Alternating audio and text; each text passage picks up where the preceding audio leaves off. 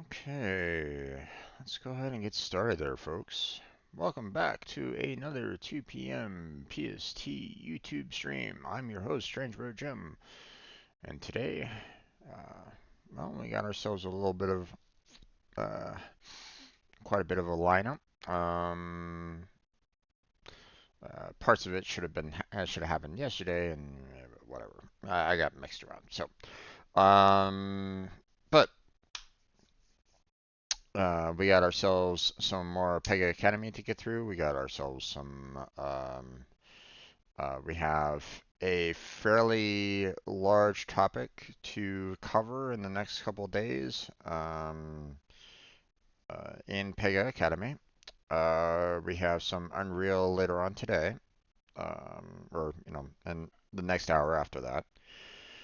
We got some videos to upload after that, and then we're going to be doing some Goat Simulator 3. Now, I should have done Goat Simulator 3 yesterday, but I got turned around, did Star Rail, whatever. For those of you watching Pega, you probably don't really care about that. I mean, I wouldn't mind if you cared about that a bit. You know, check out my other videos, my other playlists. That would be fantastic. Um, but I can understand, like, maybe you want to kind of stick with these videos. So let me explain what these videos are all about. These Pega certification videos. Well, a little bit about me. I am currently an unemployed software developer whose last job was working with the Pega environment. Now, I'm not going to give up on trying to pursue that dream of being a software developer. And I hope those of you that are continuing the series, you don't give up either. You continue working towards that. Okay. Um, you know, I'm not going to stop. Neither should you. Now, uh, while my last job was in the Pega environment, um, I wasn't able to get my certification for Pega. Now, uh, part of that I kind of blame on the authorized training partner that we had. He really wasn't that great. Um, Pretty much everybody in the entire team that he was training went self-study because we were having a hard time with the particular trainer. Um, and his coworkers knew about it. His coworkers knew he was screwing up, but um, we asked to be put back into an additional training cycle, but that never happened. Um, the one and only time that they told me that I had to take my certification, I knew that I wasn't ready. I failed it. I was already in mid self-study at that point in time, but I knew that I had not covered all the material necessary to pass the certification. But they forced it on me anyway, and I failed it. I mean, I knew that I was going to fail it. Um, I didn't have all the topics covered by that point. But um, that's one of the reasons why I was pretty much asking to be put back into another training cycle so that I could learn with another authorized training partner that actually gave a damn. Um, but that never happened. Pushed into contract employment, and um, I was asking for more of a mentor, you know, in that contract, but they were more along the lines of, "Hey, we'll answer your questions," and that's it. Not not a full mentor. Now some might be perfectly fine with that. There are some that can do that. I need a little bit more structure. I need a little bit more um, mentorship than just that.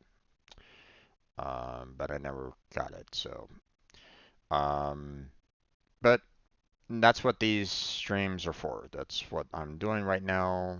I'm focusing on getting to that goal, to achieve it, to get that certification so that I can put it on my resume and, you know, I can start applying to those jobs and, get another one, something more than a contractor, maybe a W-2 would be nice. But we move on. Okay. Now, for those of you that are maybe looking at these videos and going, okay, what are you really providing? Well, for one thing, I'm not an authorized training partner, and this is not an instructor-led training. Okay, I'm studying the certification much like anybody else that might be watching these videos. Okay, if you're watching these videos to get to the certification, continue following me because we're going to be journeying there together. Okay. Um, but don't think of me as someone that is, all knowing about Pega. I don't know everything about Pega. That's why I'm learning about it. Um, Now, if you have any kind of questions concerning the Pega environment, then feel free to ask them. I will do my best to answer them if I can. If I can't, then I will see about trying to find, or contact my old coworkers and ask them if they know the answer. So, seeing that they have more experience in Pega than I did. Um, but um, I'm not meant to be an instructor. Don't consider me an instructor. Now, if you want to go for the instructor-led training, then go ahead and do so. But know that it's going to be intensive. From what I saw, it was a 2-week course for $5,000, so not exactly cheap. And they're going to throw everything at you for the certification. So know that you're going to be needing to do a lot of note taking, a lot of video recording, and asking a lot of questions because you're going to want to know everything that there is to know before you hit that certification because they will throw the kitchen sink at you for that certification. I took it for 8.6. I got Pega 7 questions. So, or at least I got a couple Pega 7 questions. So know that you're going to be facing a lot when it comes to um, those certifications. Now, you might go, why are you getting Pega 7 questions? To be honest, I don't really know why they had Pega 7 questions for an 8.6 certification. I don't know. But the thing is that um, the authorized training partner should have been teaching us those old keywords as well. Okay, because when you go out to a job, you're going to be seeing developers that have already been in the game for a year, 2, 3, who knows? Okay, they might have stayed like Pegasus 5 or something like that. You never know. Okay, so they might be saying keywords that you're not familiar with. So knowing previous keywords is going to be helpful to not only yourself, but for them as well, because then you can kind of address to them that, okay, listen, you know, that old keyword that you're using has been changed to this. Okay, so you're helping them out as well. Okay, so um, so just know, you know, it's okay to learn some of the old history, old keywords as well, so you're more prepared when you actually hit that job. Okay, so um, it's just my training didn't include that, and so that's me telling you, look into it further. Okay, know what you're going to be getting yourself into. Okay, it's not just 8.7, 8.8, 23, whatever, or whatever version that you're watching these videos on. Okay, just know that you're going to want to study some of the old previous versions as well, so what you're going to be experiencing on the job. Okay, so now I'm studying for the system architect. Um, so that's where my main goal is. Now, concerning the business architect, it's done. We've already covered on the entire mission for business architect for 8.7. So if you're looking for a business architect certification, we've already covered it. I've already covered the two missions, two modules. Those are done, out of the way. Now, if you want, I would suggest these two modules cover the Pega Express delivery. So I would recommend that you go over this particular mission for the Pega Express delivery so that you are aware of, everything that is concerning that, because it's 12% of the certification exam, okay, according to them. Okay, so be prepared for all the topics concerning that. I don't think these two modules covers it. So do this mission, study up on it so that you'll be better prepared for the business architect certification. Okay? So let's get into the system architect. We have 15 hours according to them, 15 hours and 5 minutes. I kind of doubt that because each one of their tasks, topics, and challenges takes a long time. At least me explaining them or talking about them. So, but we are on the Pega UX solutions. So let's go into the low code user experience. So, Pega platform is a low code platform. Low code refers to an application building development environment that, instead of traditional hard coded computer programming, which is something that I've been used to, uses the following technologies: graphical user interfaces, visual metaphors, and form configuration, which obviously you won't normally do with the hard coding computer programming. This is more um,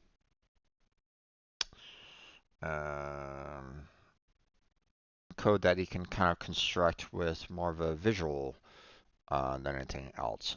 I was about to ready to say Visual Studio, but that's not exactly the right. That's the IDE Visual Studio. There is a programming language that is very similar in nature, in that it uses a graphical user interface to kind of get things done. What was it? It's been years since I touched upon it. Because most people don't really, or I haven't seen too much need for it. But then again, what the hell do I know, right? Um, Visual Basic, I think it was. Um, we move on though. It is primarily an exercise and user experience that Pega pioneered many years ago. Pioneer? I don't know about that, but it remains a large pillar of Pega core values. The Pega platform authoring experience occurs in specialized studios. The studios embrace low code, although each uses a different approach. The App Studio is primarily for the following users: business analysts, application developers, front-end developers, and data engineers. In App Studio, users sketch out the highest level app concepts and add details later. Dev Studio is primarily for experienced users in the following roles. Why they are messing up on their bullet points, I don't really know, but application developers, account admins, and security admins. In the Dev Studio, users create many pieces through rule forms, and connects them to form a coherent application. For the most part, users work from the bottom to the top. That is, details first, then big picture. Um, which you kind of should be doing personally. You always want to build that foundation first before you even construct the building in the first place, right? You know, um, but let's not forget, that you might want to use like a CAD, design that building first. You know, Then you build the foundation, and then you can build the rest of the building, and then you can make it all pretty afterwards. Okay, but you know, if you if you're not doing the designing, then you're gonna screw up on the construction. If you screw up on the foundation, the building's not gonna hold and it's gonna tear itself apart. If you mess up on the, construction of said building, the building is going to fall down upon itself and hurt a lot of people. So, you know, making it all pretty, oh sure, that might be, nice. But if that building crashes down upon you, it doesn't matter how much how pretty you make it. So, you know, okay, 6 user interface principles for the App Studio. Add value as fast as possible. App Studio is designed to get results while saving the time. Yeah, but at the same time, you want to make sure that um, the quality is there too. You know, it's one thing to try to speed up the process to get you know um, more results faster, right? But if you mess up on the quality, then it doesn't matter what your fast results are going to get you. You're going to be having shit quality and everything's going to tear itself apart. So, um, so fast is good, but make sure that you do it in a fashion where you get the best results no matter what. You know, if you're sacrificing quality for the speed, then you're going to have um, you know, um, what's it's that one, think of, if you've never seen the movie before, think of Ratatouille, Disney Pixar movie, or it was it Pixar? I don't know. They're in a restaurant, they're cooking the food, they're in this one fancy restaurant that, everybody loves, right? You have this one famous chef that everybody loved, kind of thing, and they're kind of using his recipes to um, keep the restaurant going, and you know like a major restaurant, right? But one of the cooks wanted to put the recipes in a factory, basically make it canned, and basically everybody was saying that it's pretty much shit food. It was terrible food, in comparison to the restaurant food. Which, I mean, let's face it, that's pretty much that pretty much goes for pretty much any kind of canned food, right? You get typically get better quality out of the restaurant versus and canned, right? So same kind of thing. It's like sure you might be uh, saving time, saving money, factoring crap food in cans, um, but you're not going to have the same kind of quality out of it. So lots of food that tastes bad versus little food that tastes fantastic. That's you know you know explodes people's minds. You know.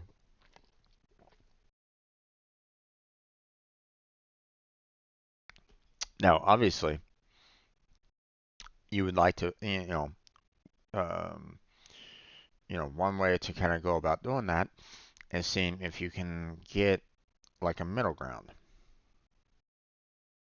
Sure, you might not get the best quality overall, per se, but at the same time, you might be able to make, more food faster depending on how fast you can make it, right? So, um, like what kind of amazed me at one point in time was, when I worked at McDonald's, you know, my brain was always like, oh yeah, you flip a burger, you grill it on one side, flip the burger, grill it on the other side, just as long, right?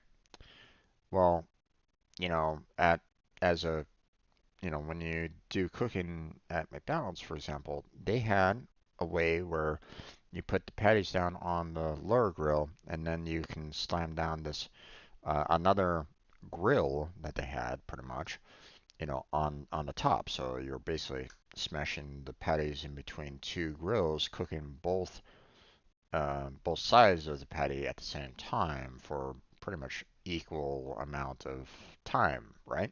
You had it you had it timed so it would, you know, cook the patty, thoroughly on both sides, and you pretty much have that burger ready to go. Um, like George Foreman grills or something like that, same kind of concept, two heating sources put on both sides of the patty to cook it, you know, equally on both sides for the same, for, you know, a given amount of time. And there you go.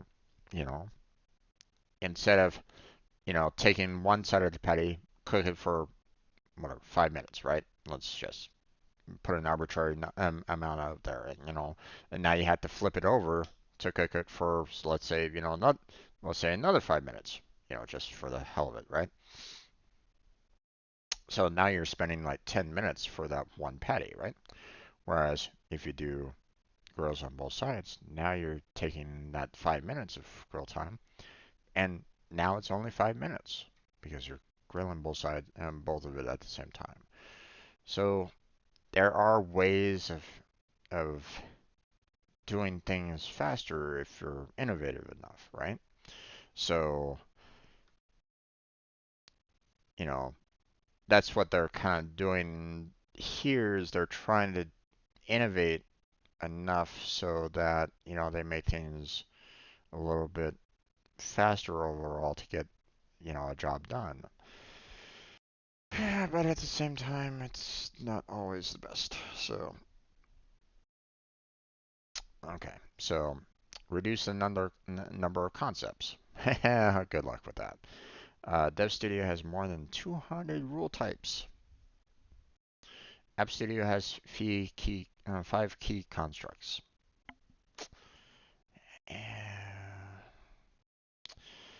But I mean, you're still going to be needing to use your Dev Studio to get some of the work done. So, you know, contextualize for user needs. Creating an integration in Dev Studio requires opening approximately 6 different rule types and understanding how the rules are connected to each other. App Studio has all the rule types on one page. Use defaults. Pega presumes that the fast app creation method is to build on defaults rather than start from blank values. With each new application and template, Pega apps use the following defaults: channels, data objects, roles with every new application and templates. I mean, there is something to be said about um, defaults.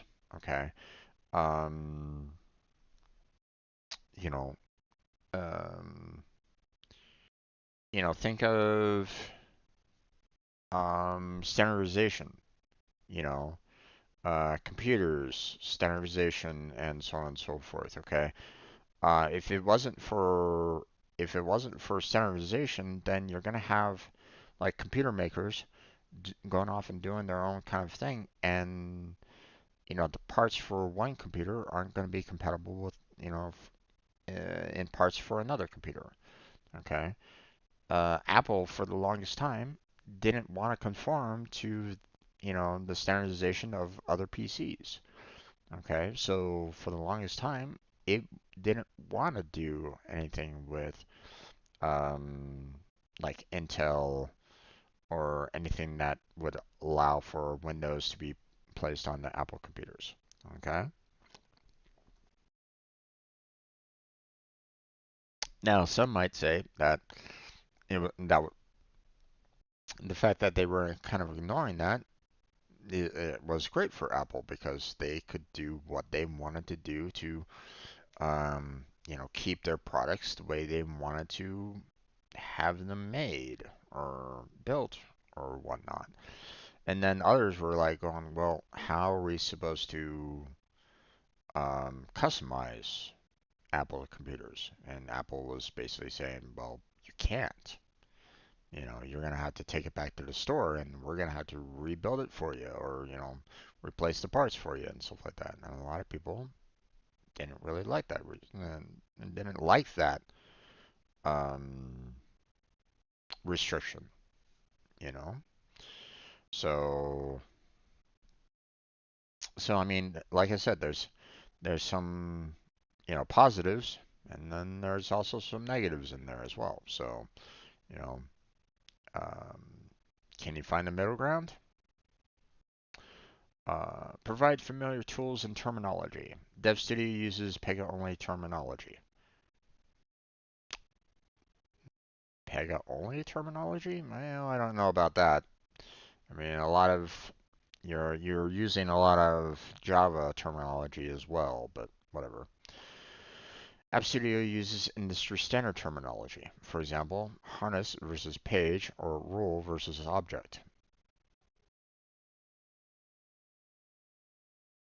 And yet, why you don't use industry standard terminology throughout the entire thing, I don't really know.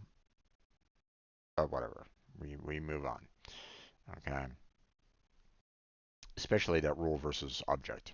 It's like, why? You know, if you're using if Pega is based off of Java, why change the name from from object to rule? Whatever. We move on. Push the boundaries of UX design. Pega believes that you simplify anything, including highly complex technology such as machine learning and robotic automations. I mean, that's obviously really good to do.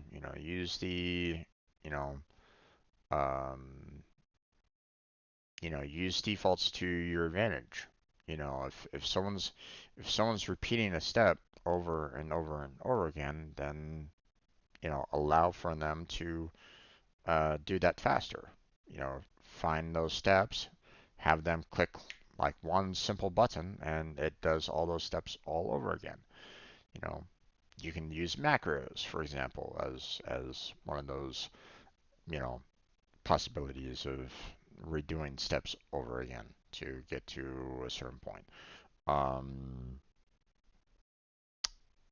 that's one way.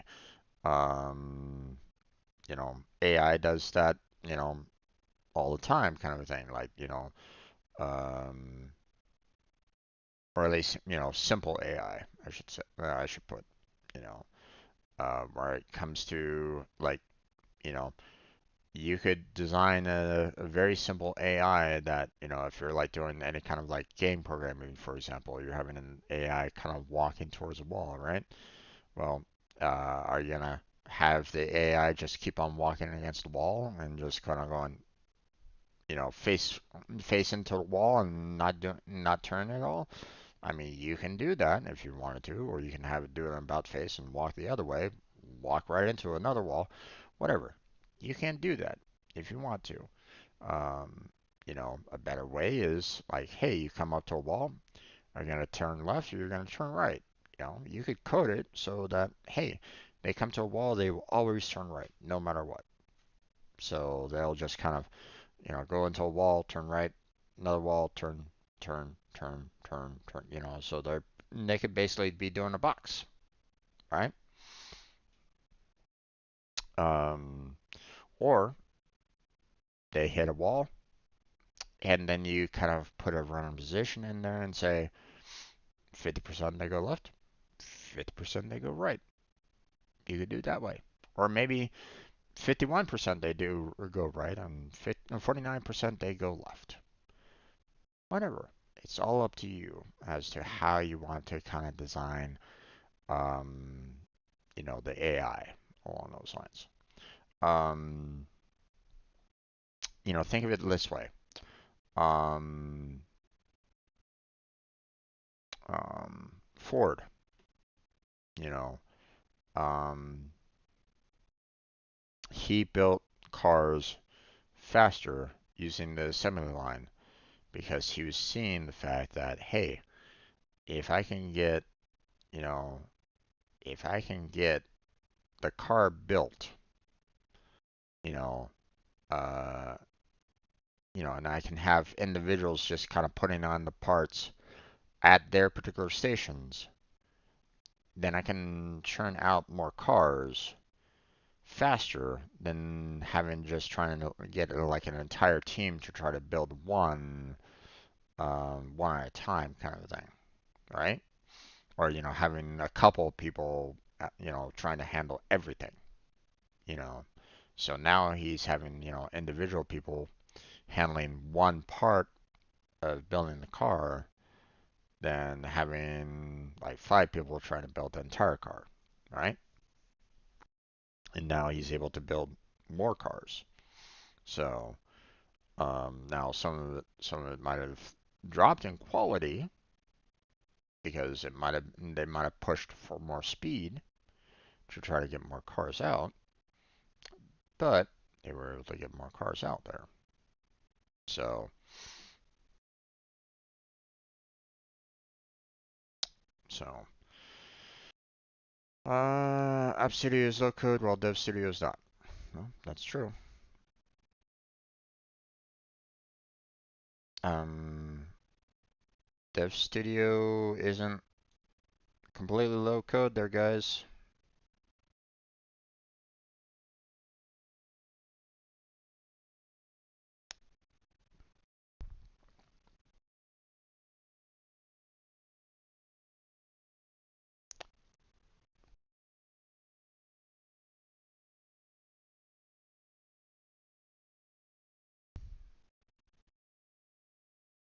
It's not completely low code. Dev Studio is not completely low code.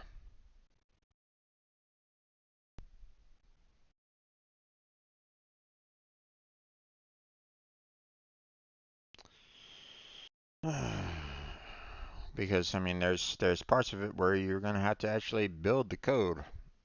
If you don't have um you know if you don't have like the right kind of process that you can do through App Studio or the low code of Dev Studio. There's still parts of Dev Studio that you can't do just low code. But they want to say, yeah, sure, App Studio. No, I mean, I agree. App Studio is indeed low code. That's There's no problem with that. But that doesn't mean that Dev Studio is completely devoid of code. You know, you have to deal with more code in Dev Studio than you know, App Studio. You hardly do anything with code. Dev Studio, you just might. So whatever. All right. But they want you to do false on that. Sure, whatever.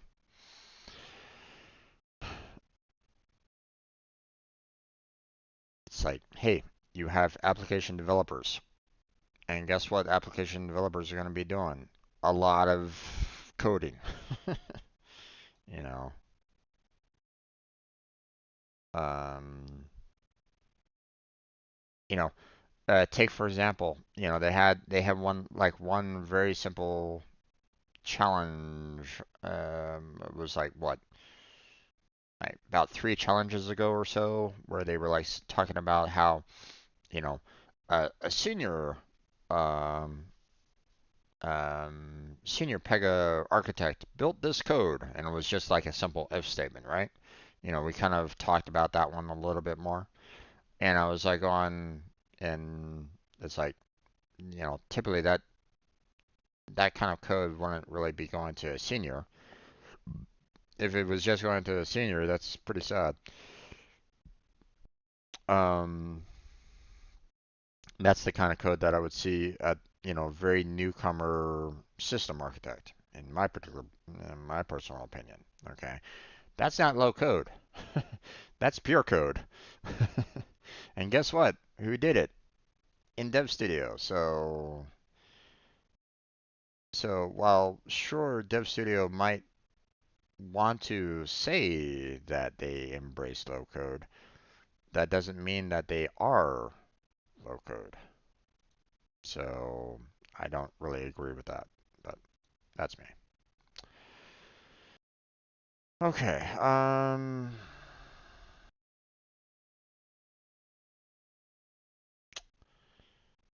I think I'm gonna have to hold off on the next topic for next time, because we're gonna be getting into the Pega Cosmos design system here.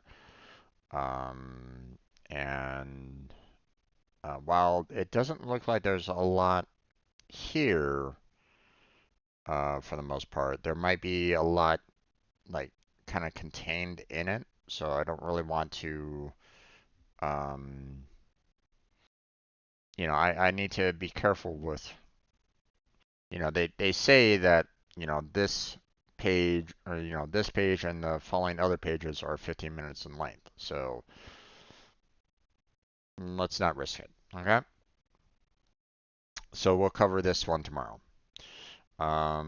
So with that being said, I think that's going to be where we go ahead and cut this particular video off at this point.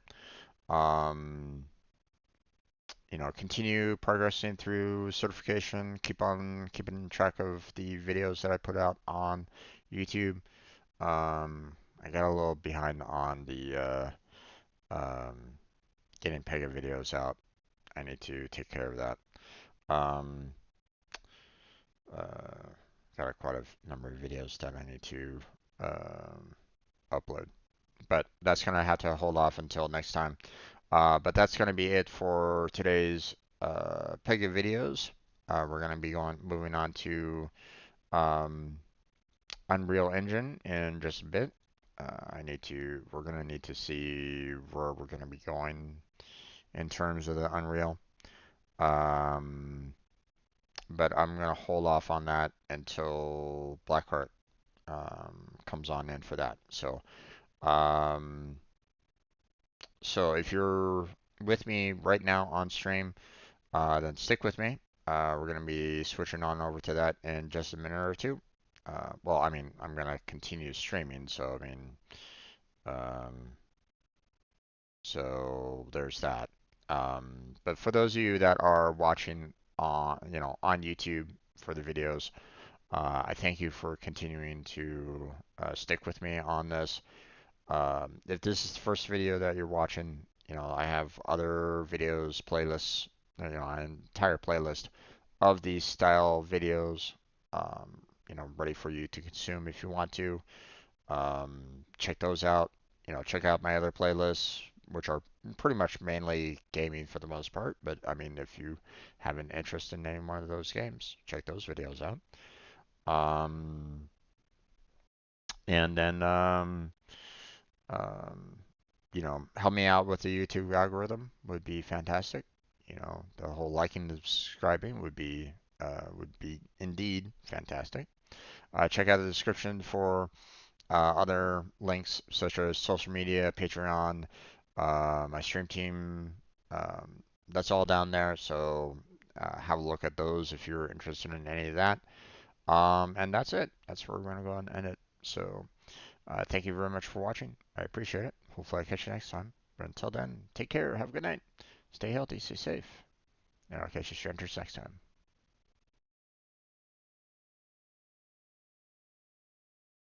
All right. And now that that recording is done, we're going to go ahead and kind of get started on setting up um, for Unreal. I'm not going to start it yet because I don't want to rush. No rush. If you're watching this, there, Blackheart, take your time. As it is anyway, we need to kind of figure out where we want to go with the Unreal Engine um, right at this moment in time. So we've already finished off the level designer, we finished off the artist quick start, we finished off the programming quick start. Now, we could go through, like the terminology, tools and editors. We could try to go through all those. Assets and packages, actors and geometry, components, levels, plane and simulating, um, source control, directory structure. We could be kind of working through all those. Um, or what we could do is go straight into their samples and tutorials. Um, and see if we can actually construct some of their, um, example game projects that they have. Um, or, this might be an opportunity for us to kind of see about um, maybe doing some talks about what we want to make. Um, we could get into the topics of like, what kind of game do we want to make, um, and all that. So, um,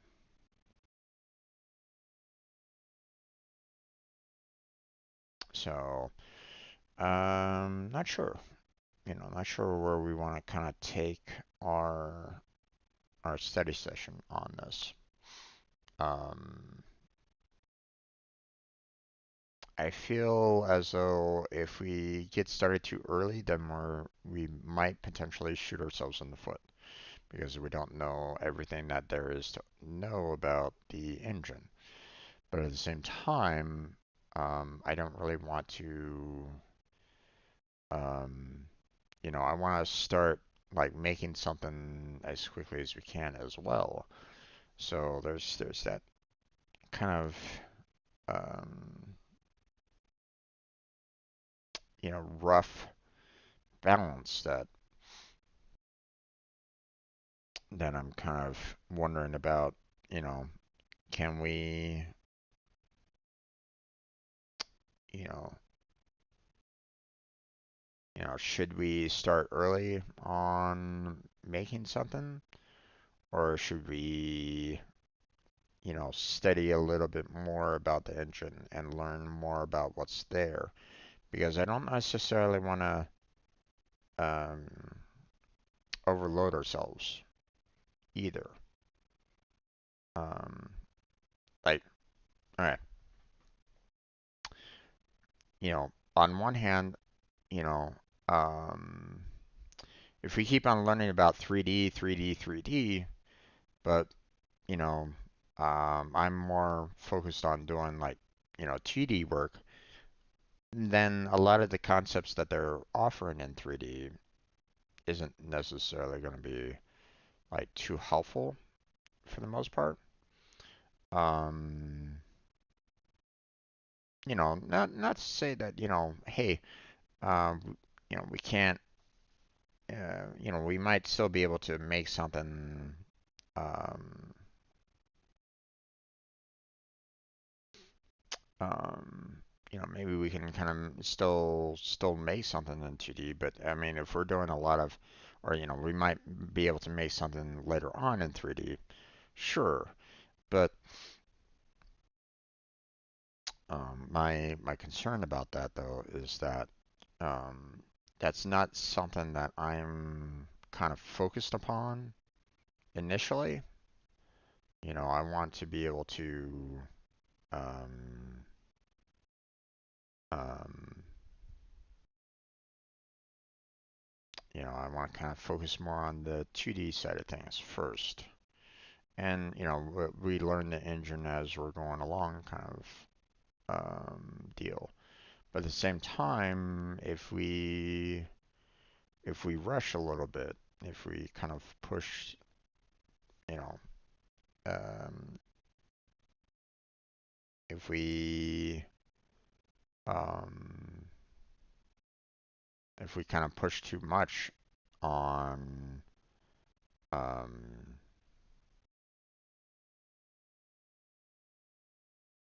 on the building the game, and we might be losing the possibility of using like a simple tool that might make things like 100% easier or something like that. So it's one of those things where it's like, where's the good balance? You know,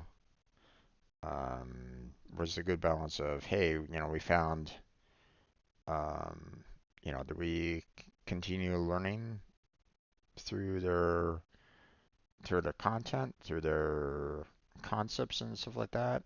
You know, building the engine, or looking at the engine, or do we start working on the game fairly quickly? Um, so yeah.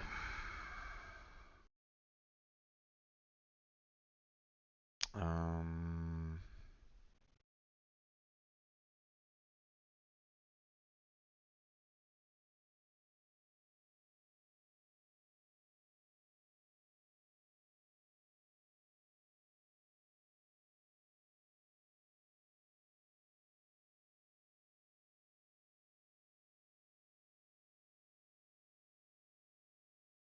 like, um, what we'll probably need to do a little bit is, um, we might want to look into. We're probably going to want to look into some source control so that we can manage um, coordinating as a team, first off, right? So we may need to look at that a little bit. Um, Second thing that here, it's almost time to do the Unreal anyway.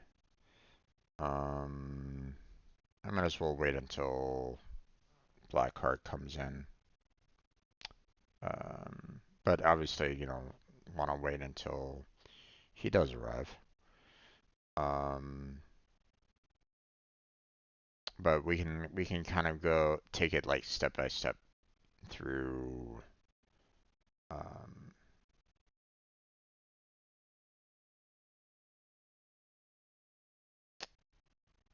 we can kind of take it step by step um,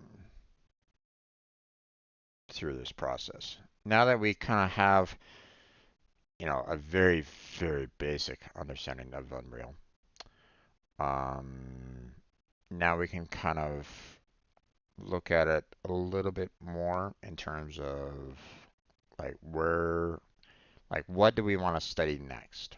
So, um, so I feel like we should probably really kind of discuss that a little bit.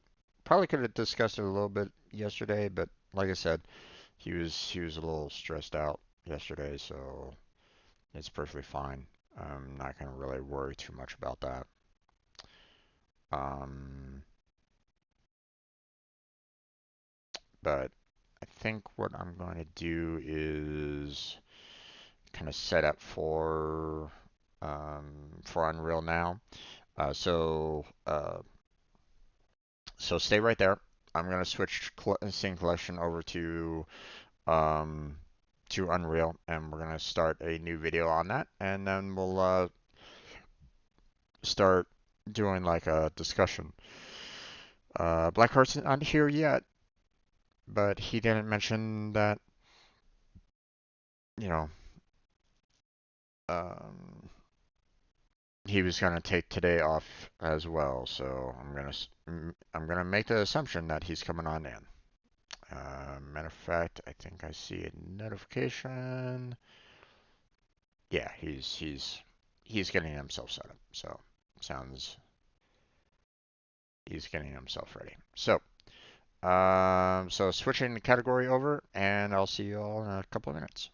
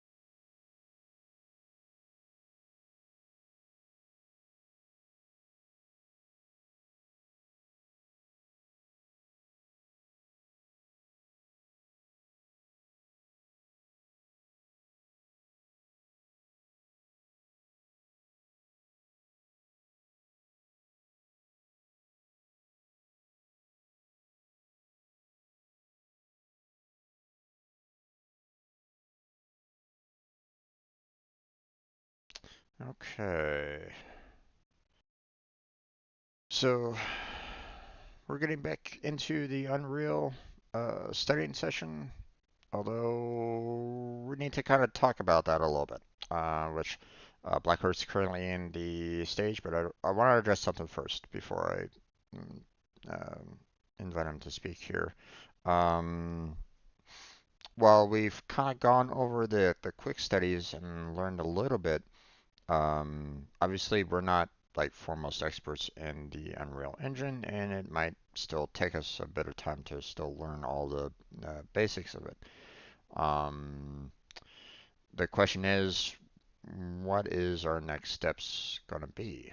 So, I feel like uh, we really need to kind of address what our next steps are going to be now that we've kind of got a little bit of a basic on it.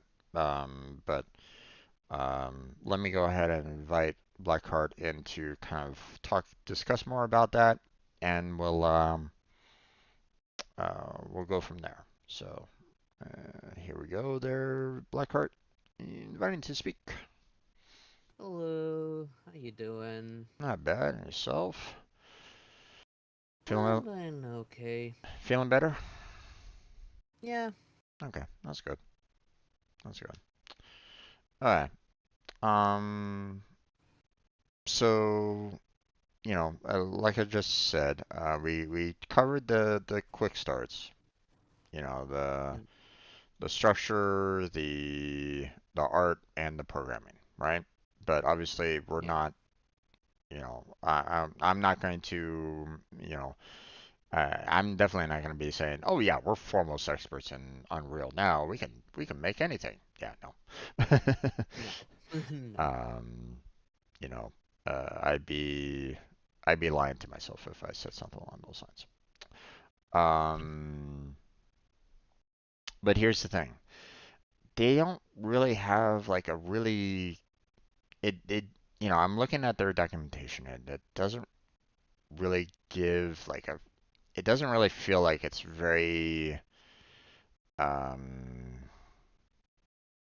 it doesn't give you like a step-by-step approach of how to learn the Unreal Engine. They're just basically like, here's all the books, good luck, kind of thing. And Yeah. that's okay, but I mean, um, if we're trying to learn the Unreal Engine, then we're gonna need a little bit of a process to kind of get through to um, get to our end goal, which is to make a game, right? Yeah.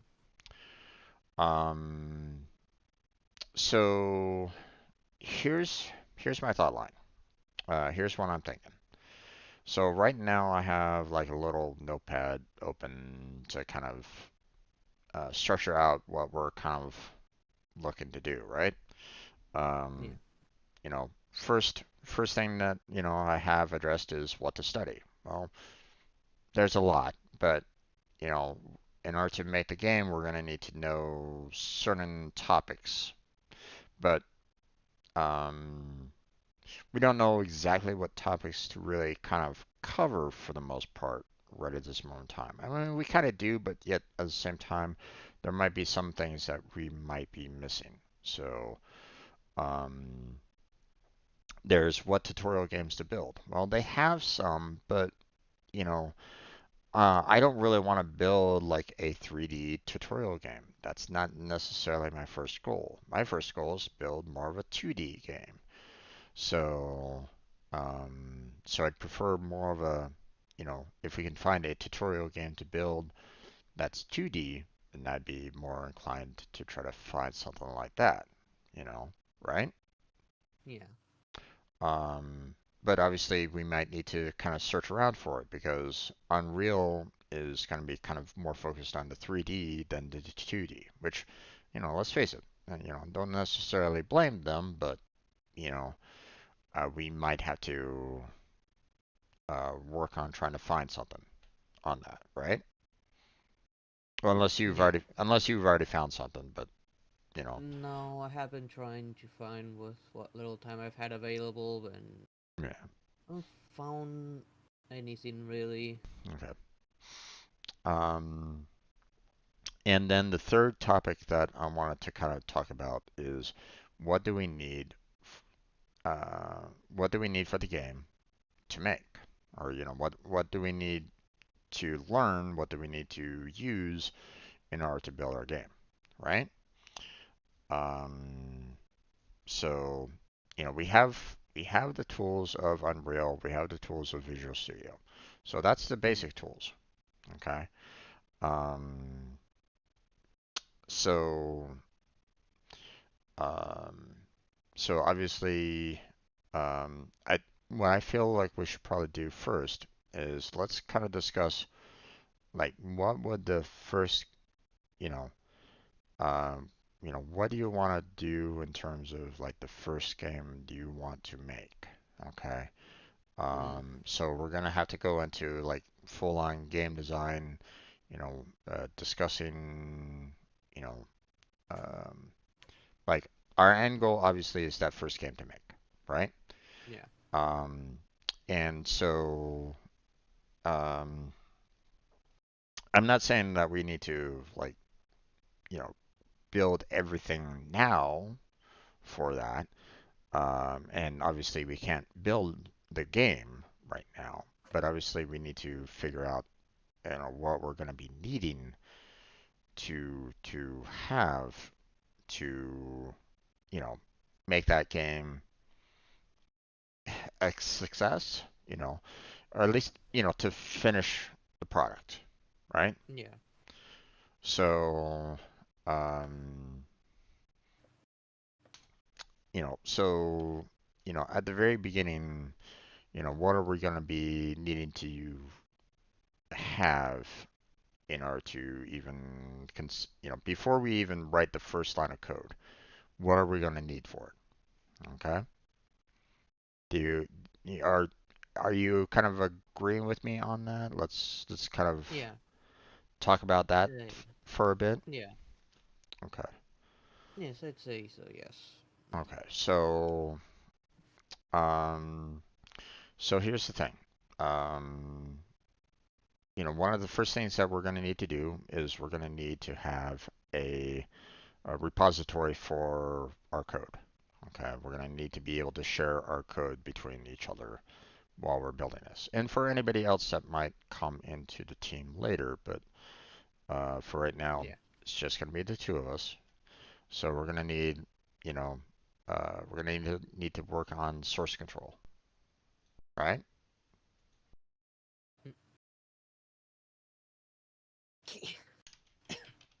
Bless you. Thank you. Sorry, holding in a little bit. No worries. Um, sneeze when you need to, my friend. Sneeze when you need to. Don't worry. Okay. Next thing that we may need, um, scripting we're gonna be working on anyway, so then, that's not much. We've already covered that with the Visual Studio. That's already done. Yes. Um, art assets might be a little rough because, we might not know exactly what we want to make per se in the very beginning. No. Yeah. At least for the very beginning, let's plan something small and simple. Yeah. Like, Um, well, okay. Um, here's a question. The first game that we put out onto like Steam or something like that, the very first thing that we put out there, right? Um, I'm thinking let's if we can put something out on Steam that's free, then for the first game, then let's go ahead and kind of yeah. consider doing that. Yeah. Like Bec for the first thing, it could be Steam, itch.io, Game Jolt, all platforms where you can upload something small and simple up for free. And I believe itch.io does have a tipping system in case anyone actually likes and people can tip into that. Okay. Steam, um, it was .io. Itch.io. And then there's Game Jolt. Okay. Both of Um, the two last ones are very commonly used by indie devs. right. They Um, make something small, something simple, and they put it there. Sometimes they sell there, sometimes they put it for free, and people can tip on the H.io site. okay. And I know that you don't really want to consider it, but I mean, we have to also consider mobile. Um, as if we're gonna be doing, something simple, then we can also try to put something out for the mobile phones. Yeah, that Okay. will depend on what we choose to do. Right. Um, so, um, next thing we want to do, or, do we want to make something um, that's already been built before? Or do we want to try to come up with something do we want to create something unique? Um, like for example, um, when we use something that has already been made before, obviously we can't claim any copyright over it. So like, for example, if we say, let's make Pac-Man or whatever, right? We can't claim any Yeah, copyright on it. We can't charge for it, hence no. being a free game. Um, but we can use it as a learning tool to get to understand how to make the game, how to make it run. The assets are pretty much already there. We just have to, you know, bring it into Unreal or something like that. Um, so I mean, there's that side of things where things could be fairly simple to do because everything is already there for us to kind of use. We just have to make the game. We could do that, or we can come up with something, you know, unique ourselves and basically put it out for free. So, which way would you like to kind of lean on that? Mm, Like which game to make?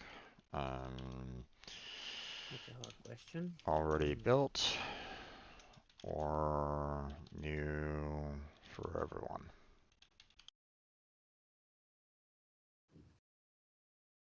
Um, now, mm. My personal opinion on this would be for like a very first game, for something for us um, to kind of test the waters, see how well we're actually doing. You know, we're working together, we're building something. We're kind of continuing on um, that road for that final product. And you know, with the first game being a free game, I'm okay with doing something that has been made before. Okay. That way we get to kind of learn a little bit more about what we're doing than screwing it up for some game that we want to release, right? You know, um, Hmm. my concept is like if we're coming up with a unique game that we come up with, we design the rules, we design the art assets, we design, or we commission out for the music or whatever, you know, then we're gonna want to, um, you know, I would say that we'd want to try to get some money back in so that we can kind of, you know, build off of that. You know, take that as like a launching point for our next game. You get what I'm saying on that? Yeah. We want to kind of take the money that we earn, kind of put it back into the process to try to, you know, get like the next best and the next best and the next best and the next best. I mean, I'm not expecting to hit anything along the lines of like, I'm not expecting to be like an indie dev that suddenly gets like the best next game out there, like Among Us Yeah, um, that'll take some time. or Cult or anything along those lines. Okay. Should we try to aim for it? Of course. You know, Sooner or you later. know. But um, but let's face it. Among Us, for example, um, had been out for what was it, like 2 years before it blew up. You know, and no one. It was one of those games that really was under the radar for a lot of people for the longest time, and now it's blown up into something huge. You know. Um, so they now have like VR for it, and they're bringing out new content for it almost on a daily basis, and you have a lot of people playing it almost on a constant basis. And that's from an indie studio, so they made a lot of money off of that game since it blew up. Um,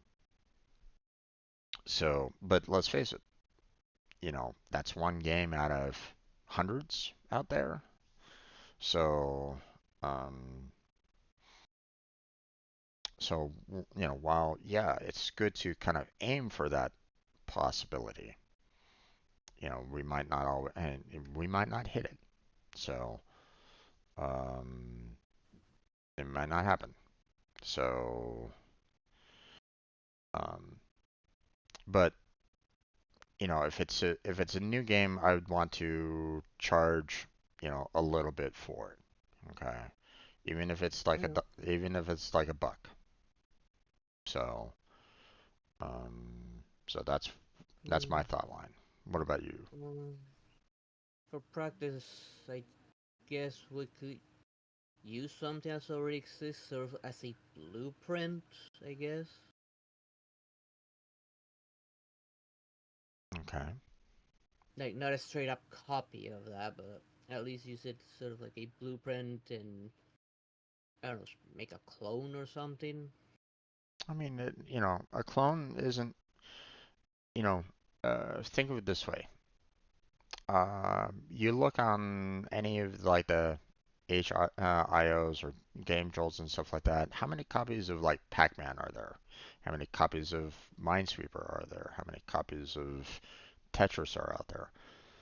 Um, I'm pretty certain that there's probably hundreds. Eh, actually, H.io has a lot of horror related stuff, actually.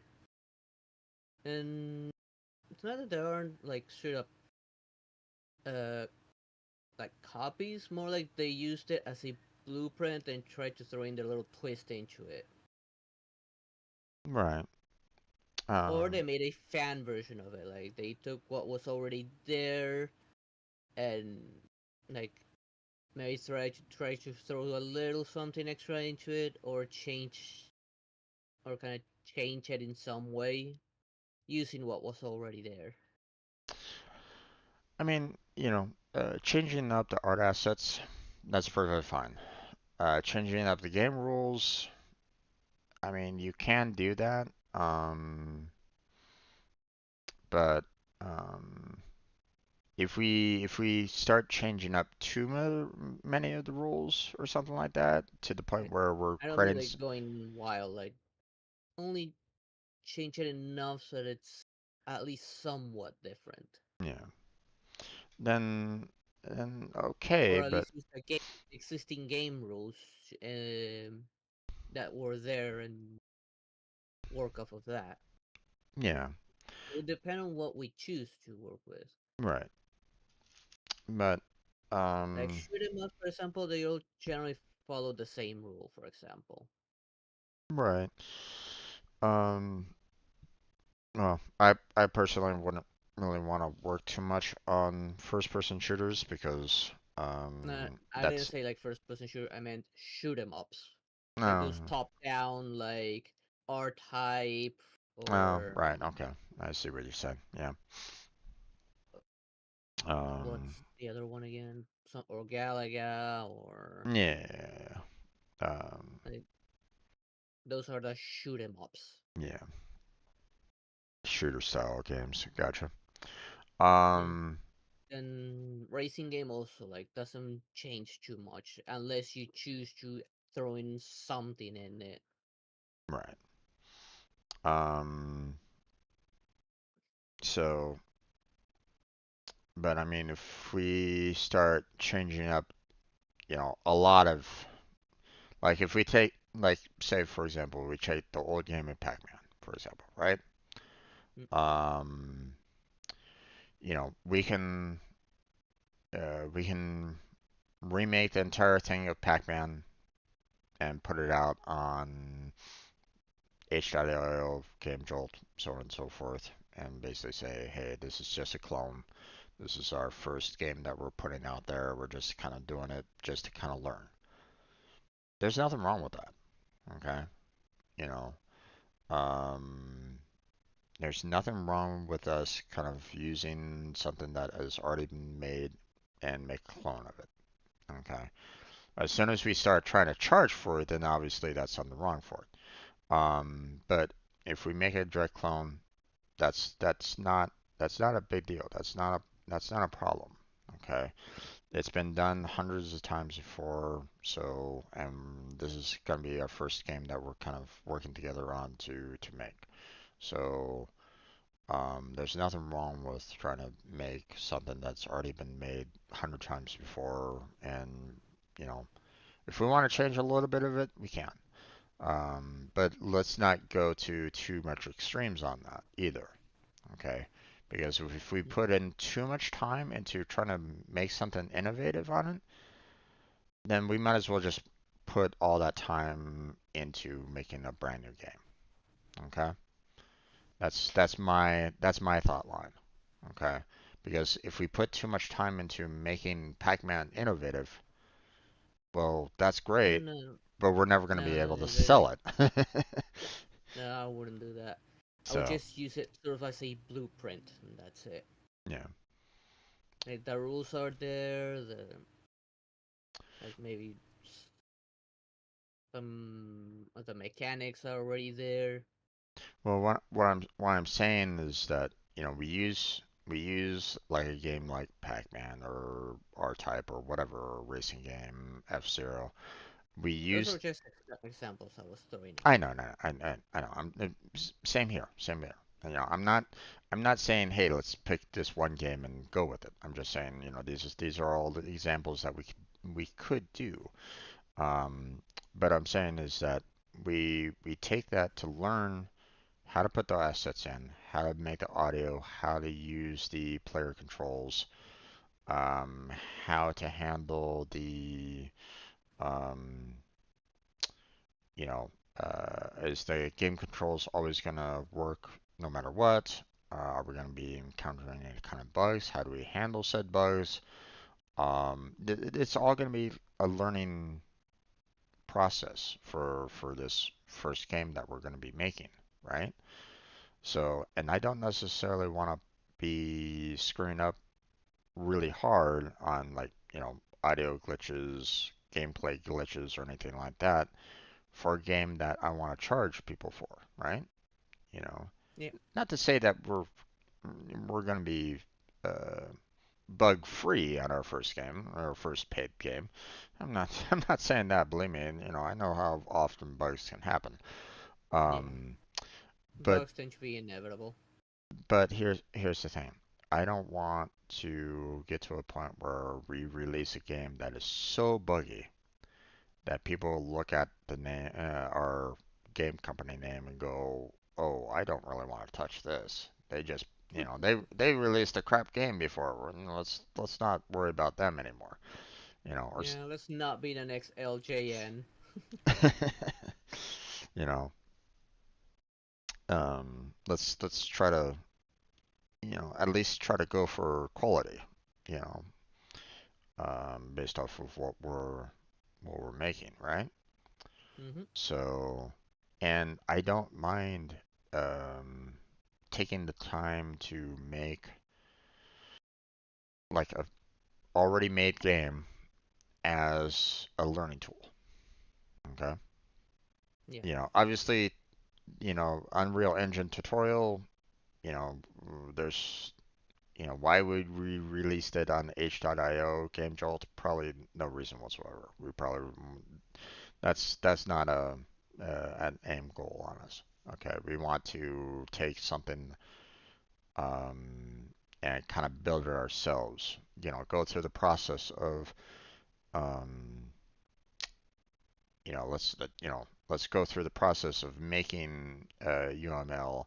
Let's go through the process of building a source code control for that one game. Let's build, you know, R type, you know, and you know, build it to was, how it was made. Make those multiple stages. Um, you know, allow for those transitions, kind of clean it up so that when someone plays that game on H.io, Game Jolt, mobile stream, whatever, um, they're gonna go, hey, this isn't half bad. That they did a good job with this. Okay, this is a game that I remember. That they did a good job on, on making this and stuff like that. Great. And, I look forward to their next game. Okay. And it's gonna be, that game will be free because we can't charge for it, right? Because we're Yeah. making a clone or making a copy. Um, and then we take the feedback, we take what we learned for that copied game, and then we put that knowledge into a brand new game. Something that we want to make, we want to charge for, and we want to release to everybody, um, depending on the platform and stuff like that, right? And Right. we start, charging a little bit of money for it. Okay. Does that sound okay to you, or do you want to Yeah, go it does. straight, or do you want to go straight from let's do a tutorial game, that like Unreal Engine has, to making a 99-cent game at the very start? No, that would not be very smart. Okay. Like, we gotta try and get the hang of it. Okay. Um, so we're gonna kind of go more for an already conceptualized game. So, um, let me kind of put down some examples. Pac-Man, R-type um, In order that we would F0. have to like decide, okay, what genre would we tackle first or mainly? Yeah, yeah. Um, well, I mean, eventually, you and I, we've kind of have the same idea of maybe going for an RPG, but let's face it, an RPG for our very first game would be kind of outside of our wheelhouse. I would not be, I mean, I'd rather No, have that like, would be a long-term project that would have to wait. yeah, that's probably several years down the line. Yeah. Unfortunately, we would need to have, um, I'd want, like a writer, I'd want a, uh, like a musician, an artist kind of thing, like in the team first before we considered, doing anything like that, you know.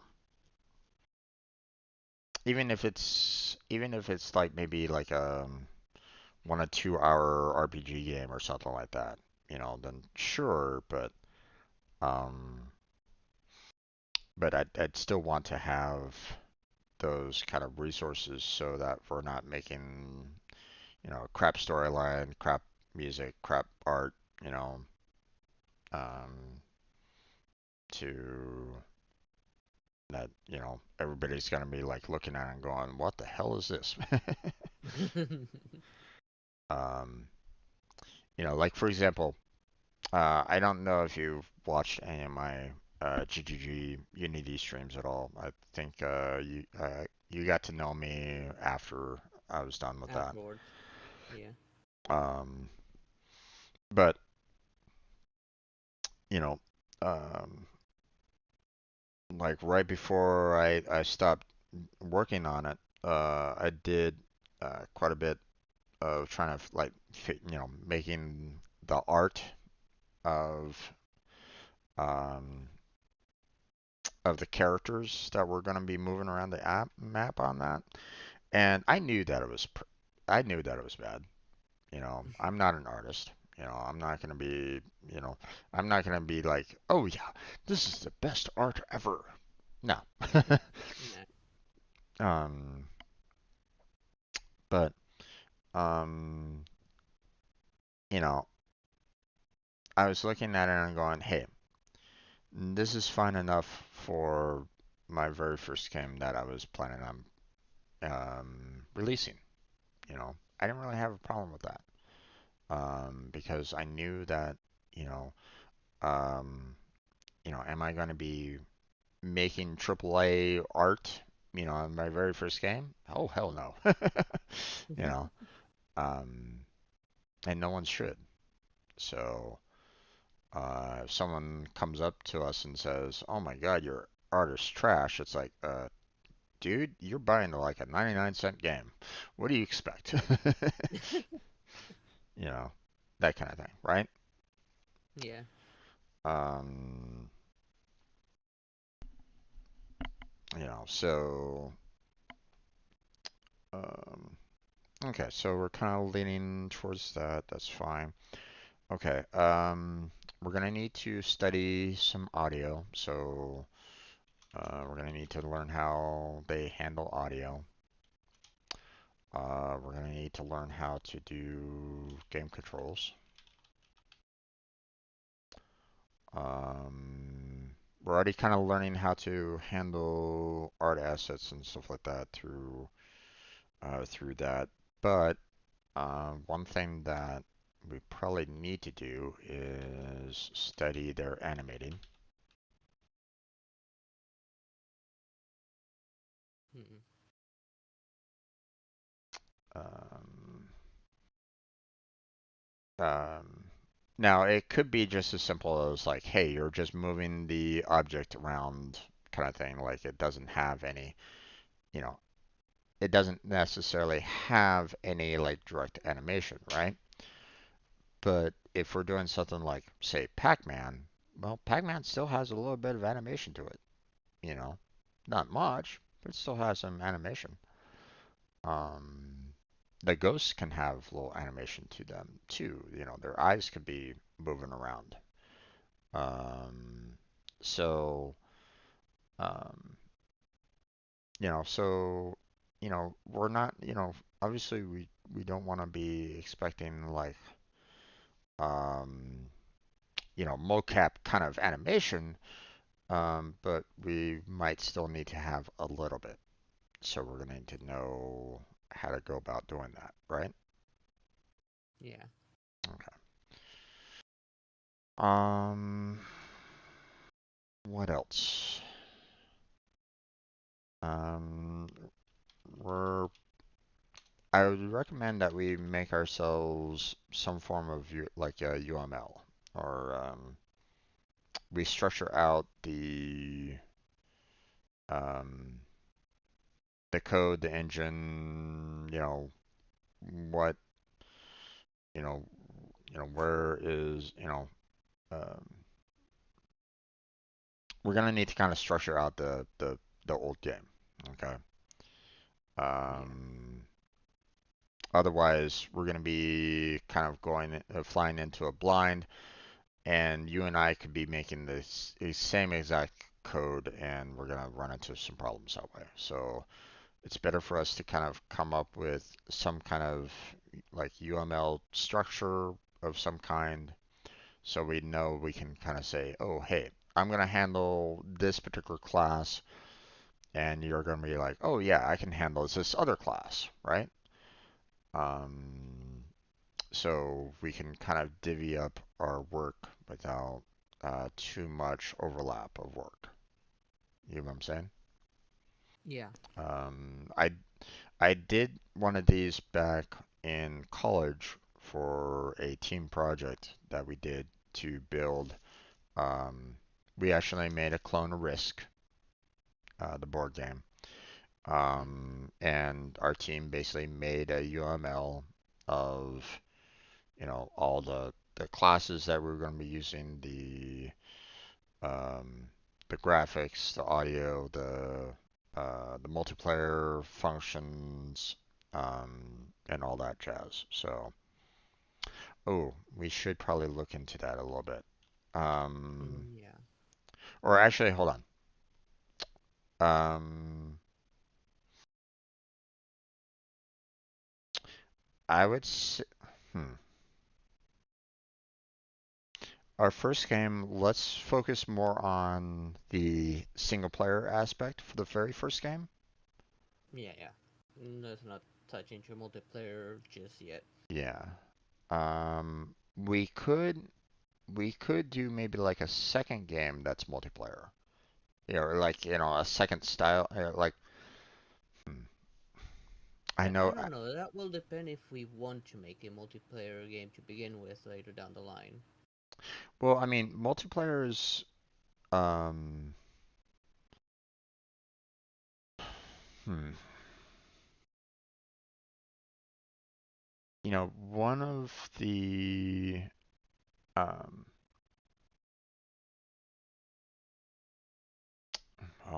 let me kind of, um, now, I'm not saying that we shouldn't do single player games, okay? Because let's face it, you and I, we play a lot of single player games. We enjoy single player games. Yeah.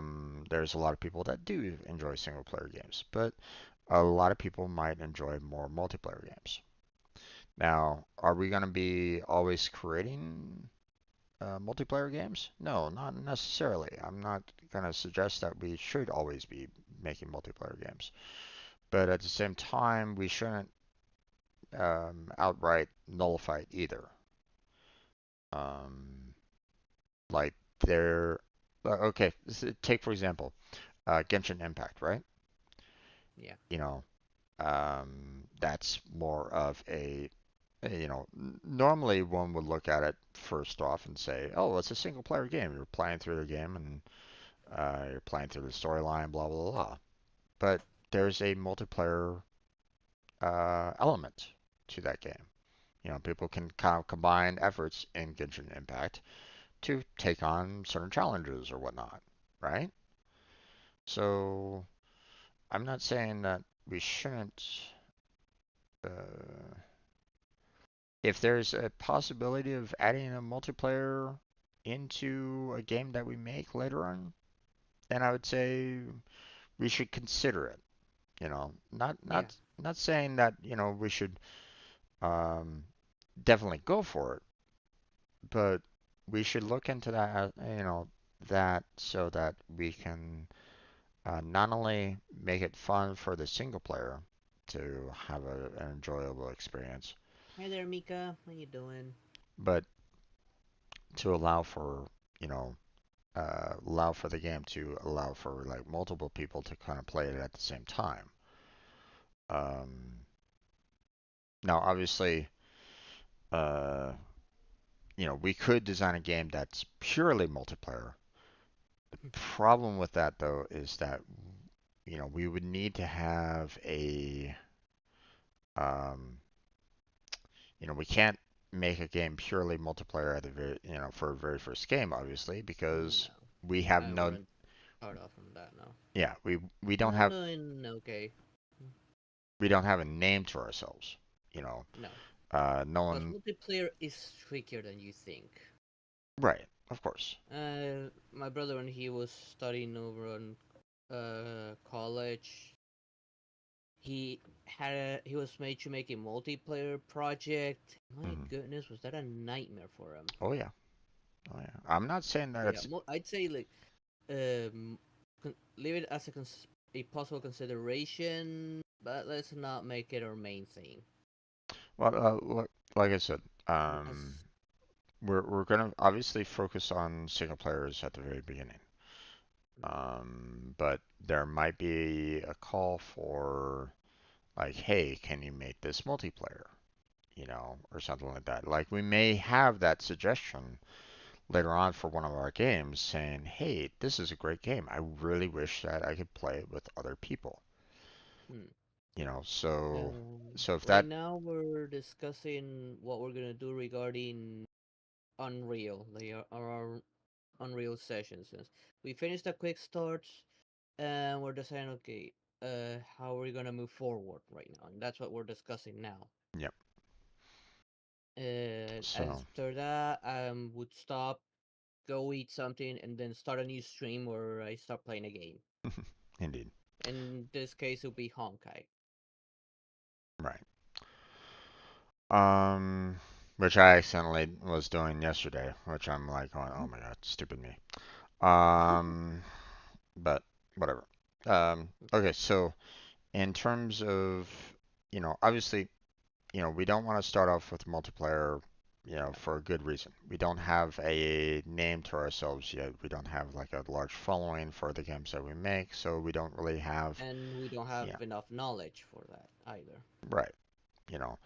But let's, but at the same time, we shouldn't, um, we can't state outright that we're never going to touch it either, okay? Because there's always going to be, um, there might be a time where we look at a game and go, hey, this might actually work even better with a multiplayer aspect and touch to the game. Sure, we Yeah, can get away mm, with single player, but it mm, might be better with a multiplayer touch. I'm not saying we that could it's make gonna, it an option for multiplayer. right.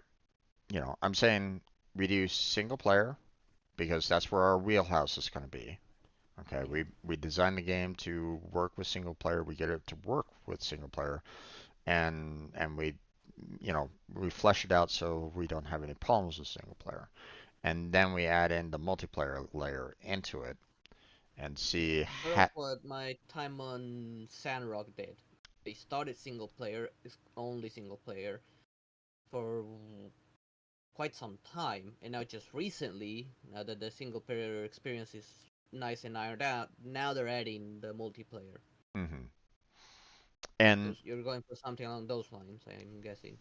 in a sense, yes, because let's face it, if we never touch upon multiplayer at all, then we're never gonna expand upon that. We're never gonna learn. Okay. I'm not saying that, you're right. Multiplayer can be a really challenging area of study. You're talking about, allowing for players to try to connect into, another person's game. Okay, and that might be different based off of mobile, Steam, um, you know, uh, H.O. You might actually have to try to build your own kind of client to allow for that connection in, which, Yeah. you know, And the servers necessary for that. right, the servers to connect to it,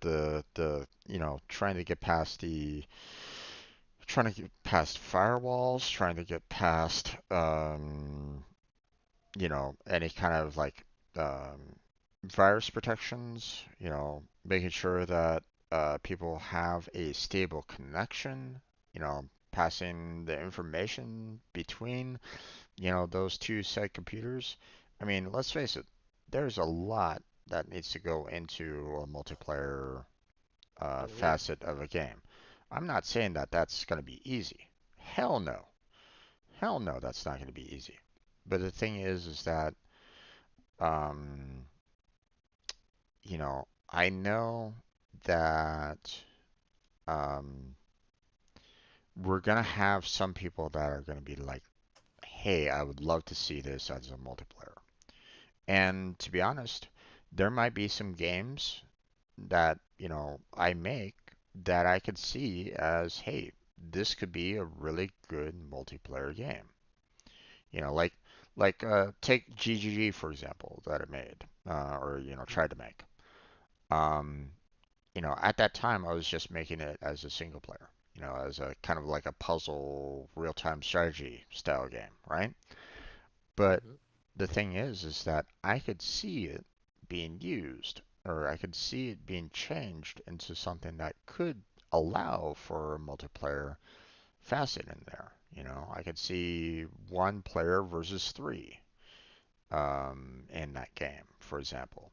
I could see, um, allowing for the players to control each of the actors in the main city to gather resources for that game.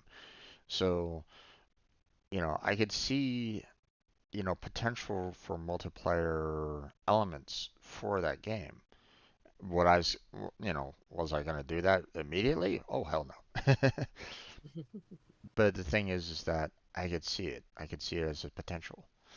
And I know that if I open that up to allow for others to, for a multiplayer element to it, then that means that you're going to have people that are going to be like, hey, I just got this game. It is fantastic. There's a multiplayer aspect. You guys should download it and join me. There's that word of mouth to it. And that's going to help drive sales even more. Think of it that way. Yeah. Okay? Uh, is it going to be easy? No. But will it help us in the long run? Quite possibly, yes. If not more so. So, um, but yeah. So, um, so maybe like, later down the line for our game making, um, we'll look into more multiplayer. But for right now, we'll hold off for now. Um, or if you want to study it, we can. But who knows? Maybe it's super easy with Unreal. Probably not. I Um, don't think so. no, I don't think so either. Um, but obviously you know, um, these engines, the you know, as development continues along, there's always going to be people that are going to try to make things a little bit easier for themselves, and therefore making it easier for everybody else, depending on the tools that they make. So, you know, 1 year, 2 year down the line, there might be a really easy tool for us to use to allow for multiplayer connections.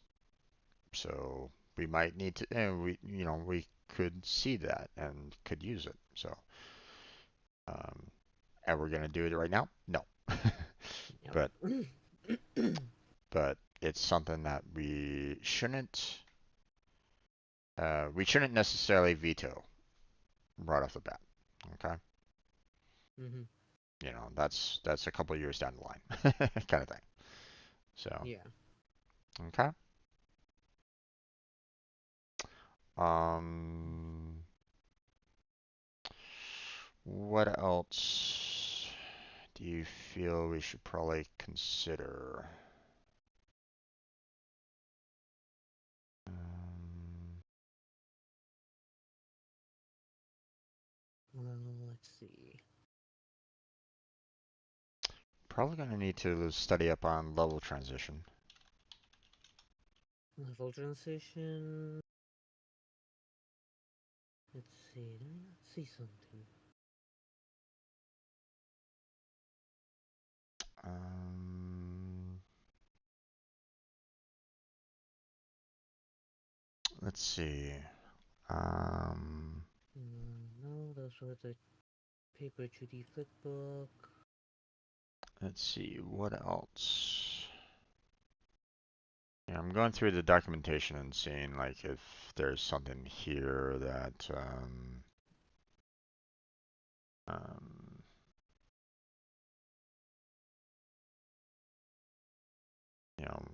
we should kind of consider.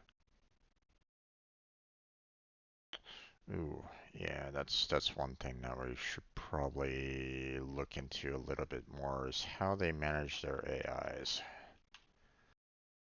Hmm. That'll depend if we'll use an already existing AI or a custom made.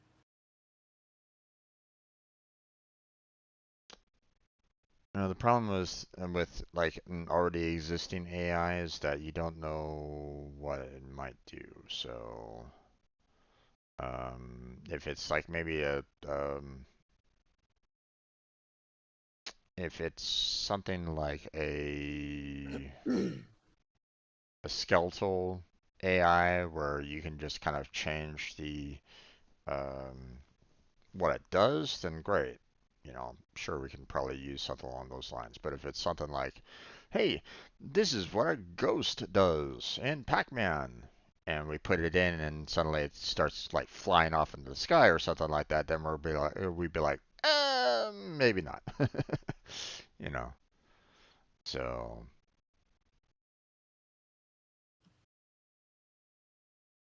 um, let's see. Other things that we're probably going to need to worry about is object collision.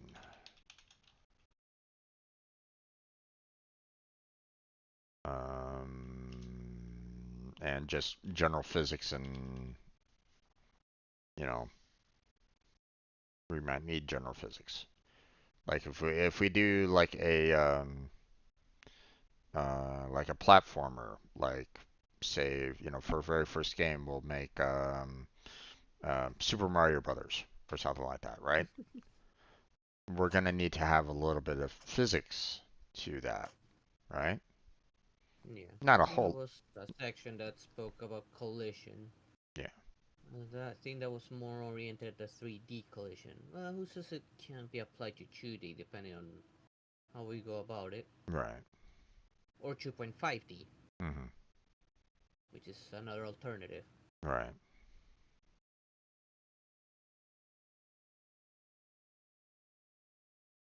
Let's see.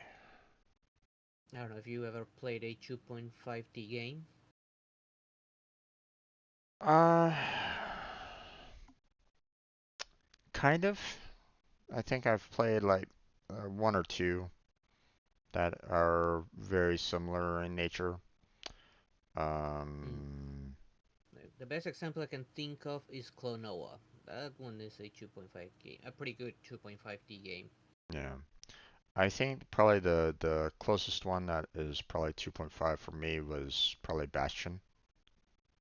Which one? I think it's called Bastion, if I remember correctly. Um, Ash. Oh yeah, I think I remember that game. That was like pseudo isometric 2.5D game. Yes, yeah. So, I did play that game once before on my brother's account. yeah, Pretty good but game. yep, it's an enjoyable one. Yeah, Bastion, Transistor's another good example, made by the same guys. Mm. But yeah, I mean, we can definitely see about trying to work on that a little bit. So, um, let's see.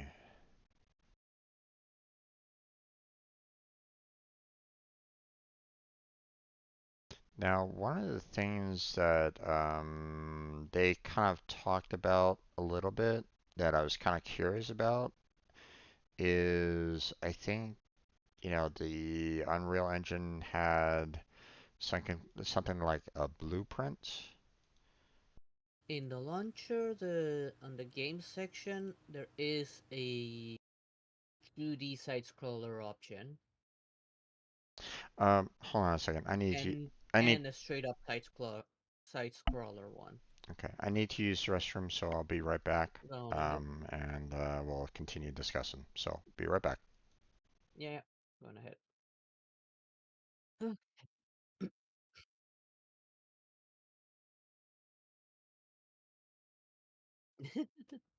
Yeah, and I'll think of what you say in the meantime. Now let's see. Like I was saying, in the launcher there are those two templates for side scroller and 2D, like straight up templates. Will they work for making something? I don't know. Is anyone in my chat like, since we are considering making like a clone of something that already exists, what would you like to see us make? It has to be something simple too, because we are just learning. We are like trying to figure out how the platform works. That's why we're looking at the simple stuff. We're also figuring out like how we're gonna go about it, since Unreal isn't exactly known for the 2D aspect side of things, and James leaned more towards that.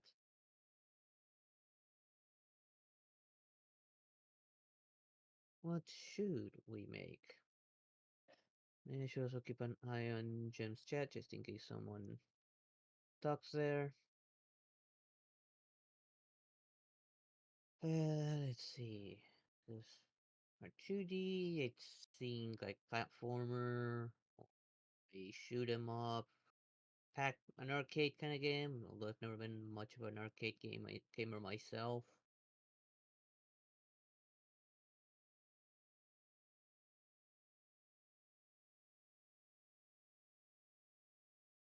Let's see. Also going through some of the website trying to see. Mm, Maybe I think I found something that might work for the level transition. I will need to show it to Jim when he gets back. And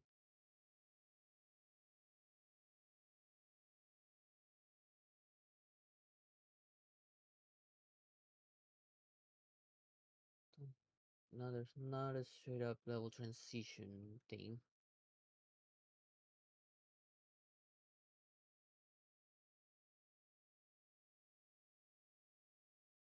No, that's levels are kind of dynamic worlds. That's in the case that everything's connected. It's loading in and out parts of the world. That's not exactly what I'm looking for. Your level transition would be okay, you finish a level, you move on forward to the next one. Like, sort of like Mario does. Like you reach the castle, okay, unload that level, load the new level, put them in there. That would be level transition. And I'm trying to find that, but the closest thing I could find is managing multiple levels, which might need to look into with him. Beyond that, I don't really know.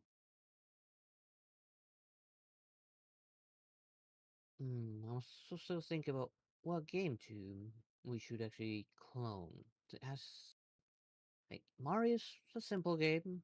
Running, jumping, breaking maybe blocks if we want to.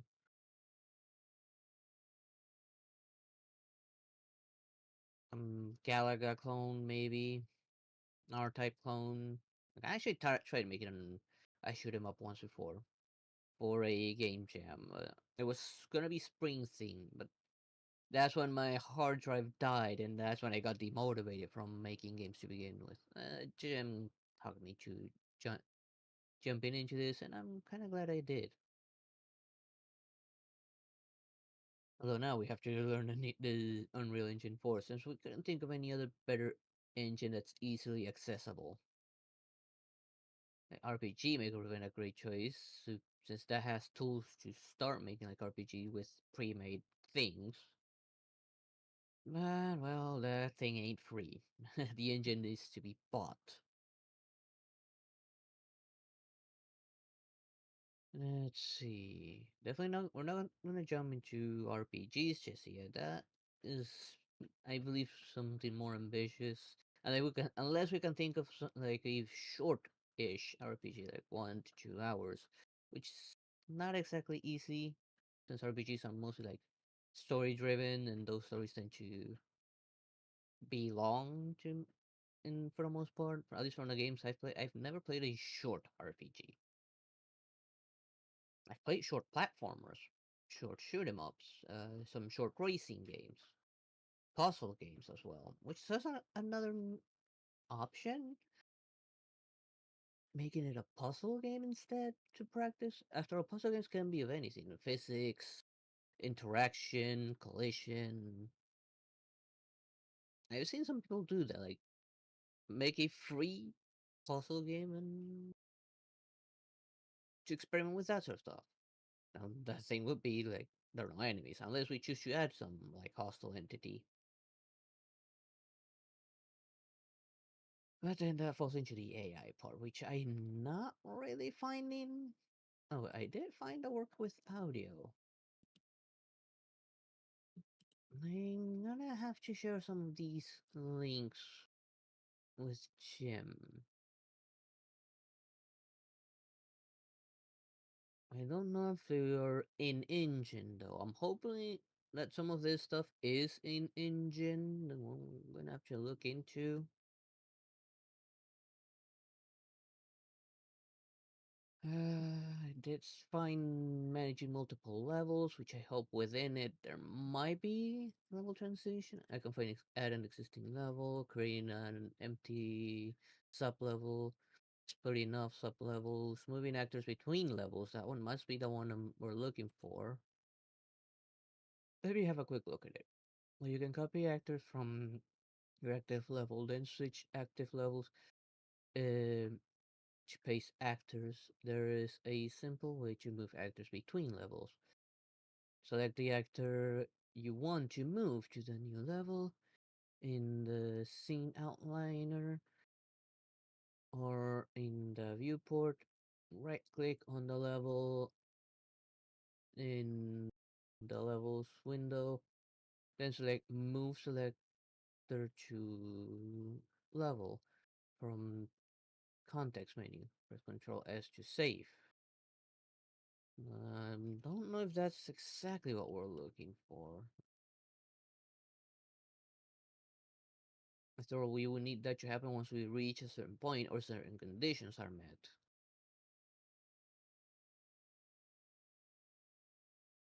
I might need to look up some other tutorials. If anyone knows, like, better tutorials outside of the Unreal page that isn't a video, because, like, I don't want to risk having videos on the YouTube side that could get me into trouble. I, like, send me the link or something for those tutorials. I have to do it for free as well, so it's easy access for the both of us. I mean, I'm not in conditions for paying anything. That would be great. Like, especially about getting started, like, on making like a game, particularly 2D games. like Jim said, he's more of a 2D game kind developer. I'm a mixed developer myself. I'm okay with either 2D or 3D. Though I dig around mostly with 3D platformers or 2.5D, might I say.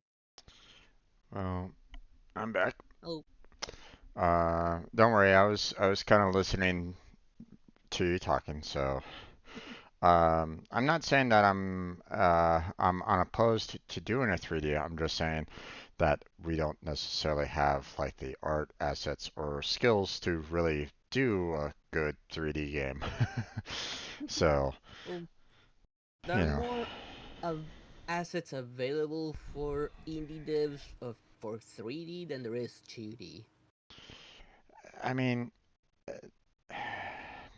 actually, There are I 2D ones. actually I kind of doubt that actually.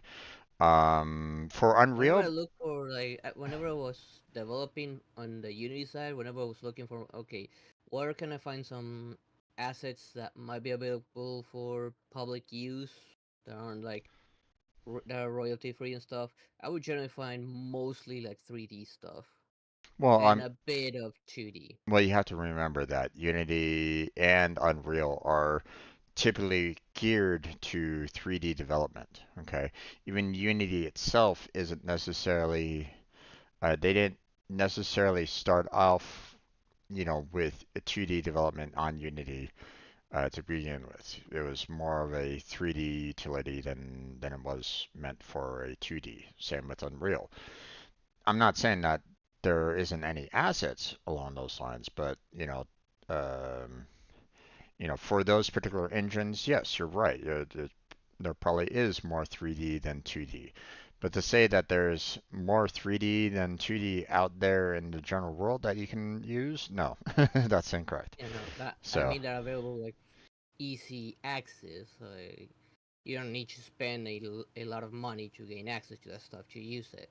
yeah, well, I'm saying that there's also assets that we can find in the 2D that is outside of both Unity and Unreal that we can, gain access And to. there are So, a few, yes. There are a um, few. but um, at But this, as I was looking through the stuff, I think I found something about the audio. I just don't know if it's in engine or not. It is within the Unreal documentation. It's called working with audio. That you want at one moment asked. yeah, yeah, there was working with audio.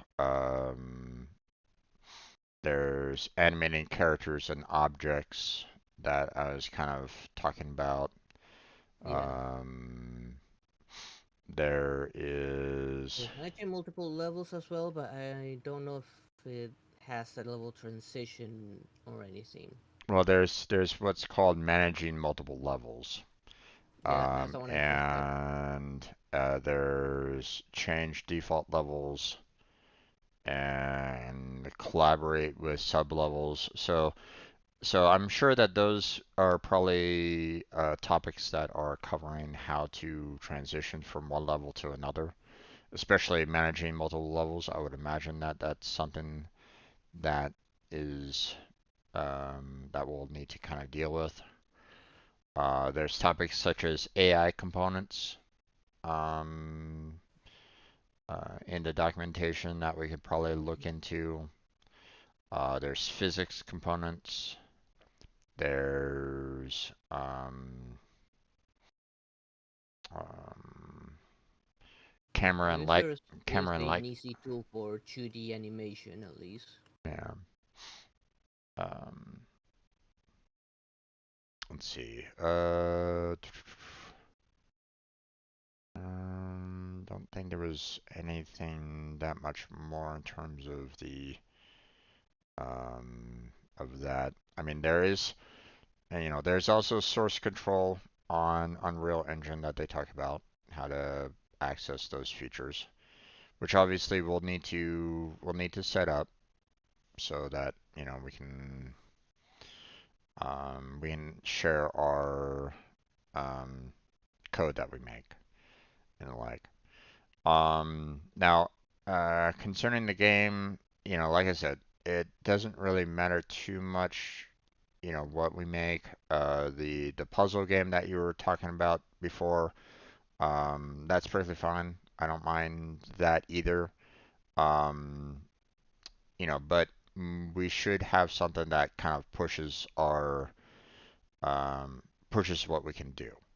So, anything that has like character animation, audio, um, um, you know, uh, trying to do like fluid animation, physics, you know, if we do a game that has like all that, in the game all at once for our very first game, then that's going to kind of push our knowledge on it, or push our knowledge of it, so that we can work with that in our next game.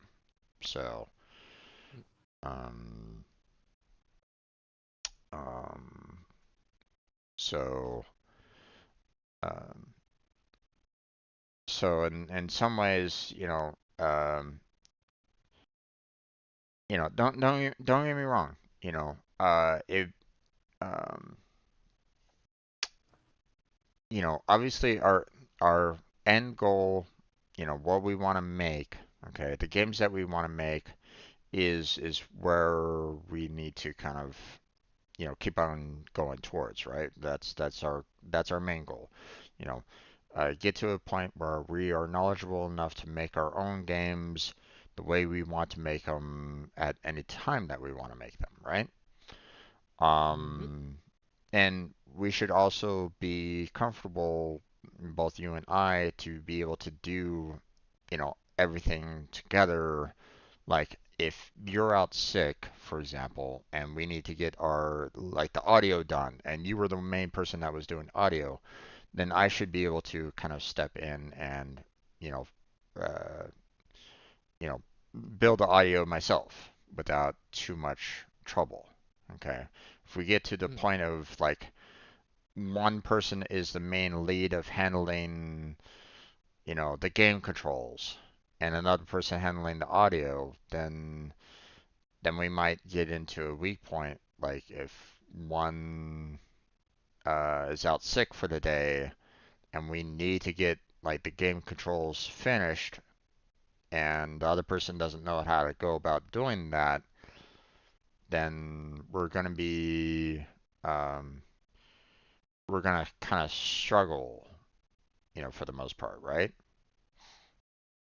You get what I'm Right. saying on that? Yeah. Um, Now, don't get me wrong. Some people might, like you might be fantastic when it comes to level transitioning, where I might struggle at it a little bit. Okay. But, um, you know, uh, it shouldn't, you know, I should still be able to kind of step up into it and still get a level transition done myself, no matter what. Okay. We shouldn't necessarily be like, hey, we're gonna put all of our eggs in one basket. Okay. I don't really want that to happen. At least, at least right now. Okay. We're gonna be, you and I, we're gonna be putting on a lot of hats, my friend. Okay. Yeah. And don't worry too much about the AIs because I studied quite a bit of it in college. So, and I'll teach you how to handle basic AIs, if necessary. So, you don't have to worry too much about that. So, now when it comes to more advanced AIs, where it's like, hey, these AIs are black box. You don't know what they're gonna do. Yeah, well, I haven't gotten that far in my studies, but I would with the progression of AIs, and everything getting, developed and pushed and, expanded upon, then we're gonna need to be comfortable with um, looking at, looking at future concepts and going, how can we actually incorporate that in our game? Kind of thing. Like, um, like take for example, we want to make an RPG, right? Right. Well, what if we design an RPG?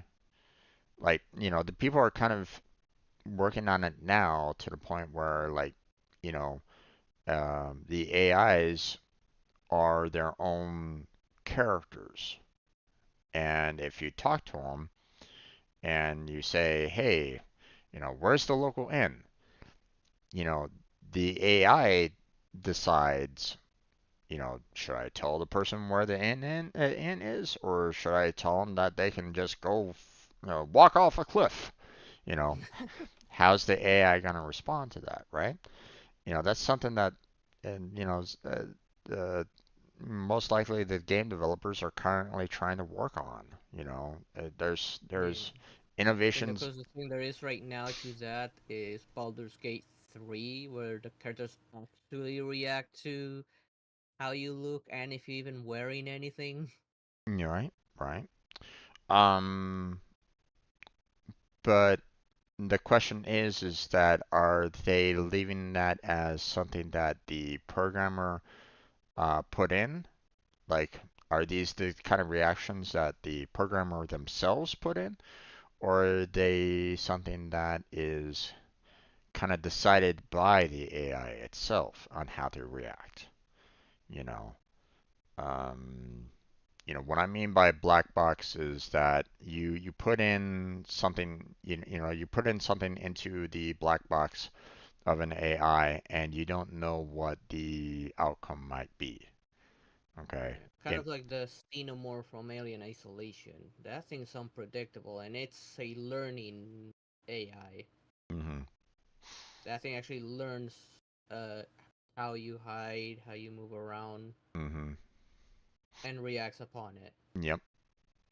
So, not saying that that's gonna be like a perfect AI overall, but I mean, No, it's nothing's perfect. yeah, it's an example of that. And as they continue to expand upon AIs and how to actually work AIs, then that might be something that we may need to do. Like, for our future RPG, we may need to like look into doing those kind of techniques later on down the line. But let's face it, that's years down the line. Yeah. But, I myself wouldn't mind looking into that. I've been fascinated with AI, but, never had a opportunity to work too much with it. So, you know, took a couple classes, but that's about it. Yeah. um, Yeah, I tried taking a class, but it was so plagued with politics that I just dropped it. that's unfortunate. Um, but yeah, you know, we can cover AIs, obviously later because I mean AIs are, um, you know, that's if we actually need, like enemies to kind of think for themselves on where to go. Um, you know, so one of the professors that I had at college, he basically said that some of the AIs that you most likely see in video games would be more state machines than anything else. They're just, um, you give, uh, the AI would see an obstacle and it would look at the programmer's code to determine where to go.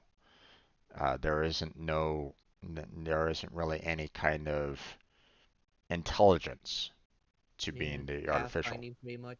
Right.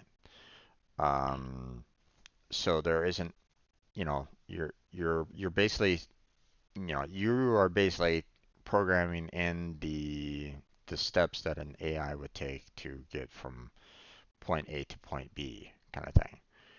Whereas he was basically saying that true AI would make that decision for itself. Okay. It wouldn't be like looking at your code and going, hey, should I go left or should I go right? And if you basically program it in and say, hey, you're always going to be going to the left, then it's going to go, oh, okay, I'll go left.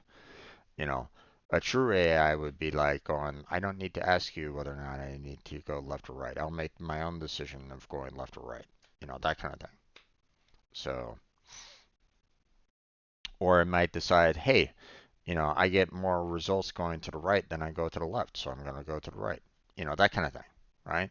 Or Yeah. like I'm following a player and they always go to the right. I'm going to follow the player because that's my target. You get what I'm saying? Yeah. You know, so that kind of thing. So, but we're going over, my friend. I know that you need to get yourself something to eat and before the Yeah. before food. But um, okay, so we have a certain amount of information that we need to look at now, or at least I have kind of like a little bit of a list in on my notepad for what we may need for a basic game. Now we need to kind of find the topics in Unreal concerning those, and then we need to figure out like a tutorial game that we can make to try to um, that might need to use all of those for the most part. So, right? Right. So this might be like a day or two to try to figure um, all this out for the most part. But it's okay because that's what we're here for. It, it's not going to be a simple like, oh yeah, let's go right into coding and we'll be able to smash out our new game like immediately. It's like, no, probably not a good idea. you know, I mean, unless you have the experience, then great. But you know, um, you know, uh, I wouldn't necessarily recommend, um, you know, jumping into the deep end of the pool if you're not ready to swim. So, just saying. Hmm. Sound like a Okay. plan? Yeah. Okay. Then let's go ahead and close it down for tonight. We'll pick Yeah. this back up again tomorrow. Um, and we'll see about like what pages to look at. Um, if they're, um, like maybe tomorrow, um, I'll hop online a little early, um, and we can maybe try to search around for some tutorials that we could do. Sound like a plan? Yeah. I'll like hop Yeah. into a Definitely stage or something. just find and decide how what we're gonna be looking at on the stream and in what order. Yeah. I still need to kind of take care of unemployment and continue the job hunt, but at the very least, Yeah. I can take some time to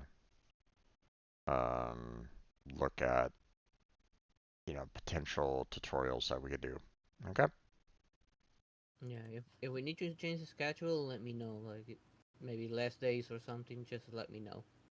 Oh, I have no problem with the um like I have no problem with our Unreals being every day.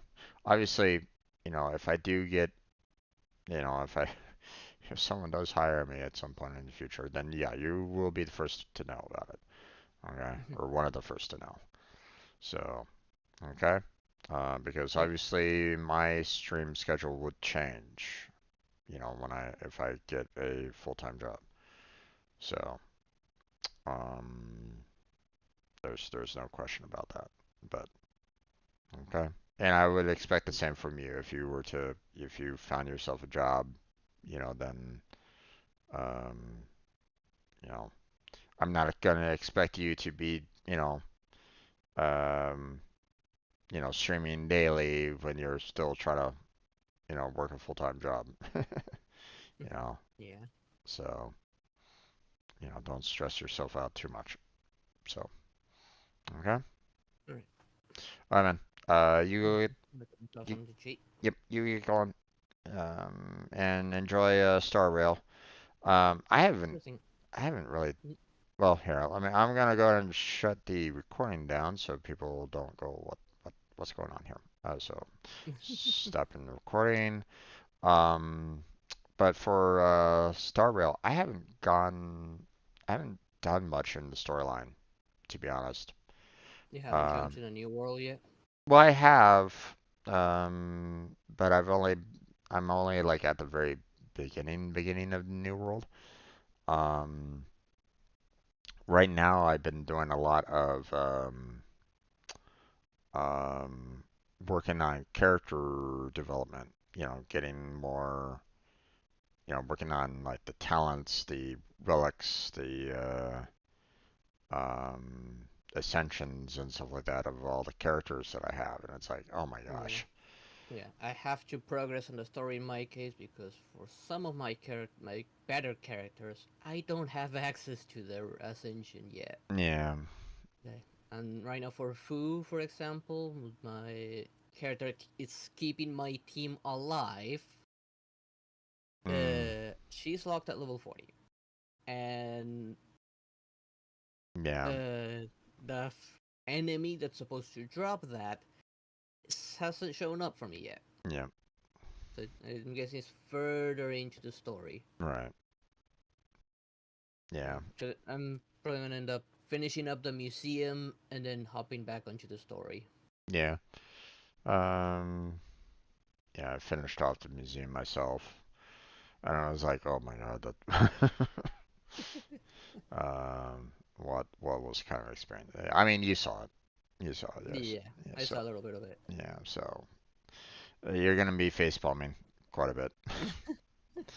Um. But yeah, for the most part, I was doing a lot of working on relics. I did World 3 of the simulated universe, so that was fun. Oh, oh, I still haven't beaten that one.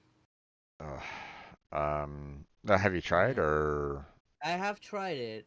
okay? I have played the worst of luck when with the blessings. Like none of the blessings I get benefit the characters I have, Mm, okay. and I don't have like a proper team with follow up attacks. Like I only have one, well, two characters if I count March counterattack. Yeah, Then I have Herda with follow up attacks, and then I got nobody else yeah, that does that. yeah. I Most of hear my it. characters are either buffers or debuffers. Okay, yeah, yeah. I hear you on that one. So, I mean, debuffers it would probably be pretty good against um,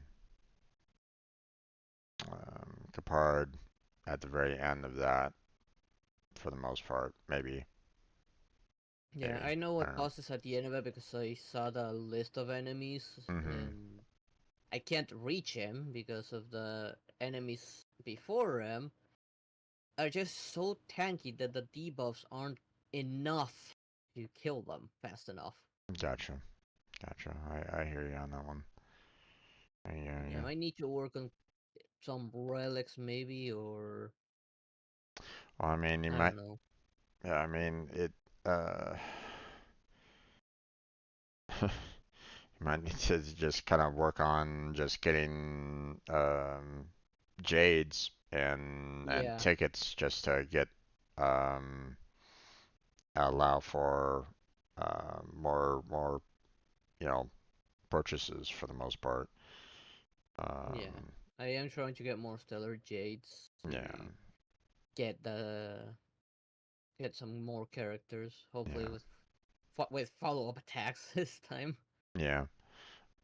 I Um, feel those are the most efficient since they attack multiple times. mhm. Well, And if depending on, Blessing of the Hunt really benefits those follow up attackers. And there is another blessing that really benefits the follow up attackers. yeah, yeah.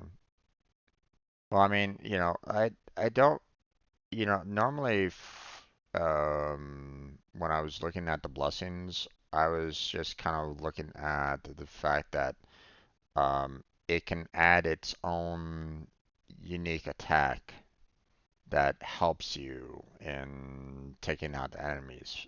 Um, which I Yeah, if kind you of, cast enough blessings of a specific type, yeah. well, I mean, every blessing that you go for, like, preservation, destruction, so on and so forth, everybody has their own unique attack assigned to it. Okay, you just have to get more, you have to kind of aim for those specific blessings. I know that they might not necessarily work for your characters that much, Yeah. but you kind of So have to, far, all the blessings I get don't work for my characters. yeah, Like, uh, more than half the time, I'm getting either for shield characters, of which I only have one, hmm, or for follow up attack. That's what I'm getting most of the time. right.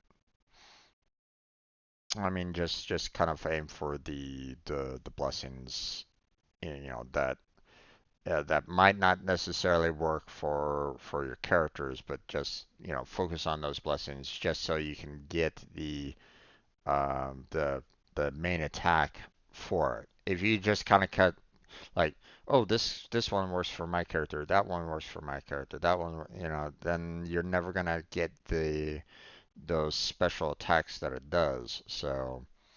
No. So, you need to kind of focus on getting that one particular blessing, you know, to unlock that, which can be kind of irritating because sometimes the RNG doesn't help you out on, giving you those particular blessings to begin with. Yeah, RNG hates me. I hear you on that one. The RNG wasn't really happy with me last night as well, um but yeah, the so that's kind of what I was kind of dealing with. But obviously, yeah, you might need um sometimes it's the characters. So Yeah, at um least I'm glad that on the on when you send your characters, you get the resources. I don't know what it was called now anymore. assignments. Yeah, the assignments. I'm glad they added two particular resources I was having a hard time getting. Mm, That I don't know what they call that green stick and green block. right. Those I couldn't. It was I need. I have like several characters that need that for talent improvement. Gotcha. I'm glad they added that. Yeah. Yeah, indeed. Indeed. So um All right, I gotta yeah. get something to eat now. Yep. All right. See you later, man. All right, see you later. All right. Bye. Bye. Okay. So let's see. We are going to be doing some Goat Simulator here. So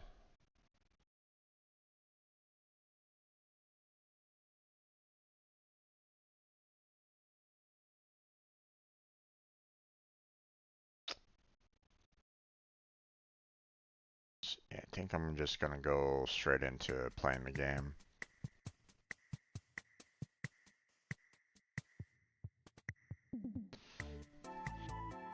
So there we go.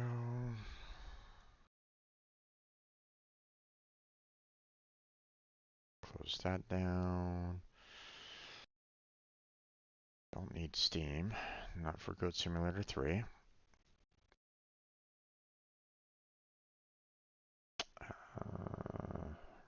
close those down. I need to change.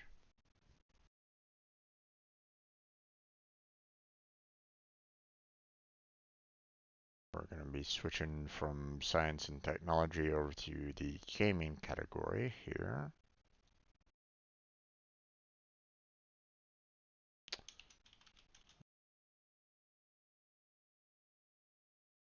Go.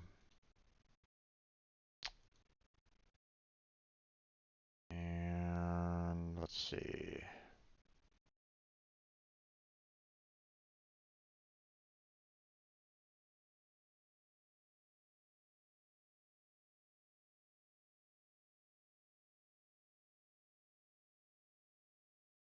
Okay.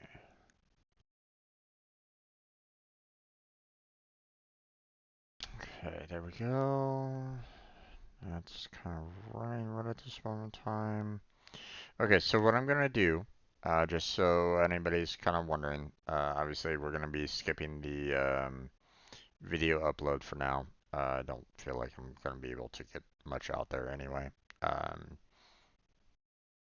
I'm gonna switch on over to playing some Goat Simulator 3 almost immediately. So I'm gonna change the scene collection over to that particular collection so that we can get the Goat Simulator game going.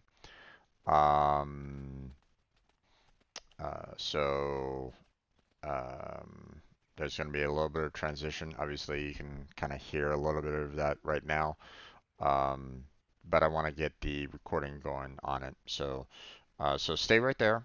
Don't go anywhere. Or if you do, need to use the restroom, get a drink, get a snack, what have you. Hopefully, I'll see you in the next couple of minutes. Um, you know, join me back here, and then we will continue on where we last left off with Goat Simulator 3 from last week. So, see you in a few minutes, and I shall return.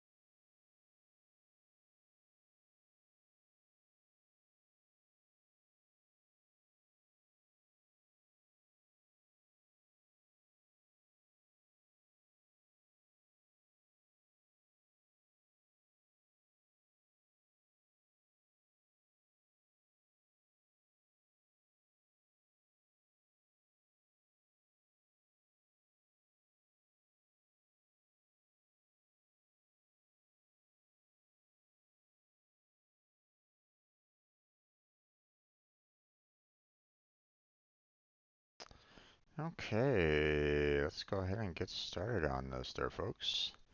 Welcome back to another Goat Simulator 3 stream. I'm your host, Strange Road Jim. And, well, Uh, we are pretty much done with Goat Simulator 3 for the most part in terms of um, opening up the entire world and doing like the main events for the most part. Okay. But here's the thing. There's a lot more in this game than what we've covered so far. There's a lot of trinkets to find. There's a lot of ramps to find. There's a lot of outfits to find. And there's a lot of little secret events to find throughout the entire map that I haven't found yet. Um, now, um, you know, so, oop, um,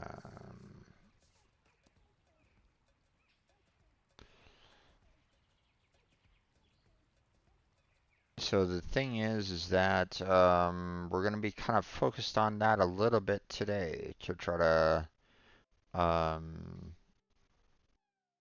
see what we can find without cheating too much. Okay. Um, I don't necessarily want to be like looking up the information about, what to do next on this yet. Um, because I mean, um, I want to be able to kind of be able to find and, you know, take care of everything that, I kind of want to um that I kind of want to do here. So the Goat Castle's done.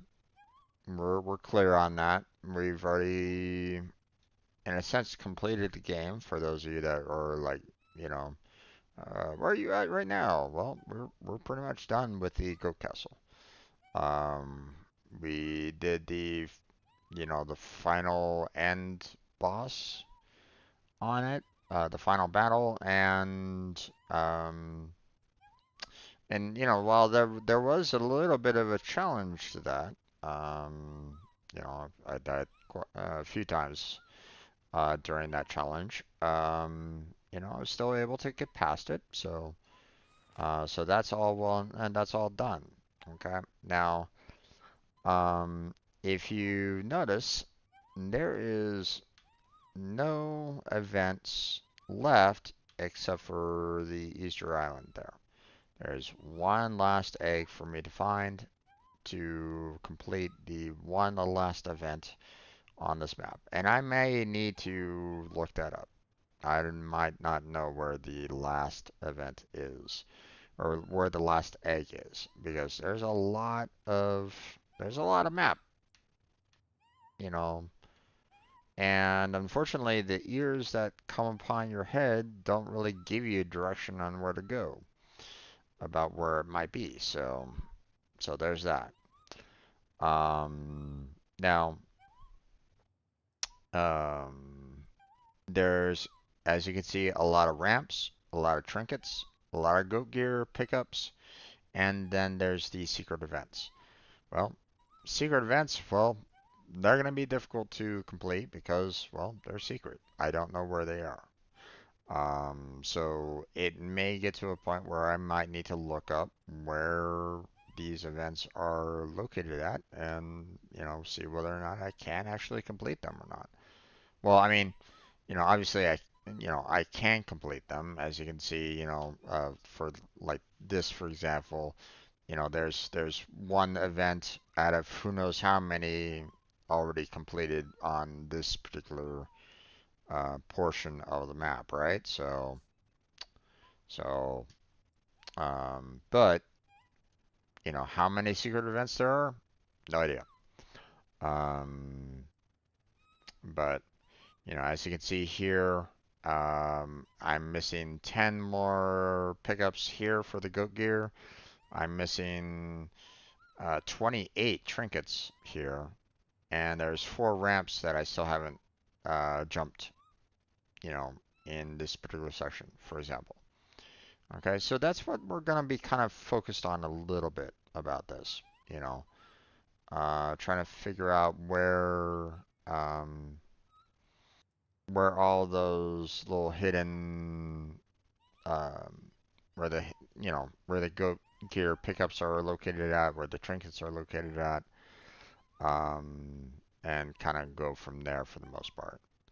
Now, the one thing that I would like to try to do a little bit more is, see if I can find that last egg, because these damn ears on top of my head are just driving me nuts. I don't want to deal with it anymore. So it may be that I may need to kind of look up online where the last egg is that I need, and just take care of it, because I'm done with this egg crackdown. They really should have added something more to those ears than just, hey, I'm gonna scream when you're close by to it.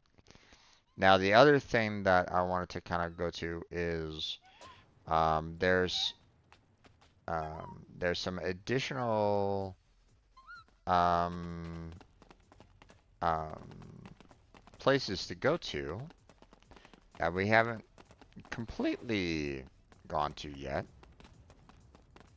and they're shown right in this map right here.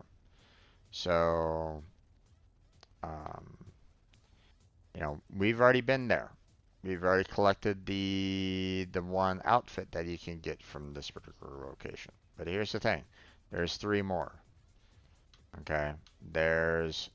Um there's this location here that I'm close by to. I have to find some, container that I have to kind of go into or do that will allow for me to get it, like maybe another outfit or something like that, at that particular location somehow. Where exactly it is, I don't really know. But we'll have to kind of see about that. Okay. There's this location over here.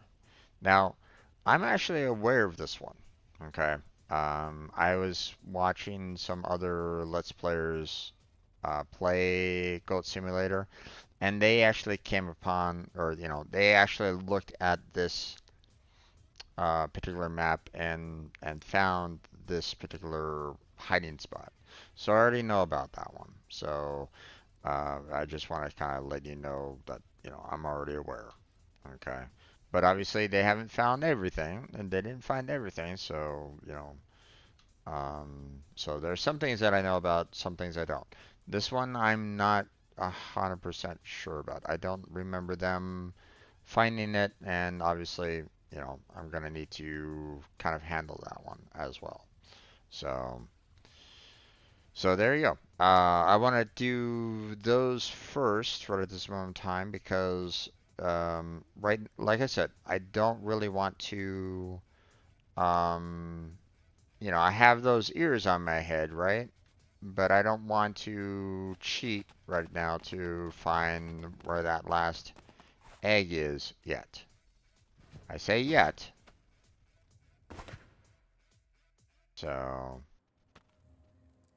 but obviously, as you can see, there's some containers over there. So,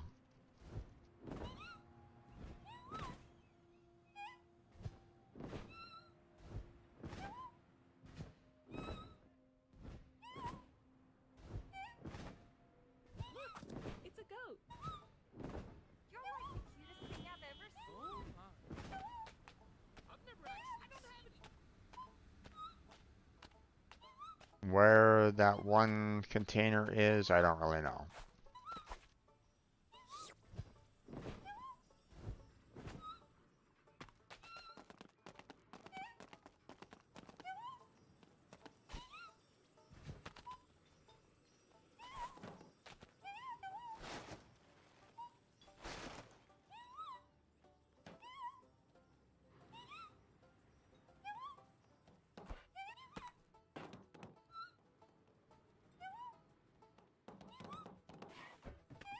Unfortunately, it doesn't really tell you directly, like, hey, you've actually, collected, this. this asset, you know, for example, you know, like, you know, it didn't tell us, like, I collected here, the Ferrari, you know, it didn't like say, hey, this has been done, you know, on that map. So I don't know, you know, whether or not, you know, what I find is going to be accurate per se, right? So, okay, we got ourselves a ramp here. So let me see about trying to find a vehicle here that I can kind of drive to take that ramp. No, not a goat. Why is it always goats? Here I am, just minding my own business.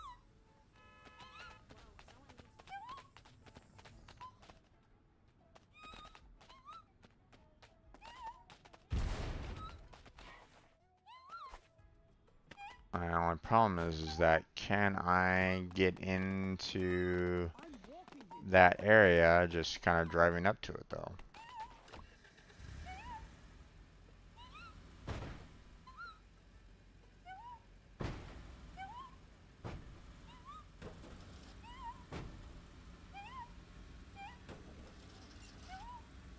Ow, my scapula!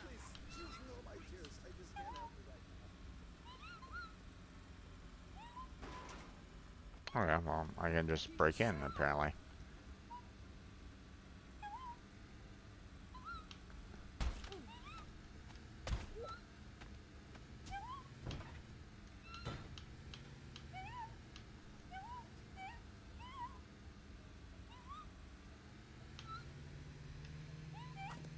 Nope. Not a ramp. Okay. Whoop. Okay.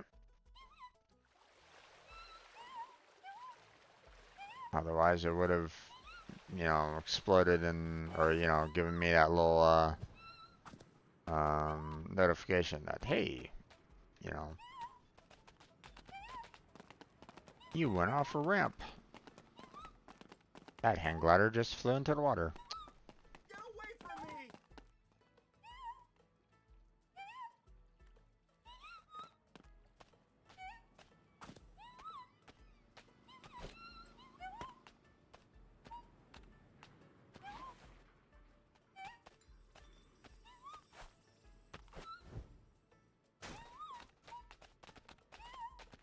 There's that hang glider again.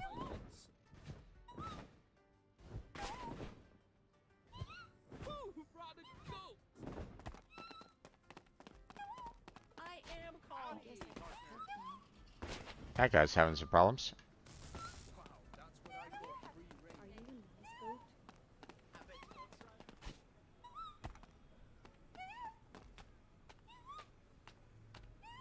Hello there, goat. There we go. Ow. Ow. Damn it. Get back here. Okay, another goat. Thank you. Why me? One of the things that I want to do is that ramp right there. So.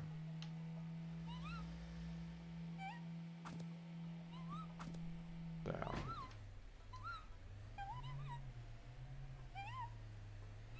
There we go. Let's go.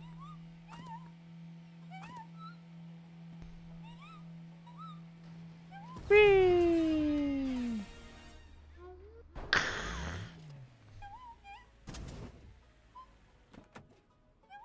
Missed the missed the intended target of up here, but you know it wouldn't have mattered all that much anyway. So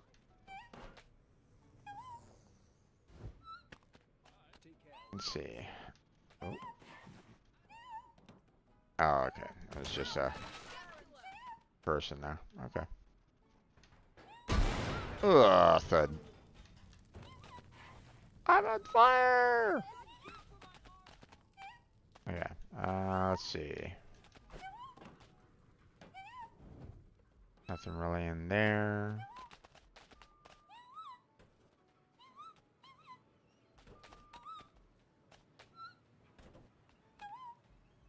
Oh, we got ourselves a ramp here, huh? Alright. That looks like the goat that stole my car.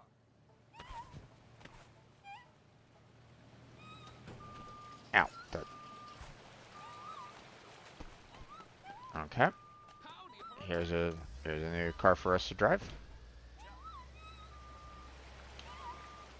Oh, that.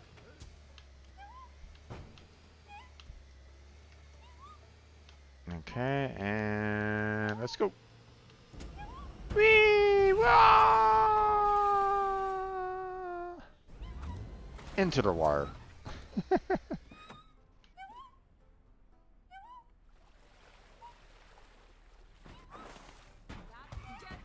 There we go.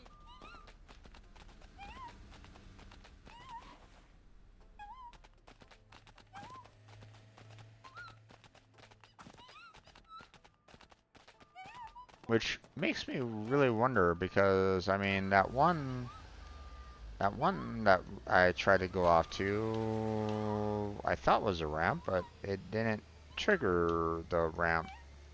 So maybe I wasn't going fast enough speed on it. Let's try that. Because, I mean, there is the boost, so... Whee! Nope.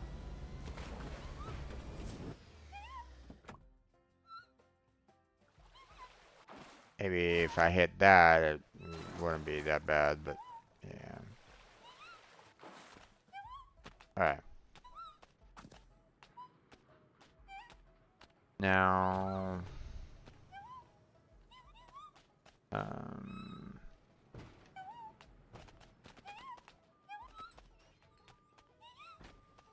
now, obviously, the one...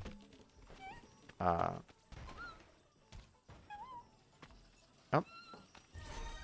Nice. Another trinket. I was hearing the sounds, so... Now, here's the thing.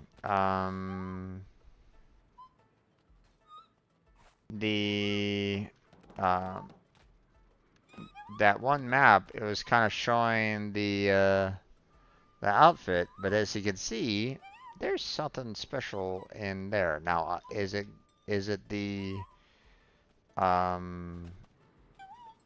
the special item that? Oh, frick! I probably actually could have climbed on into it. It was giving me the option to drive.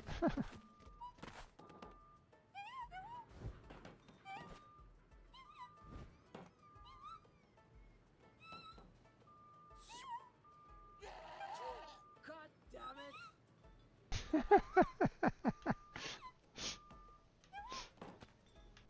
Woke the guy from his nap.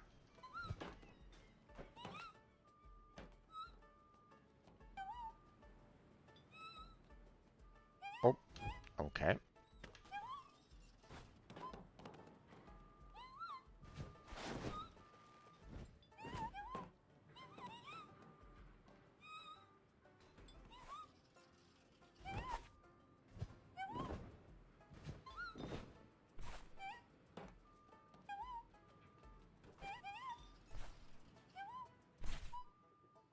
There we go.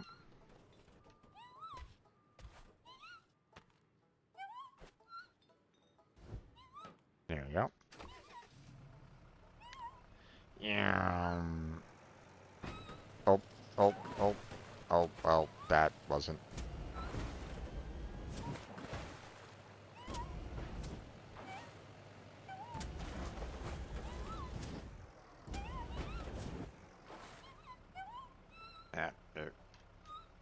That's not great.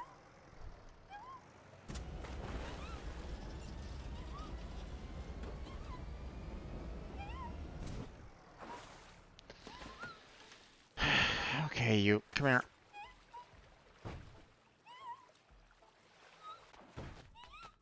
I wanted to actually show you off, damn it. Ta-da! Now, is that the item that they were kind of referring to from the storage container? I don't really know. It looked as though the you know, the container was kind of like a, on top of others, and it looked as though you could get like an outfit out of it, but then again, you never know, right? Oh, I hear sparkle sparkle. So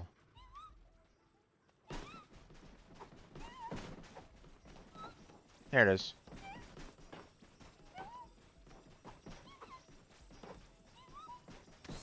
Come on, damn it. Get out of my way. There we go.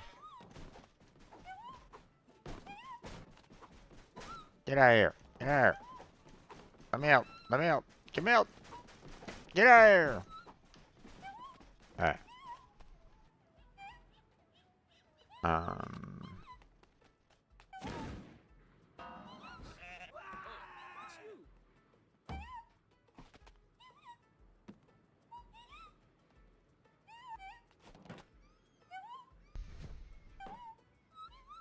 Hmm.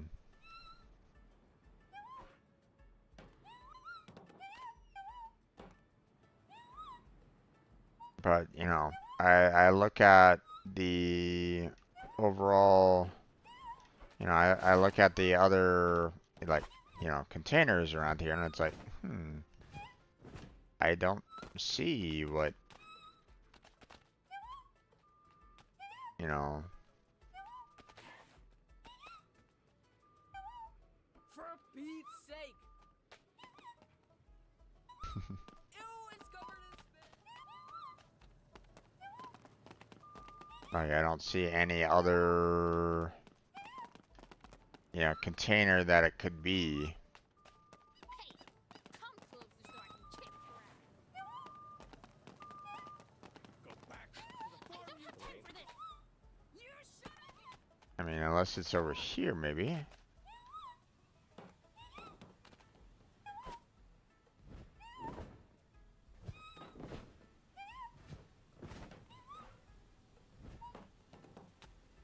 You're like the cutest thing I've ever seen.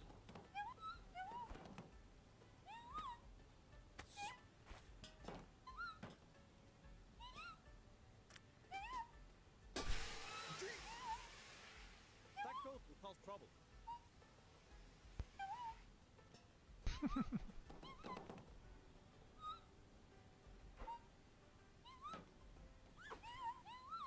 Hey there, Em. How you doing? How's your day been?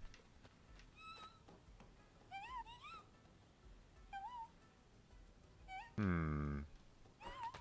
Could be this here as well. But I don't really see any kind of like additional like power outputs or anything along those lines, so you know, it might not be anything in particular either, so.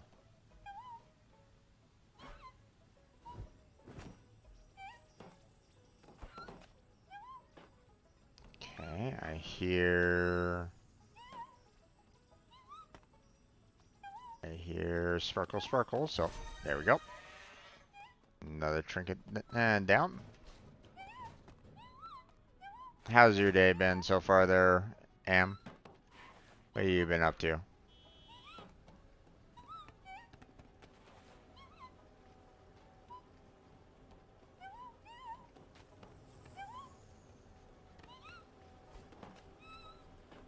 Let's not go into the cement mixer. We don't need to go up there right at this moment in time. Oh, that. Oh.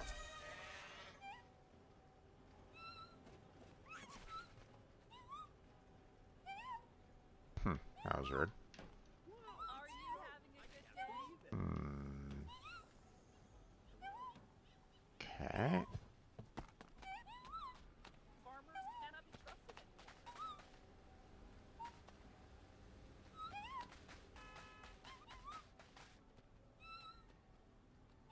A bit of a hidey hole in here, but nothing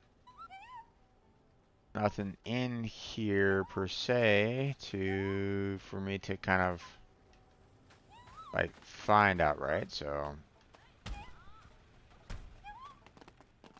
preparing to go to work? Sounds good, man. Sounds good.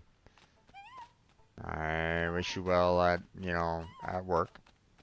Myself, I'm doing okay for the most part, you know.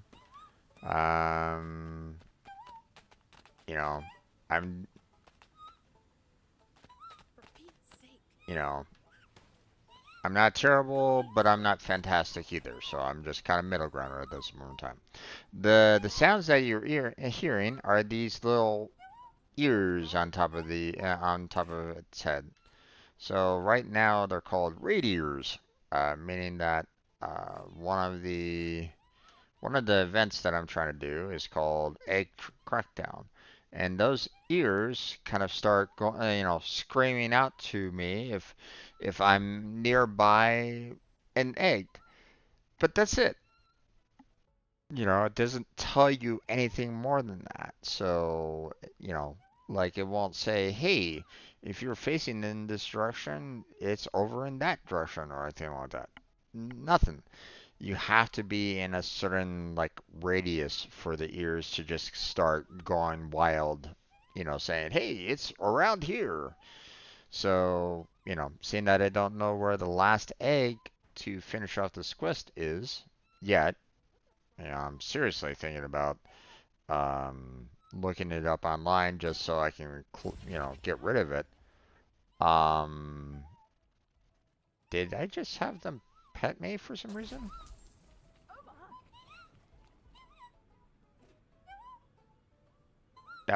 That's weird. Um, I think one of the guys just came along and petted me, which is kind of one of the instincts that I needed to complete. But I wasn't really expecting it to happen that random like that. But hey, it's done. But for now, until I can find that last egg, then I have to kind of wear this around, you know. Otherwise, I have to look it up online and see where the last egg that I'm missing is. And I don't necessarily want to cheat yet, you know. Um, I know that other people have kind of played the game and already found everything that they needed to find, but you know, I'd like to be able to try to see if we can find everything myself for the most part. So, if I can.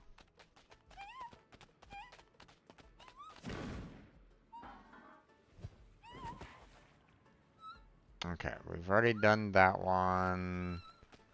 Oh right, there's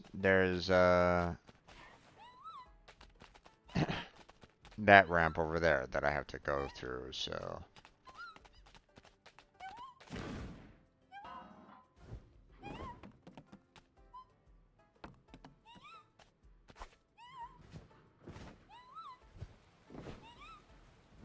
unfortunately the ears are kind of a necessary evil right at this moment in time.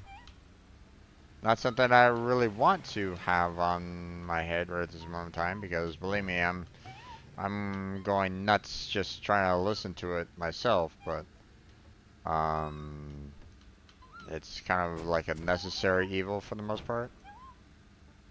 So whee!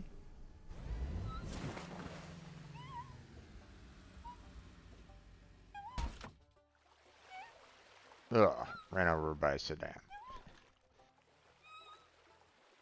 Trying to aim. I was trying to say, hey, you can go all the way out here. Is there anything special out here? No, not really. Okay.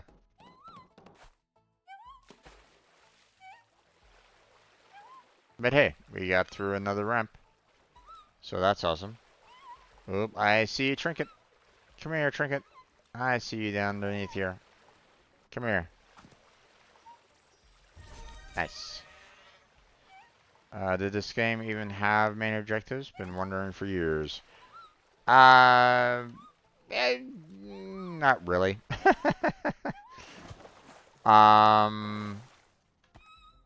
So, uh,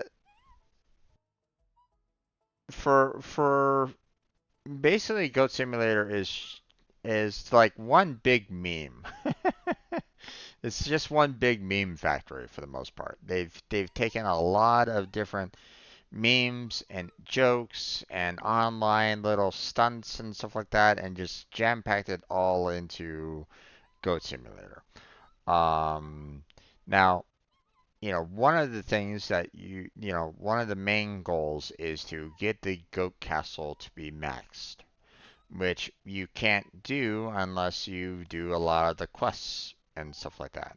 Which you can do. You have a lot of quests that you can kind of complete, and that gives you some levels to, you know, to help you work on opening up the Goat Castle some more. Here, let me actually go there right now and kind of show you what I'm talking about. So when you first enter the Goat Castle, there's hardly anything in here whatsoever. But because I've kind of progressed through this game quite a bit, there's a lot here already.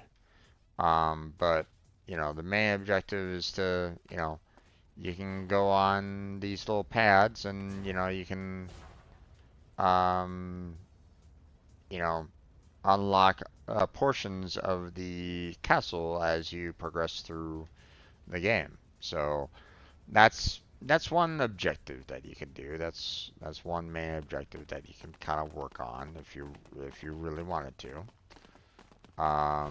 There is there's the quests that you find around the map. You know, so each area has an event such as the egg crackdown that you can complete. Um, if you notice on the map there on the left-hand side, there's, or at least I hope that you can kind of see it. Hold on, let me make sure. Yeah, okay. Um, my webcam isn't blocking it. But on the left-hand side there, for the Fair Meadows Ranch, for example, you have the Goat Tower. You have 16 out of 17 events that you can do. There's 2 out of who knows how many secret events there are. There's the Instinct Shrines, which gives you, additional like minor quests that you can do. Um, so you can kind of work on these, you know, but that's if you want to. There's the Goat Gear pickups, which here, let me go back down to here. So as you can see here, I have 14 out of the 16 um, gear items that I can do, such as the rabbit ears, you know, that, you can place on your goat or you can change your goat into. I've gotten 26 out of the 49 trinkets, which are like little tiny trophies I can do. It's just collectibles. So it's like, it's kind of like bragging rights. They don't really add anything of value to your game. It's just kind of like, hey, I found all the collectibles. Congratulations, kind of thing. So, and then of course, like for example here, there's 3 out of the 6 ramps that, I was kind of doing a little bit about. So it's like, you know, there's there's things that you can do in the game, but more often than not, it's meant to be kind of a hilarious time. And it's multiplayer. So you can, you and your friends can kind of mess around with the game as well. And there's multiplayer games that, you and your friends can mess around with. So, um, it's meant to be silly, okay? The creators of the game, when they made Goat Simulator 1, they were like, "On this is gonna be the, um, we saw how we were messing around with the 3D physics of the goat, and we saw how, we saw how silly it looked, so we figured we'd throw it into a world and go from there. And it took off. Everybody absolutely thought it was the most hilarious thing in the world, the Goat Simulator 1. So they expanded upon it. They made Goat Simulator 3. So, yes, this game does have a co-op mode. You can play with 3 others in this game. So, I believe you can have a second player in the first game, but I don't think it goes anywhere more than that. I don't think you can have more than just 2 at a time in the first game. But yes, in Goat Simulator 3, matter of fact, here let me go back into the castle here. Um, you need to have all four players in the castle itself, or however many you have, standing on these pads to open up like the next section of the castle. So, so yeah, this is indeed an interesting game, especially if you look at, if you try to do multiplayer with it. Have you tried it with Blackheart? He doesn't own this game, so um, so no, unfortunately not. Um, and unfortunately, it does cost some amount of money, so you know it's a little too out of his price range right at this moment in time. So, but I mean, it this game can get like crazy, you know. I saw, I was watching some other Let's Players play it, and um, one of them came upon the tall goat.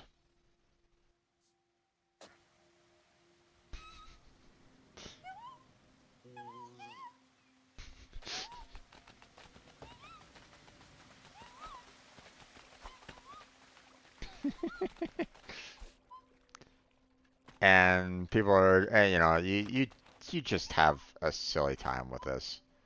So, and they were like, hey, I'm just gonna, you know, drag this person along with me, you know.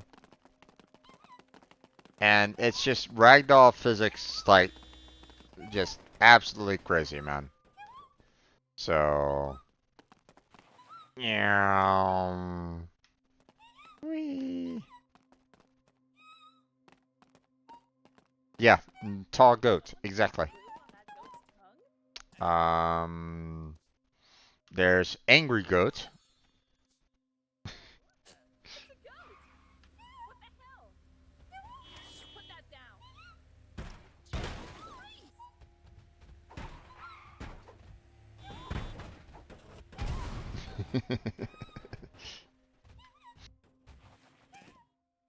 You know, and there's you can change into Steve, which is just a fish. I love fish.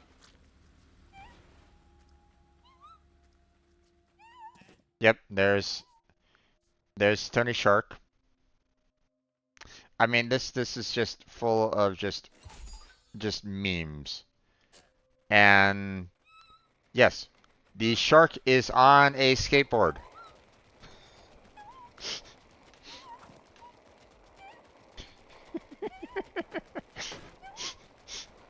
It is Tony Shark.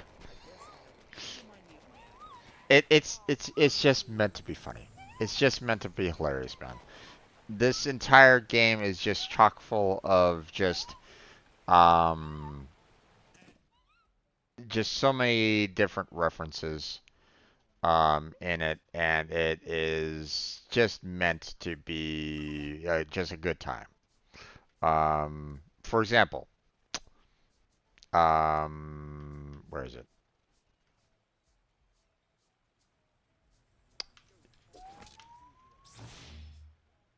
You want some lightsabers?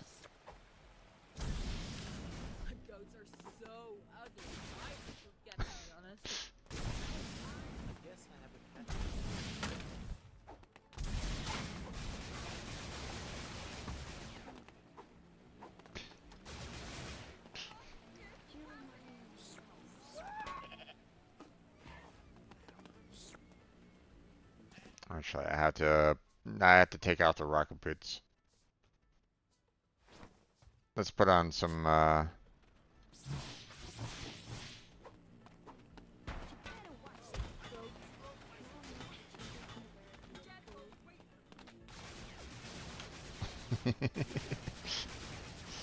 So yeah, it's um I can turn myself into police officer and I can shoot handcuffs at people.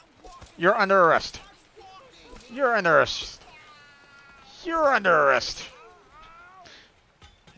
You know. Um let's see. What's another thing? Ah, here's one. Oh, where is it? Jake swallows. Have some Krakens.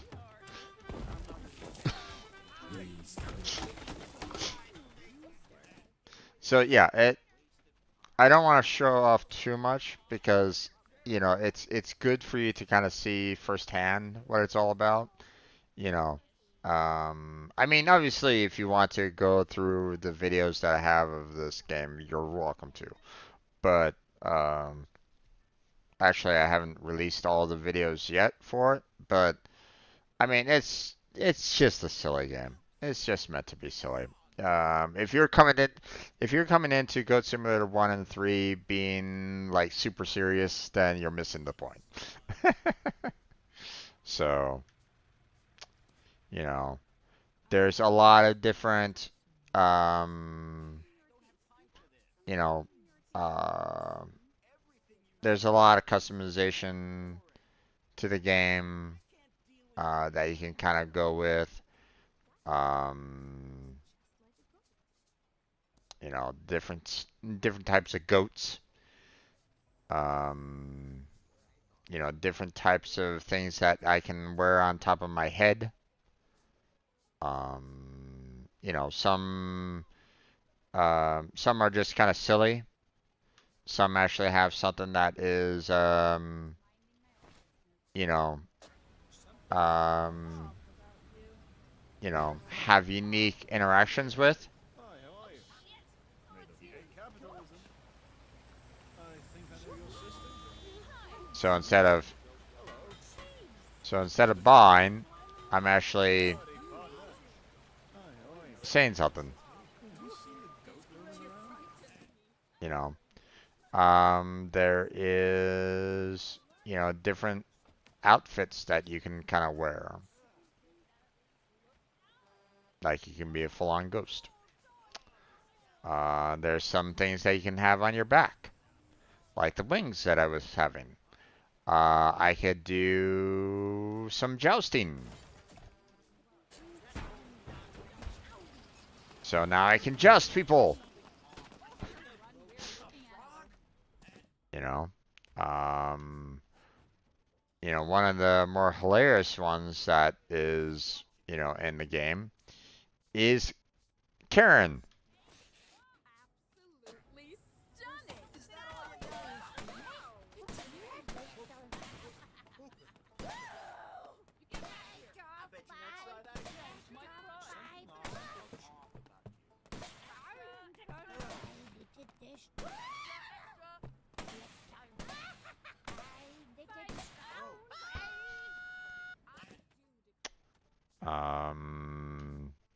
So that's what you can kind of have on your back.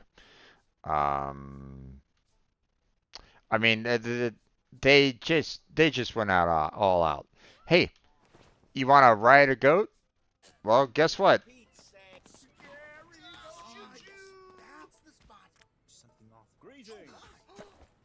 I can have someone ride. Come along, human, re-ride.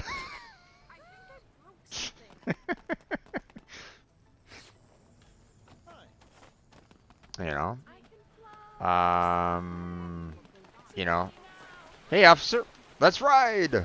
Come along. Yeah, the saddle is like one of the first things that you can get, you know. I thought I had a heart attack. So yeah. Let's see. There's different things that you can put on your feet, such as the um oh, what are they called again? Oh, I forget. Yeah, you can put on some bowling shoes. You can put hands on your feet. You can have some turtle feet, you know, some golden shoes, maybe maybe some walking eggshells. What I had on me was some rocket boots, which, if I wanted to zoom ahead, whee, done. There's different fur that I can put on. Once again, kind of changing, the look. And then, of course, there's different horns that you can have. You know, like a nice, pretty one with flowers and birds, or menorah. Who knows? There's a lot of different customization to this game, and it's just it's meant to be silly. That's it. You know. Um, if you know, uh, and to my knowledge, it's really not that expensive for the most part. Now I don't know how much it is like in other like I know Blackheart isn't able to get some games because the prices in Argentina is just astronomical, right? But um, let's see. Let me open up Steam here real quick. Or at least I think you can get it on Steam. One second. Let me. Or actually, no. I don't think Goat Simulator 3 is on Steam itself. Um, I know Goat Simulator 1 is on Steam. I don't think Goat Simulator 3 is on Steam.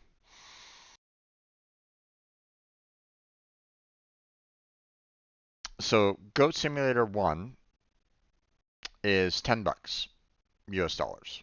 So not too expensive, for the most part. But here's the thing. There's a lot of different DLCs that they added to Goat Simulator 1 on Steam. There's Goat Simulator Payday. There's Goat Simulator Goat Z, and zombie, you know, for Goat Simulator. You have Goat Simulator Waste to Space, which is, Star Wars themed. Um, Here, let me switch over to um,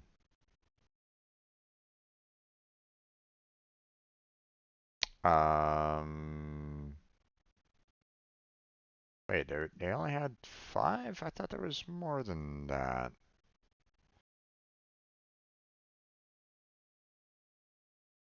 Right, there's MMO Simulator that you can download.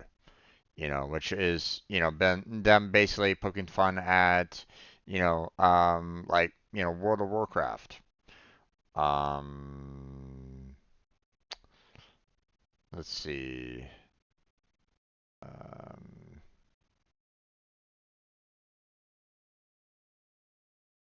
let's see, what are some of the other ones that they added more DLCs than just those? Hmm. Well, typically each one of those DLCs is about $5 in and of itself, you know. But they were like going, hey, we keep on adding all these, different DLCs and stuff like that. Let's see about, uh, uh, and Goat Simulator was a, pretty much a huge success for the most part. They were kind of meaning it as a joke, but it took off. Um, so they came out with Goat Simulator 3, Goat Simulator 2, Goat Simulator 3. And they kind of shut down. Hold on a second.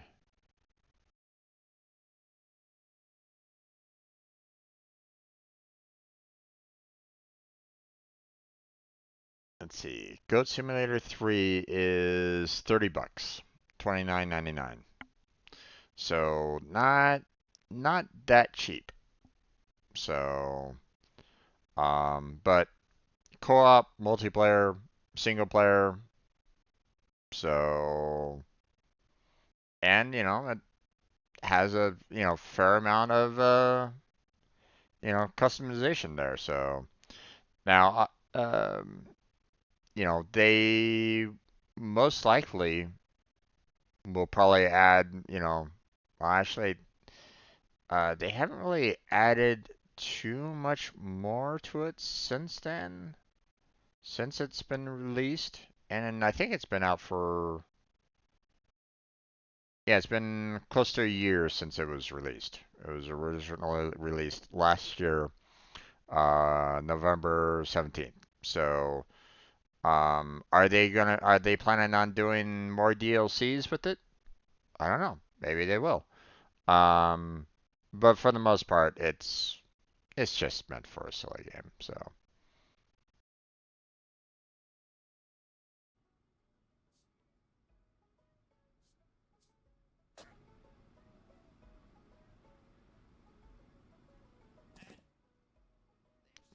So yeah, but $30 in Argentina, yeah, it's too much for his for what he can do right at this moment in time. So um, oh, looks like Blackheart is starting up his Honkai Star Rail. Let me go ahead and get a browser up so that I can be a viewer on his channel.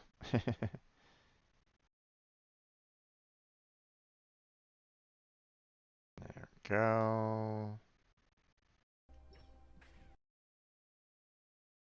There we go.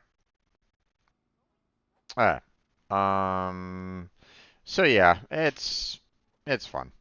It's just meant to be, just kind of a, silly little game for everybody to kind of enjoy. So,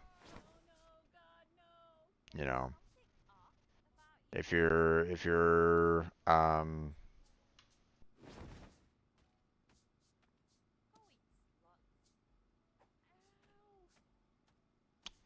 you are looking at it as a like, you know,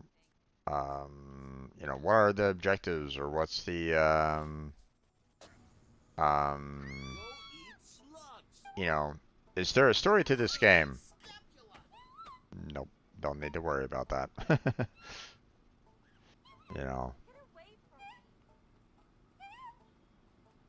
you know, just to kind of show you how silly it is.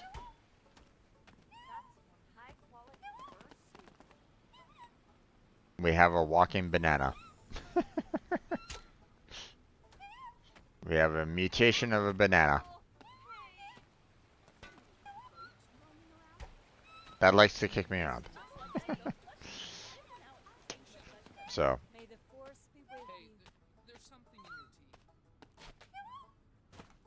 Alright. Now.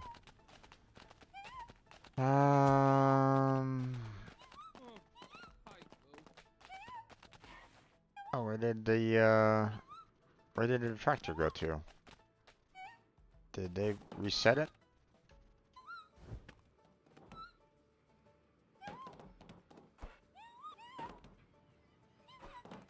They did. Okay.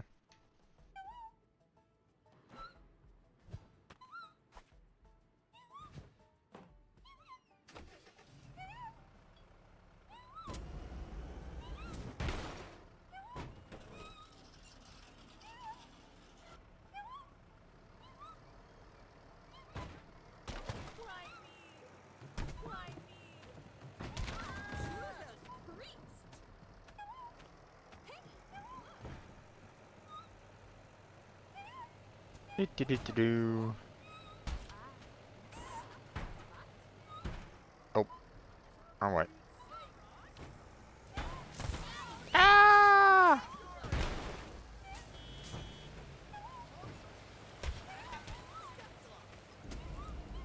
Whee! Oh, thud.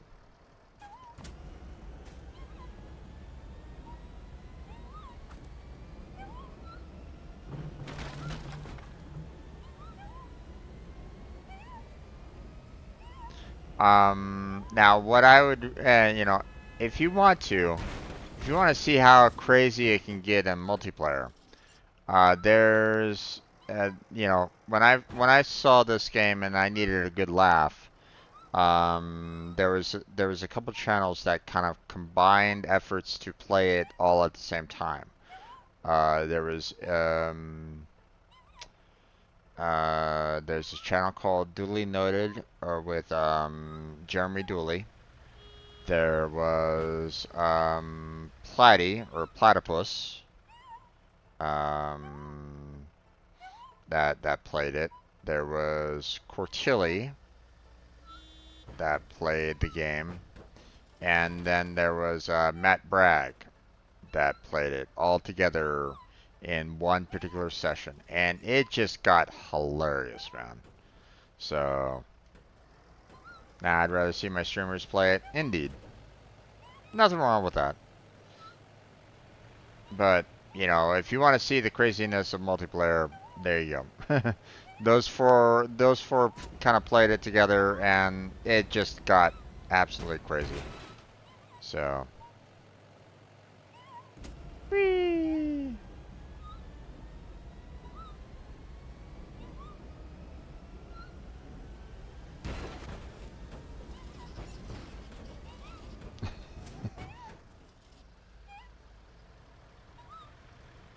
My Rhino tractor.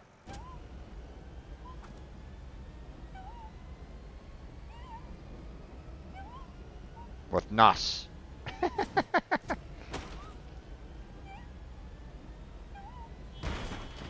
Ugh, thud.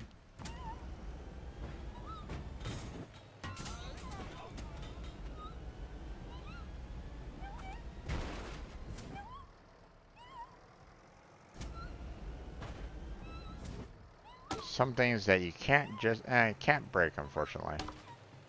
So.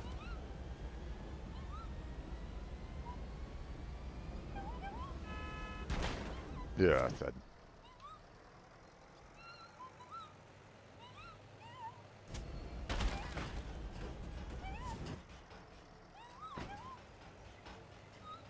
Alright. But let's see.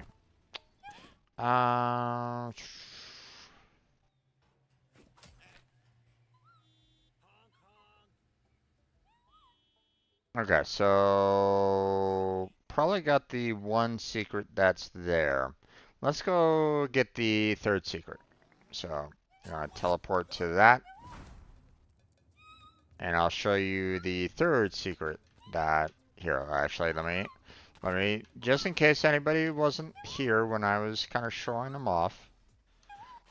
So there is a room that opens up in your castle after you've unlocked a couple of things. That's right in here. Hello, bird. And then, let's see. Let's go this direction. Oh, well, that's same direction. Never mind. Yeah, I think that one is, with the Rhino trike that they're probably referencing. But here's the one that we need to, and that we're going to be going to in just a second. So let me kind of show you that. Spoilers for anybody that, wants to kind of find it on their own. But,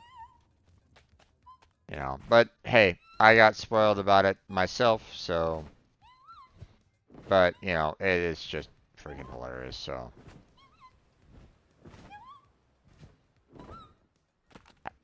Have you never seen goat with wings? Okay, so here we are. And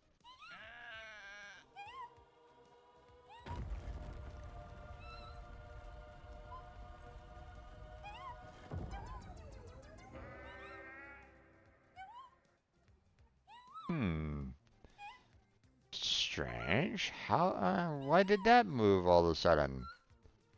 What's in here?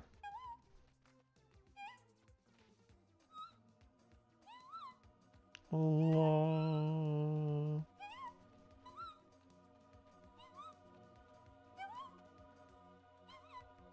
Who's this guy? Oh, blinding light.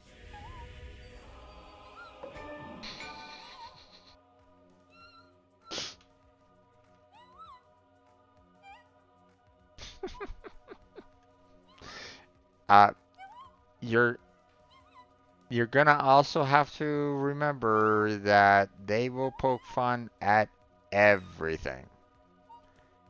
Everything. So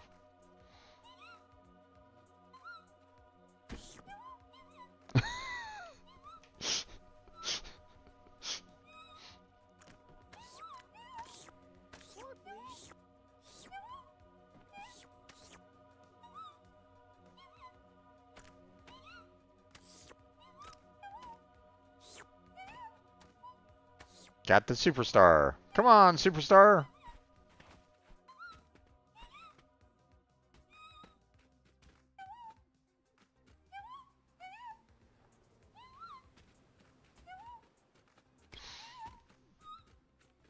Let's run.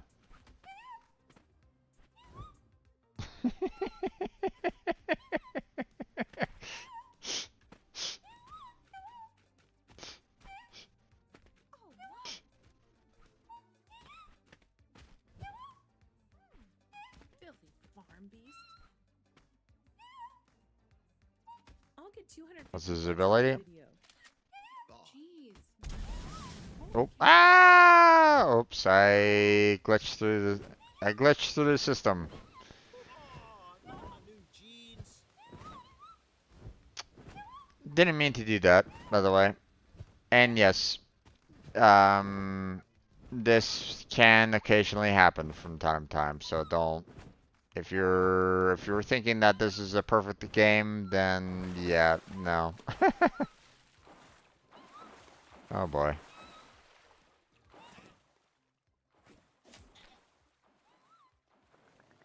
We're just gonna teleport out of there. Alright. Let's see. Let's go ahead and turn off the rocket boots there.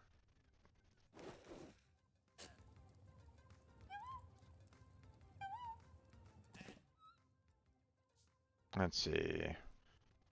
Aha, hold RB to change outfits, huh? Okay. There's a new outfit. There's a new outfit. There's a new outfit. New outfit. New outfit. New outfit.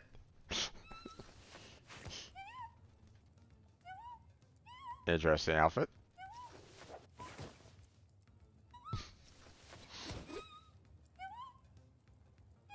What the heck?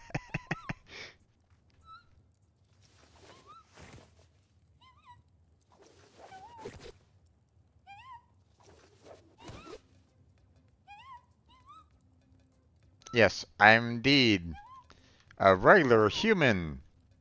Honest.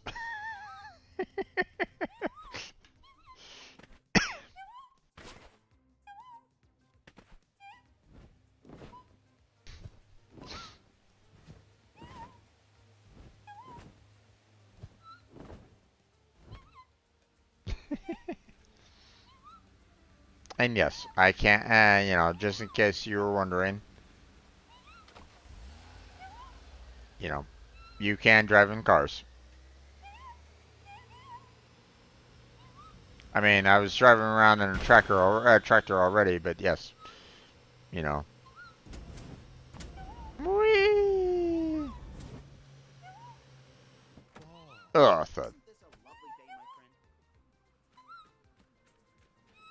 So it's just, like I said, it's meant to be just, you know, such a silly game. That's all. Okay. But that's the, um, you know, that's the one secret that you can get there. The last remaining secret, I think they said that it was like over here, I think. So I'm gonna go ahead and teleport over here. And we're going to go towards our little waypoint that we have over there.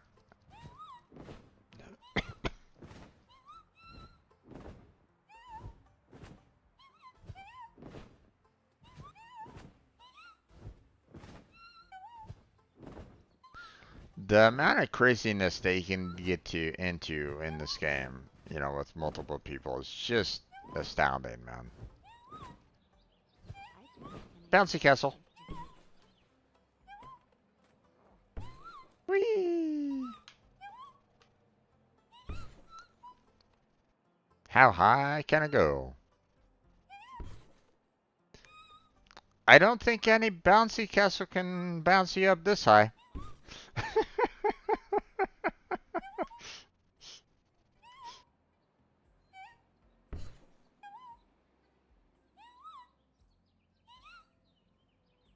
We're just gonna keep on doing this for a while.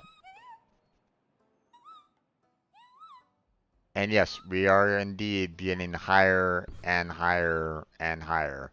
Problem is that, you know, if I don't look straight down at where I'm, you know, where we're going down to, then I will miss the bouncy castle.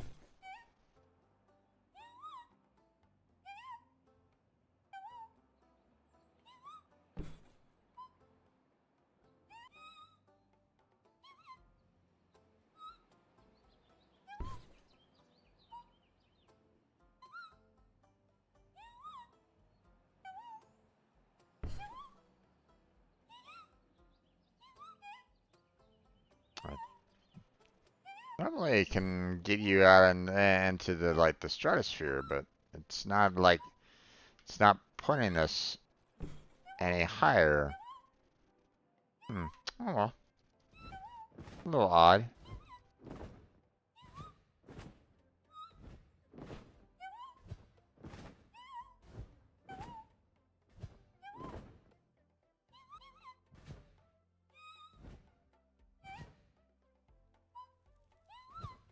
Now, supposedly there's a door over here that I can kind of bow to.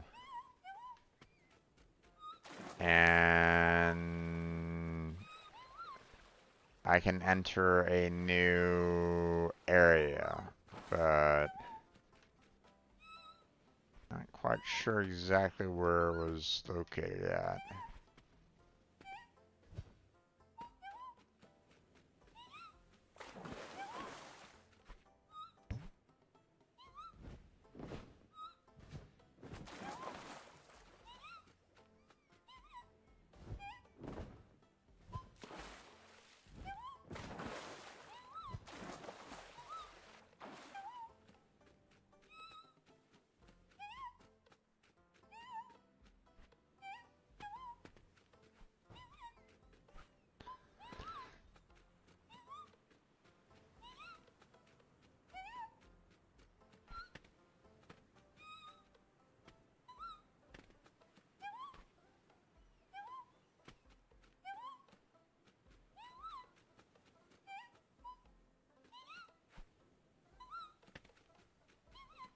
Let's see. See if we can find that doorway.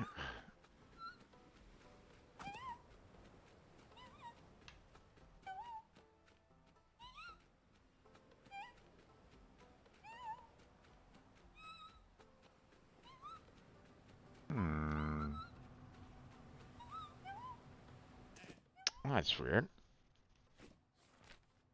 Okay, hold on. Let's go back to the goat tower and let's see.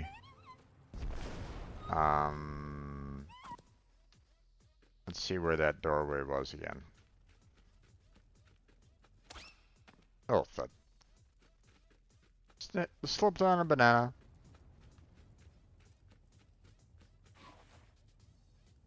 Okay.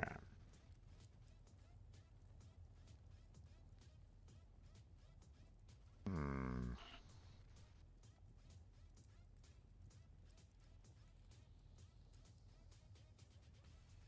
Okay, so they're putting it right next to the they're putting it right next to the power plant over there. So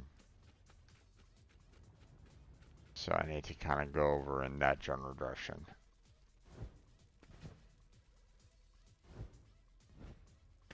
For the 5G towers. Okay. So that was up here. So wait. Right. Okay.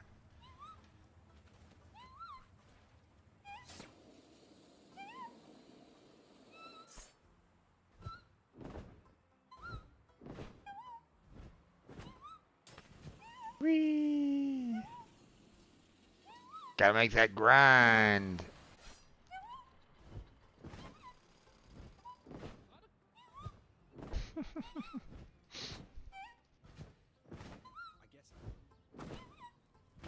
Oh, thud.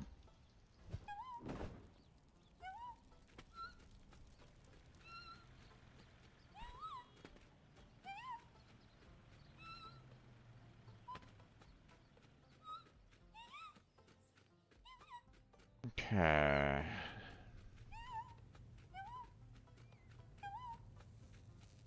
Now they said that it was like right behind this little power station, but obviously it's, um you know.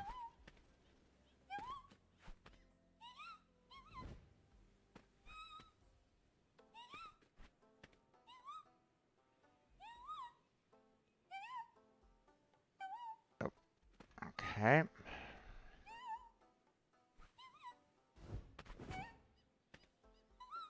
There we go.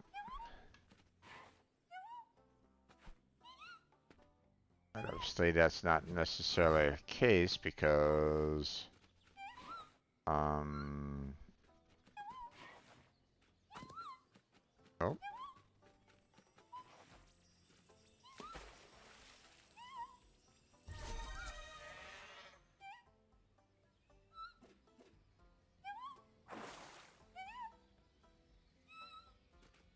Mm-hmm.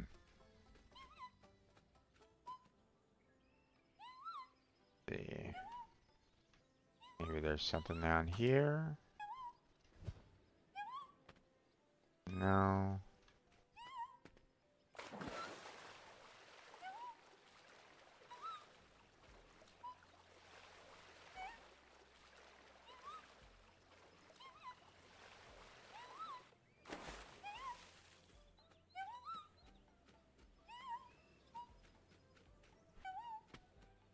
Don't really see any doorway yet. So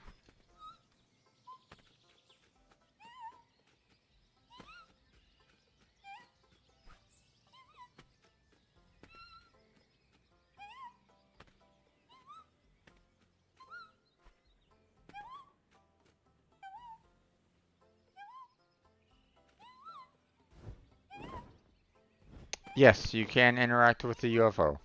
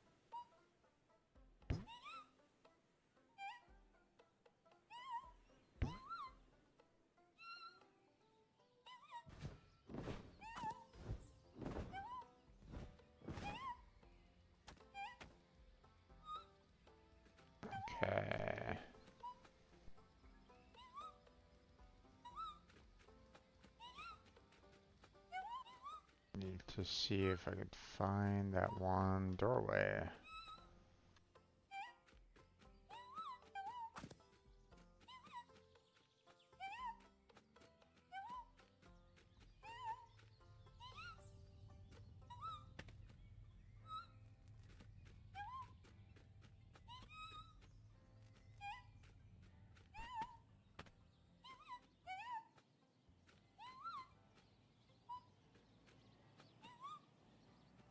Hmm.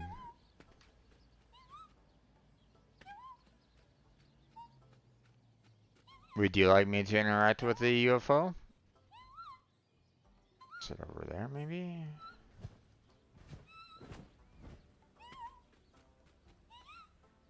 No, not seeing it there at this moment in time.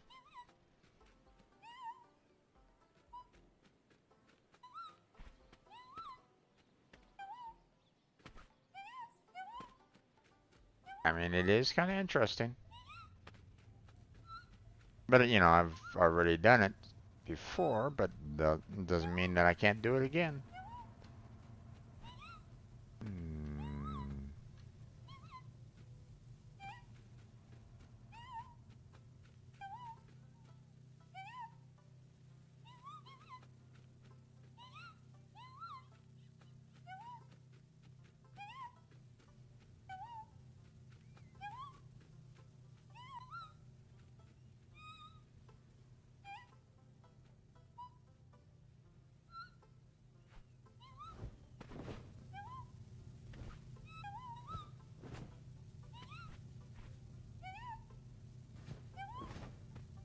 Hmm.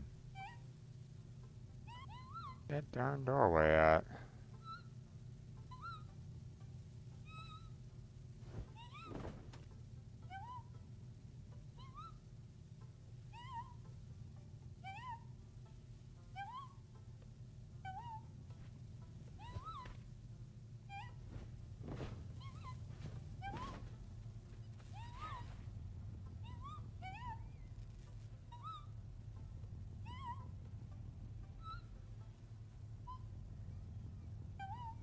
Hmm. You know what? Let's go interact with the UFO, and we'll come on back here.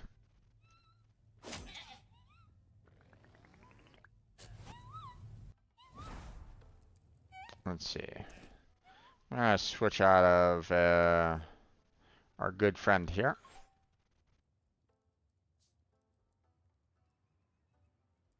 There we go. And then, yep, I need to get up there, so.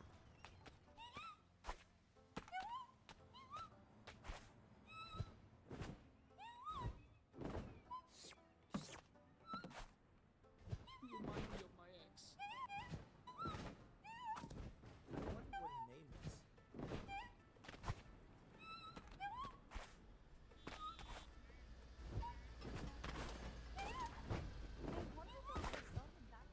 Another day, another.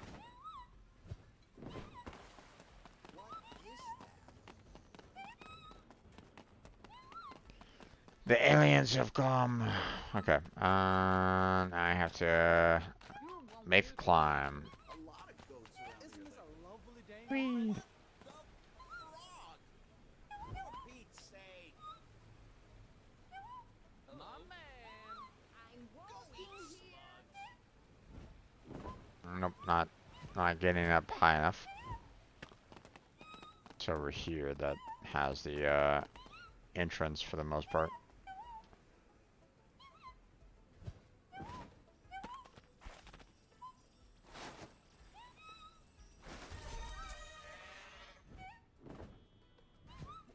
You're reminding me of my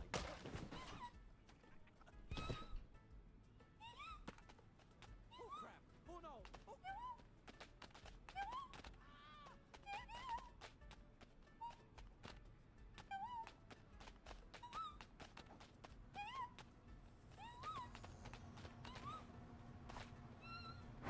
Whee!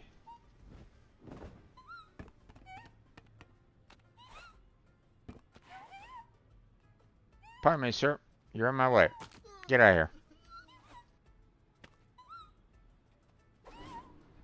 Do, do, do, do, do.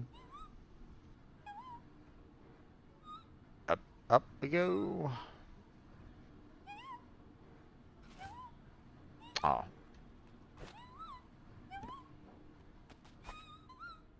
And there's that.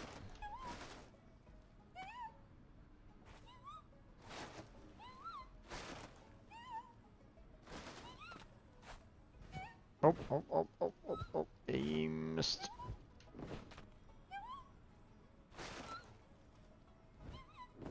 Damn, missed.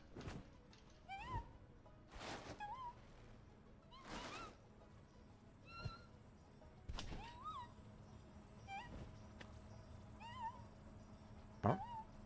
I didn't collect this one yet.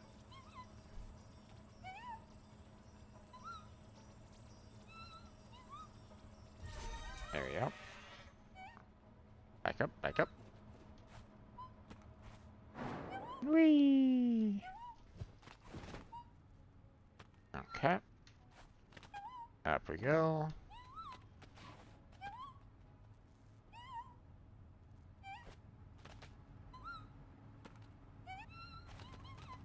There's that. On the stairs. Bounce on these a little bit. Oh, what the? Come on, get out of there. And whee! Ta-da! I made it. I'm now one of them, Mr. Alien. Time to kill the humans.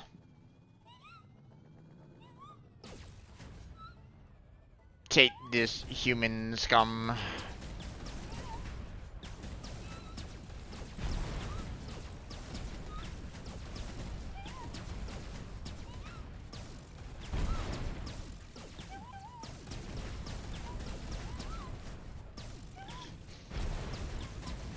I've become Invader Zim.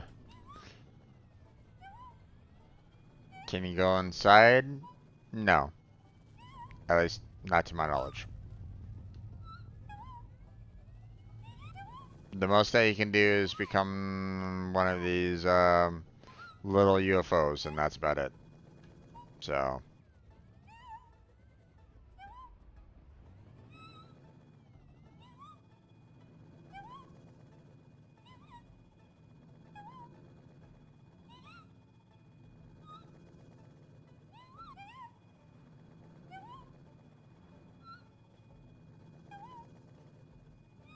Go all the way out to this UFO.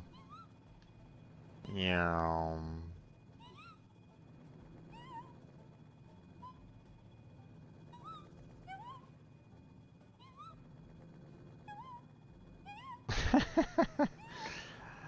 No, no, nothing like that. At least at that particular location.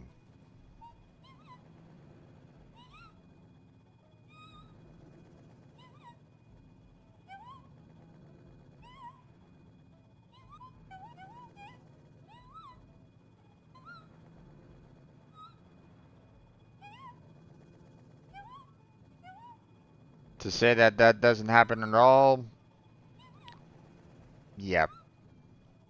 I can't give a definitive on that. So, to my knowledge, I have not seen any references along those lines at all.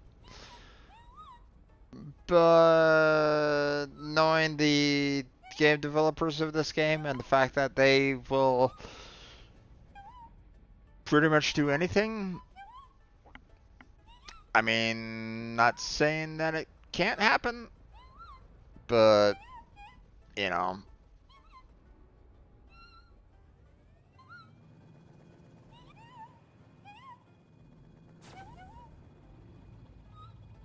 I hope not.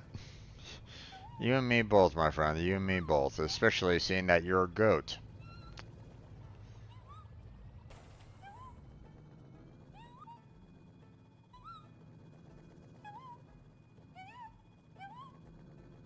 I forgot that there was a tractor beam that I can use. Whee!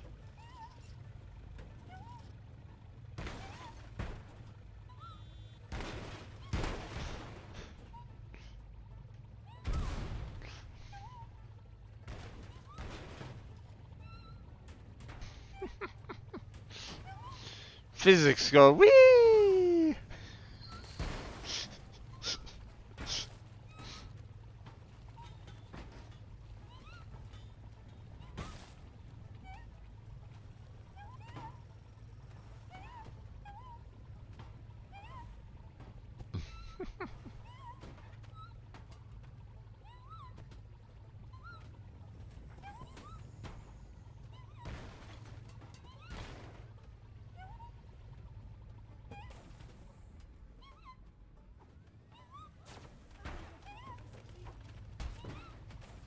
Can't wait for this conversation to be over.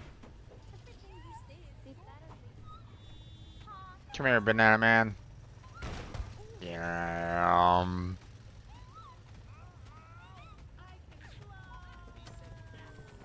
Everybody get together.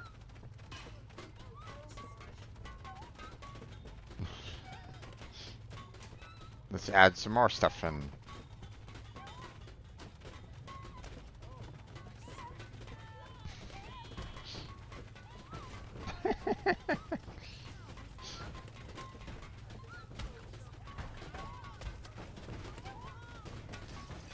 How's this for lots of chaos? Yeah.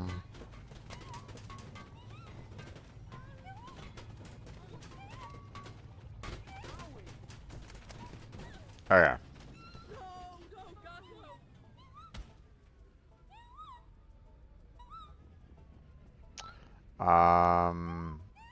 But I mean, they like to poke fun at everything.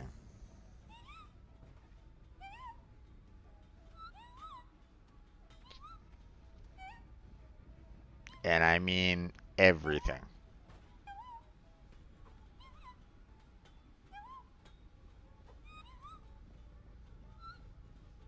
Let me know if you can actually read that one, that screen, and that particular screen right there. I think there's I could probably find a more stable poster that doesn't change elsewhere. That's a common one that you get to see from time to time. So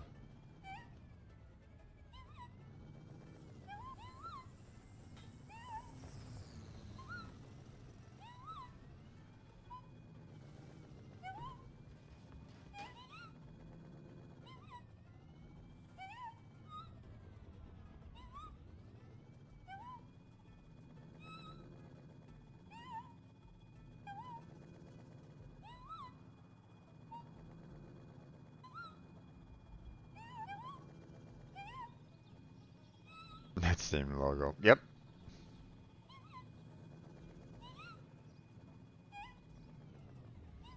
Let's see. Here's the IKEA equivalent. The Swakia.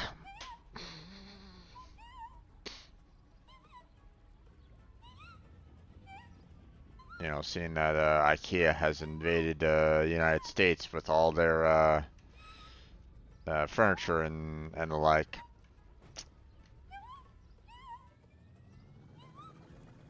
Let's see. Trying to find one of those advertisements, and I'm not seeing one as of yet right at the moment.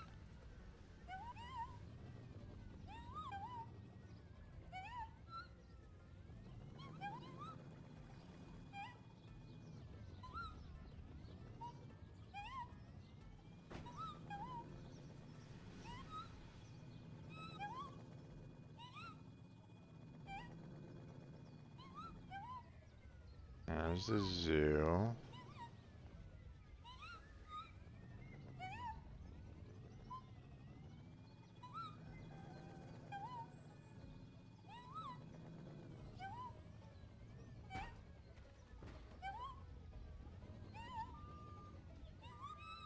And yes, that is a house that is upside down at this moment in time. You actually have to move it.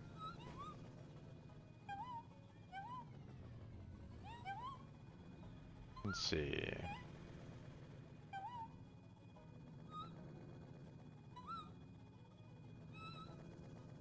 I'm kind of sticking by the highway because I'm trying to look for, you know, like a billboard that actually has that, you know, Steam logo. So far I have not seen one. There is a stable one around that doesn't change. Oh. Oh, I found it. Nice. Yay! There it is.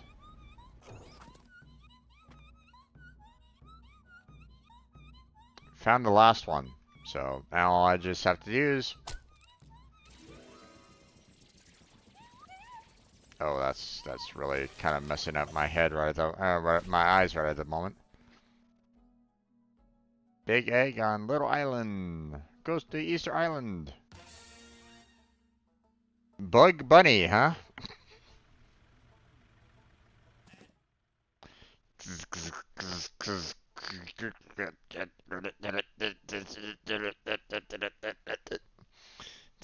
Just a tiny glitchy right at this moment in time. Just a teeny tiny glitchy at this moment. What can I do with it? Somewhere behind all the glitches is a vague familiar face. We're not gonna address that particular familiar face at all. Nope, nope, nope. But it's a passive. For this bug, there is no patch. So, we got some more collectibles and ramps. Here's the minigame list, but, you know, you need members to join you, you know, co-op wise to open up that. But here's the big egg on Little Island. Find a way to open the biggest egg on Easter Island. So, one of our two objectives apparently. So, but we're fairly close to it. So, and unfortunately, I lost the oh jeez.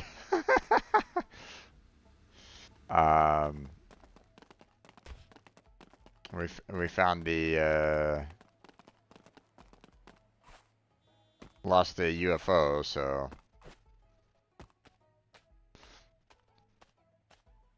Bug Bunny is causing a lot of bugs in the game right at this moment in time. It's just a little glitched out, so we might want to kind of ignore the bugs. You know, nothing to see here. Nothing's going on. So, you know.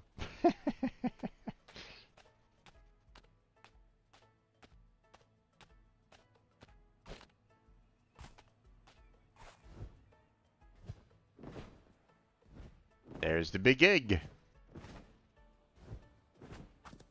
Alright, so I've gone to Easter Island, which, hey, Easter Island. And now I can open up the biggest egg. Ta-da! And open sesame! Oh, wait. I can't.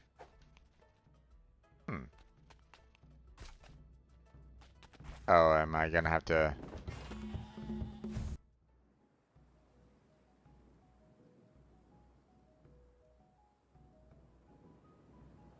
Okay, what are we doing here?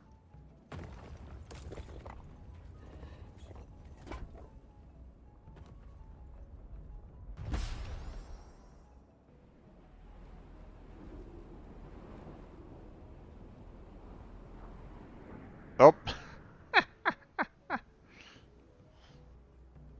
And... Ta-da! Tap.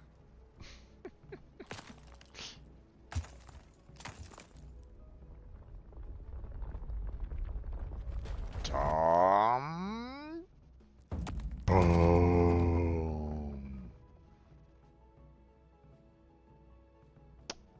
Okay. That is,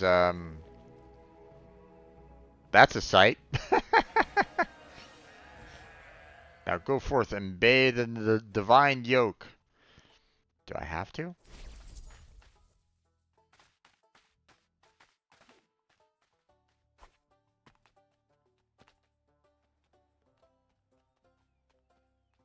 Mm-hmm. He looks interesting.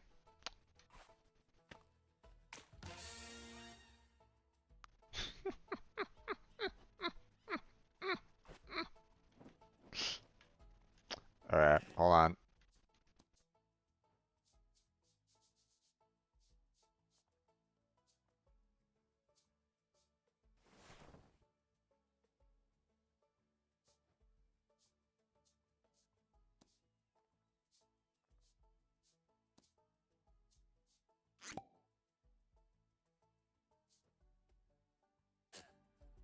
There we go.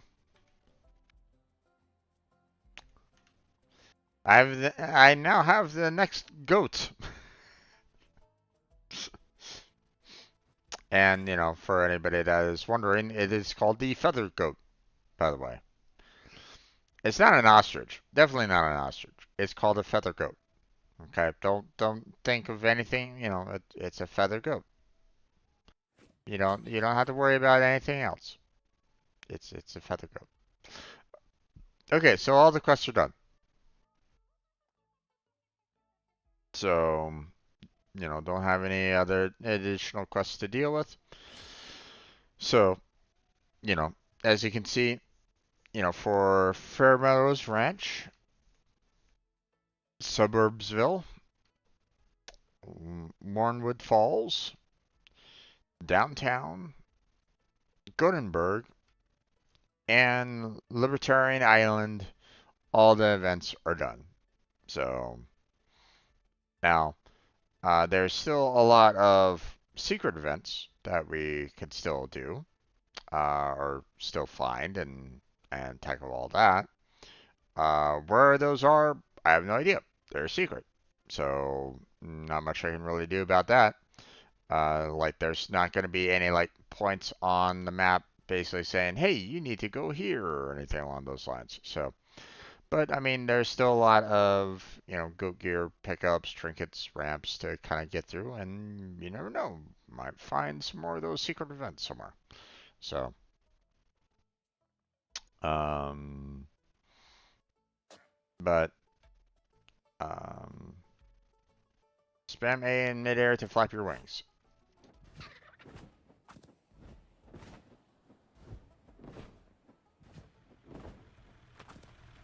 Alright.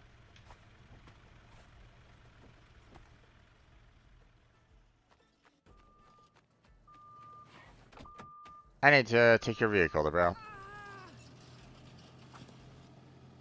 a headache. My car, you bastard. Hey!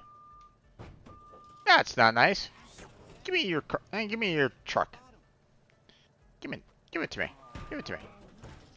There we go. Why?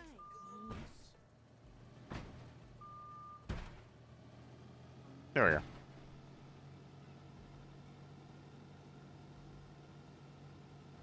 Kicking me out of your own truck. How dare you?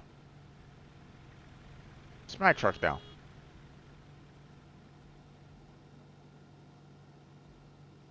Now I don't need to worry about the that annoying sound of what the heck was that?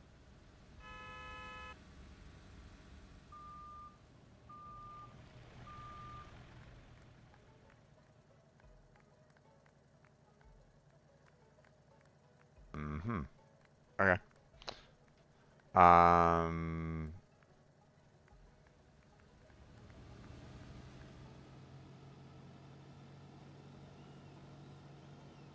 Oh, we move on.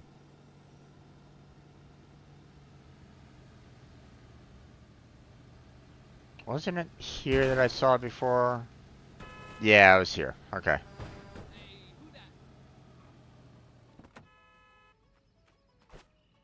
Whee! There we go.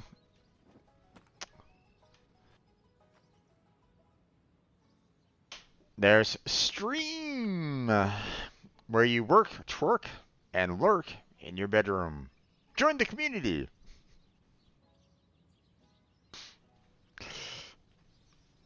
I knew that there was like a billboard that you can see, you know, without it changing.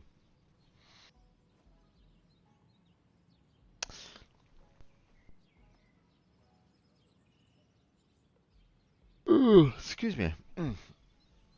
But there you go. I mean, doesn't that look like a fantastic logo? And, you know, I mean, who wouldn't want to work, twerk, and lurk? I mean, let's face it there, folks, right?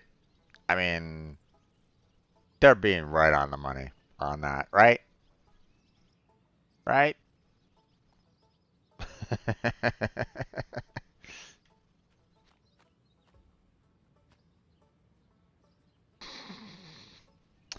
Instead of Apple, it's Pointy Phone, aka banana.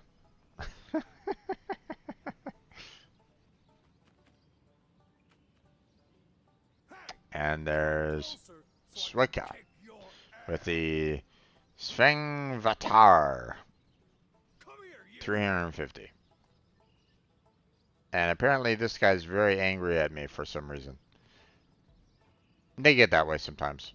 You know, people just kind of get randomly mad at me, and you know, then they think, "Hey, I'm going to go ahead and kick you."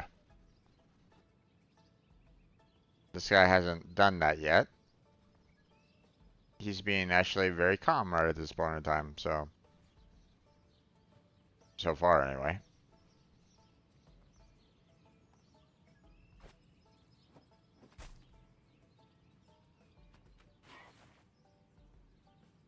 Hey, come closer so I can kick your ass. Oh, okay.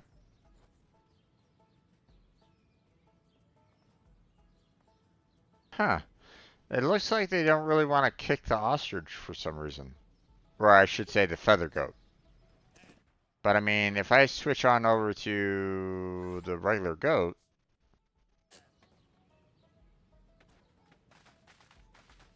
Filthy farm beast.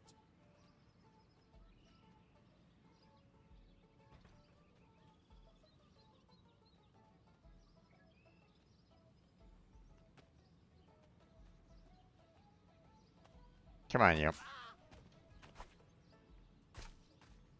Are you gonna kick me or not? Am I right? Hello? Sir? Ma'am? Mother? Are you alright?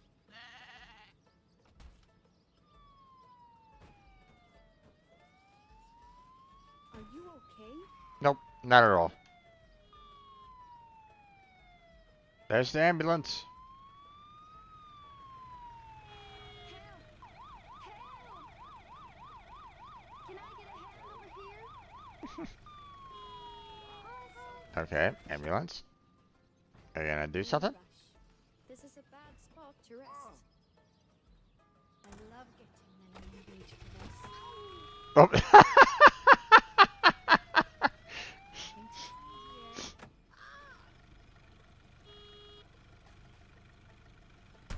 Oh, thud.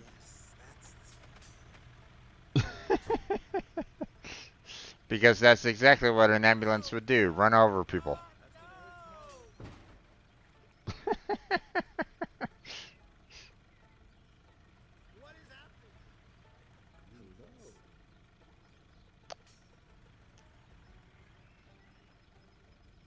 Kind of reminds me of the driving here in the States.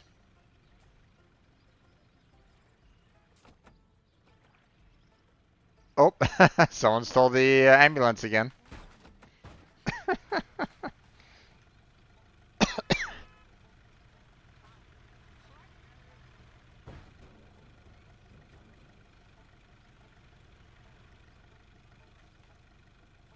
Oh, it got stuck.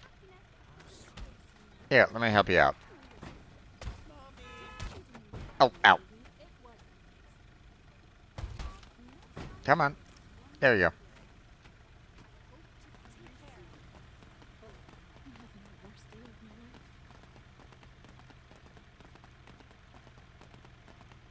We gotta help. We gotta make sure that this guy gets to the hospital on time.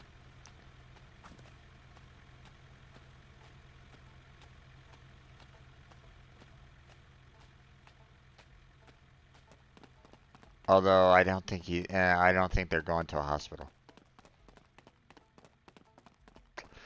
Oh right, I remember this place. The Chantana Yoga. Take 3 deep breaths and just sit on the mat.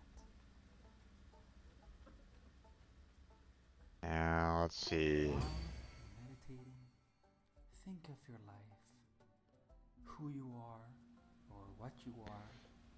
Are you a human? Or So I just need to sit here. what's the difference between a human and a goat? One stands up, the other one walks on 4 legs.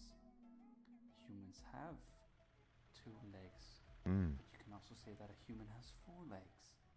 Aren't Can we you? all just walking upright goats? No. Aren't we all just the same? Nope. Just trying to get a little grass, No. eat some food? Yes. There's no big difference. Life is nothing special. Just be. Be a goat. Be a human. I'd rather be a human. Doesn't matter. The only thing that matters is now, is you, is presence, Mm. peace, zen, energy, health. We must meditate upon these truths. To describe the feeling that you feel now. Self-worth, fitness, relaxation, peacefulness, beauty. It sounds like I'm just reading these words off of a Google search, but I'm not. Have you ever heard of the one skit of what was it? Qui-Gon Leap? It's just a controller or a keyboard and mouse. You're pressing buttons. Things happen or don't happen. It doesn't matter. The only thing that matters is you. And the only thing you need to think about right now is what's the difference between you, a human, and a goat. Just need to stay here a little bit longer. Is it the horns? Or is it the udders? Or is there no difference? Humans don't have horns or udders. A different visualization of a human. Or maybe we're all just goats and we're the weird ones. Oh, Not right. Yeah. weird because we're all perfect and unique and special and beauty and fitness and mindfulness and meditation. Mm. But what if we are the 2-legged goats? Think We about must think about that. Yes, indeed. Think about that. We're getting closer. Think about what you value and cherish. And embrace it. Say thank you. Meditate upon this. And by now you might be feeling, what is he talking about? And I know it doesn't make sense. But if you I'm think glad about that it you realize that. hard enough, you will realize that you might be a goat. I mean, I am a goat right at this moment in time. All this is just Right. a game. It is just a You've game. been sitting here for 4 minutes, Yes, thinking about you might get a little surprise, I won't. a little trophy for your wonderful game, Nah. a little token that you might be waiting for. Nope, not at all. Spending so much precious time on this unique little thing. I don't know, because nothing matters. It doesn't matter what you will get at the end. Indeed. You might get nothing, you might get everything. Indeed. So just think, be, Accept yourself, Mm-hmm. and you will see it. You will be there. Mm-hmm. You will reach it. Whatever it is you desire to reach. Indeed.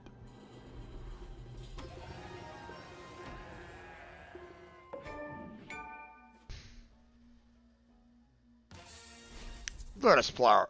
Lotus flower. Choose a Power. mat so we can begin this journey together.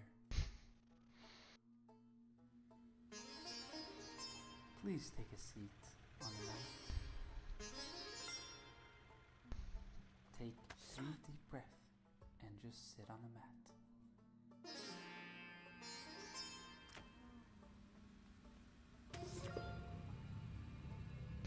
Phew, that was a close one. So, Choose a mat so we can begin so just in this case journey you were kind of together. wondering, now that I have this power at this moment in time, I can go around to other objects, Take lick 3 it, deep breaths and it will give and you just the sit on the mat. name of what it's called in in programming terms, Please take a the seat SM on the towel mat. roll underscore 22, and it will give you a little description of it. Favorite prop of our CEO.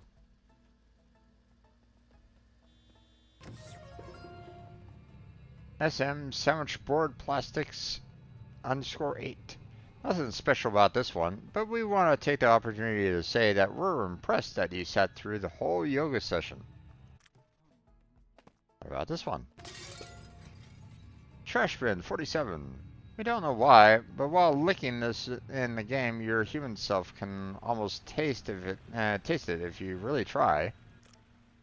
Yeah. SM Bench 55. We don't have any comments on this thing. I mean, look at it. It speaks for itself.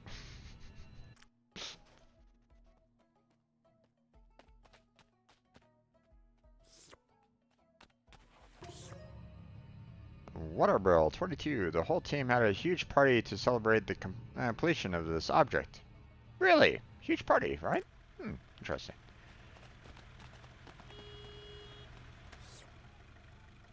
Aww. The cards don't have any info on it. Darn.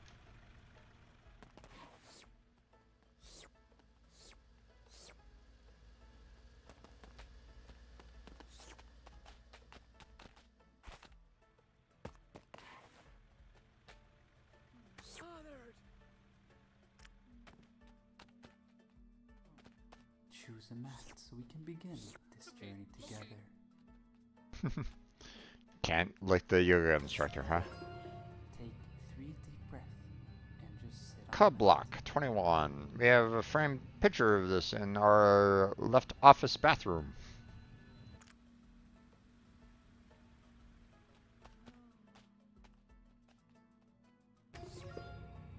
Water bottle 18. During the Goat Simulator anniversary, a cake was made looking like this. Take 3 deep breaths and just sit on the mat. Choose a mat so we can begin this journey together. Dumpster. This prop was created from a game jam with the theme Fear.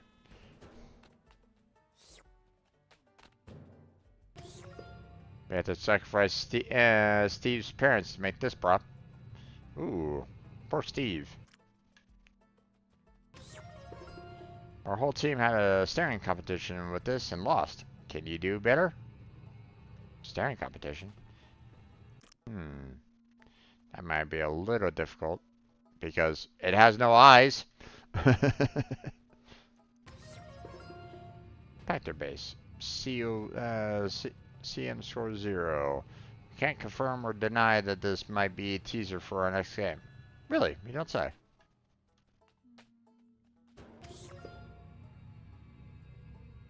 The budget meant for a story about my uncle too went to this prop.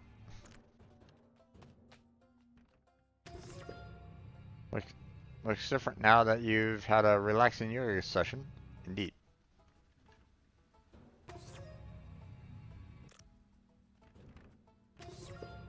Favorite barber of our CEO. Wait, hold on. I thought this was your favorite property as our CEO. How dare you? Giving me the same message for two different props. Shame, shame.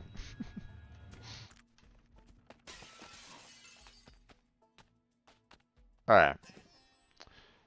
But that's it for the Lotus Power.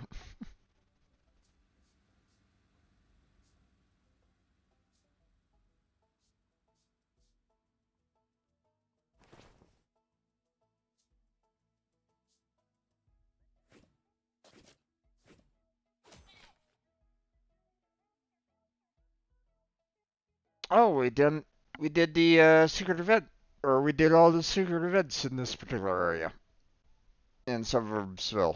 Nice. Okay. So we don't have to worry about any additional secret events here. So, I mean, there's still Go Gear pickups that I have to find, 5 of them. There's still a lot more trinkets that I have to find, and there's one more ramp that I have to jump off of. So. But apparently there's more secret events in Fair Meadows Ranch, but I mean, let's face it, there's a lot of things going on in Fair Meadows Ranch to begin with, so.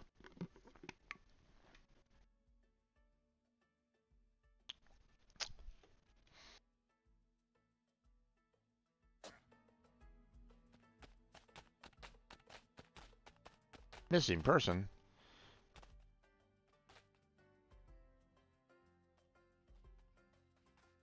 Herman Roshi. There's a phone number for you.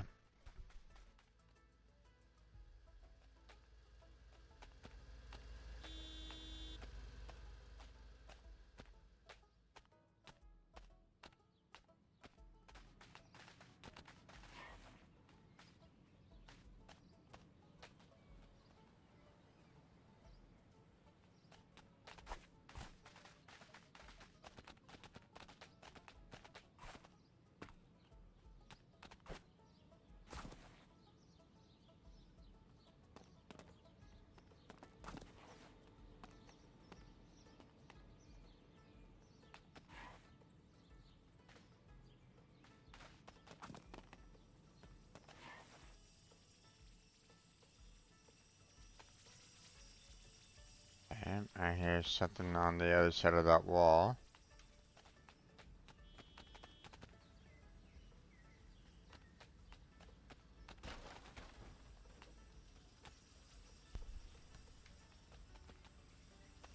Like inside the garage there.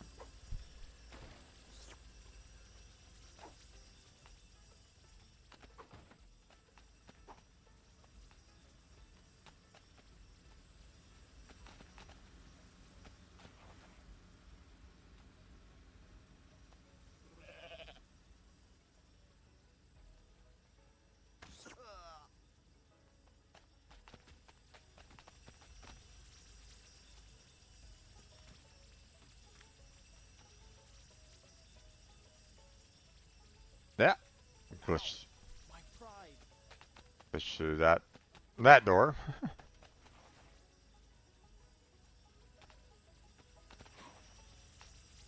Oh, I see it.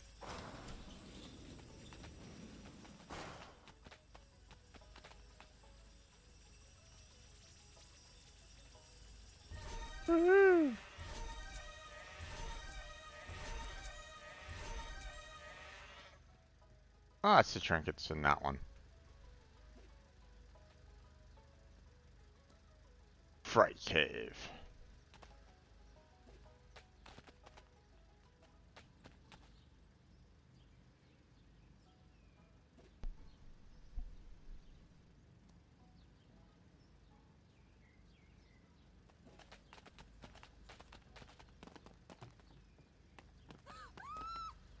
This is the end! What the frog? Go eat slugs.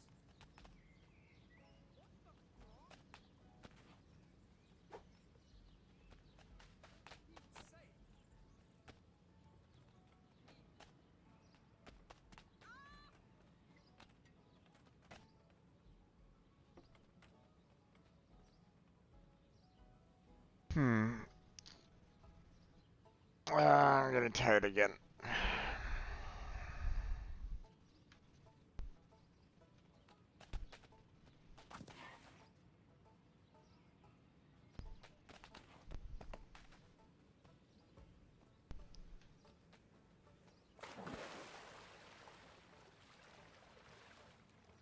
Oh. Aha. Finding what's hidden in the sewers, huh? Okay, here we go.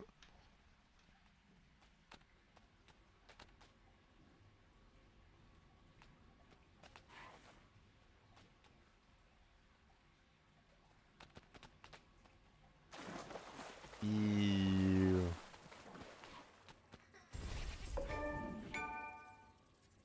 Where is it?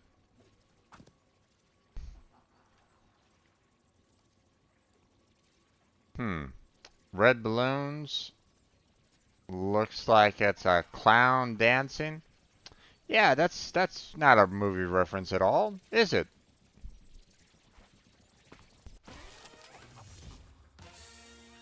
Sewer Captain.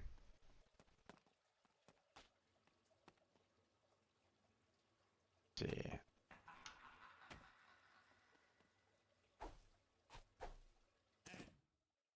Now let's see.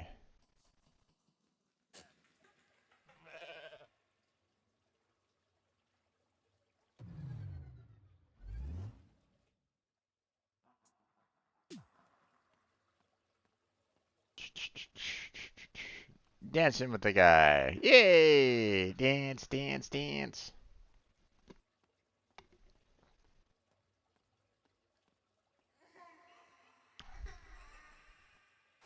Alright. Let's see. Can I take one of the balloons? I can take one of the balloons. It's my balloon now. Yay! Alright.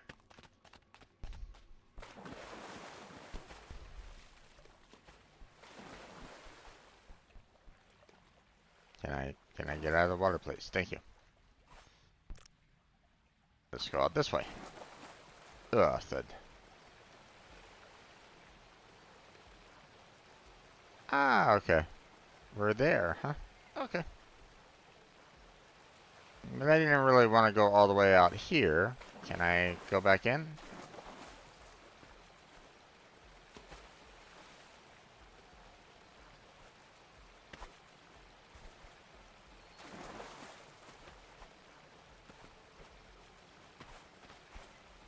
Nope. Guess not.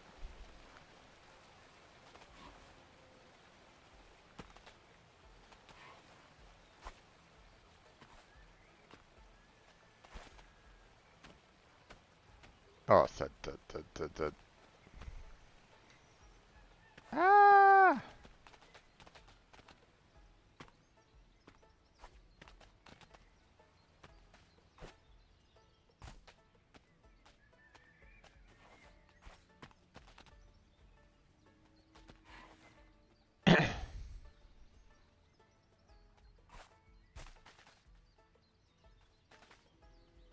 Sounds like I hear a trinket somewhere around here.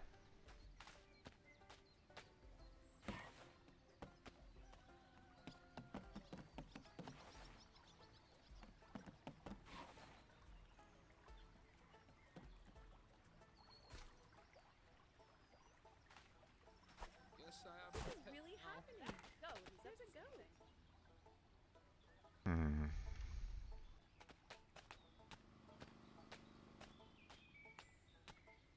Okay.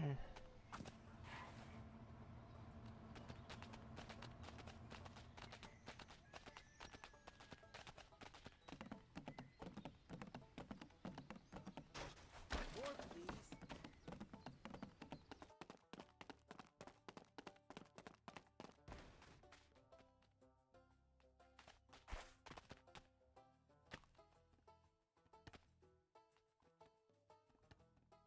Alright.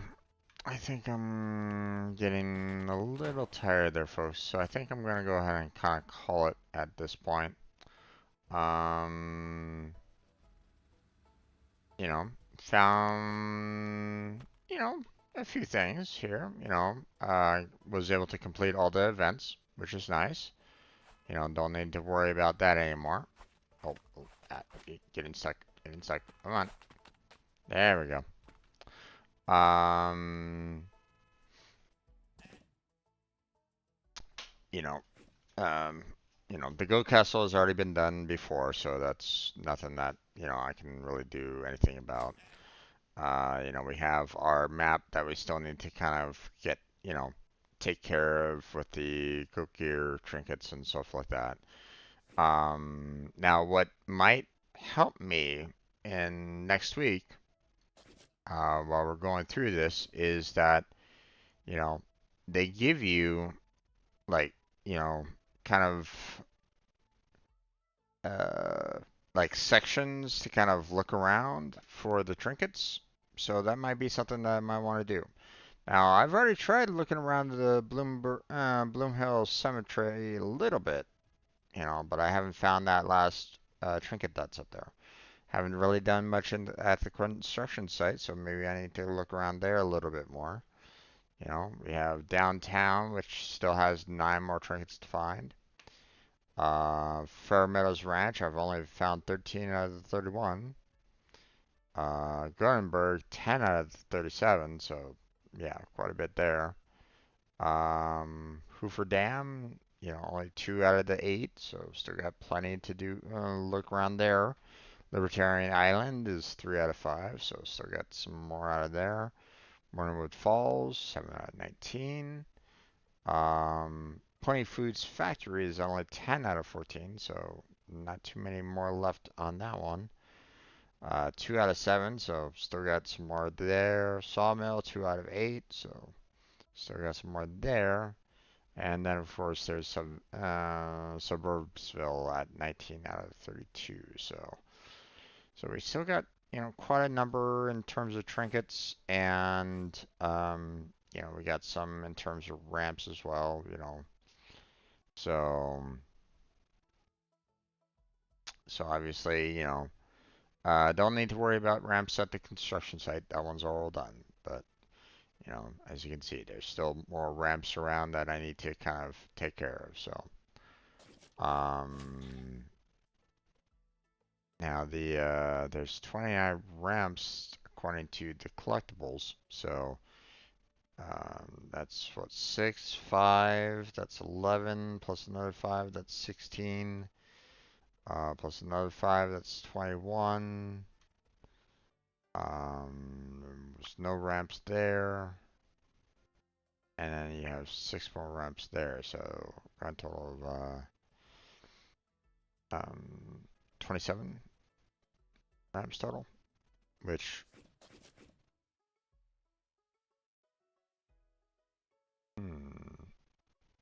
maybe my math is a little off. Maybe one of those 6s that I thought was more of an 8. I don't know. But that's where we're gonna go ahead and call it at this point. Like I said, I'm getting a little tired, so we're just gonna go ahead and kind of quit out of the game for now. But that's gonna be it. Um, so, you know,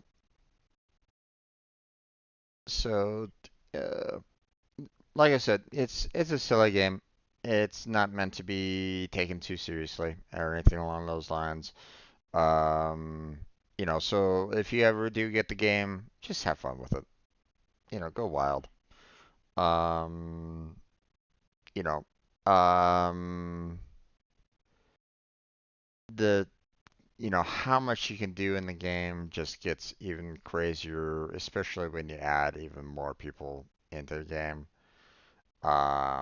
It gets ridiculous. Um, I still have to find that door. I messed up on that one. I didn't find that one door that I had to bow to. So I still have to find that next time. Um, so, um, but so far, able to, found the other 3, so there's that. But yeah, that's where we're gonna go ahead and end it for tonight. I'm gonna go ahead and shut it down. Only a 2-hour session, but that's okay. I hope you all had a good time on the stream. I hope you had a good laugh. You enjoyed it. But that's where we're going to go ahead and close on down for the night. So thank you very much for watching. I appreciate it. Hopefully I catch you next time. But until then, take care. Have a good night. Stay healthy. Stay safe. And I'll catch you strangers next time.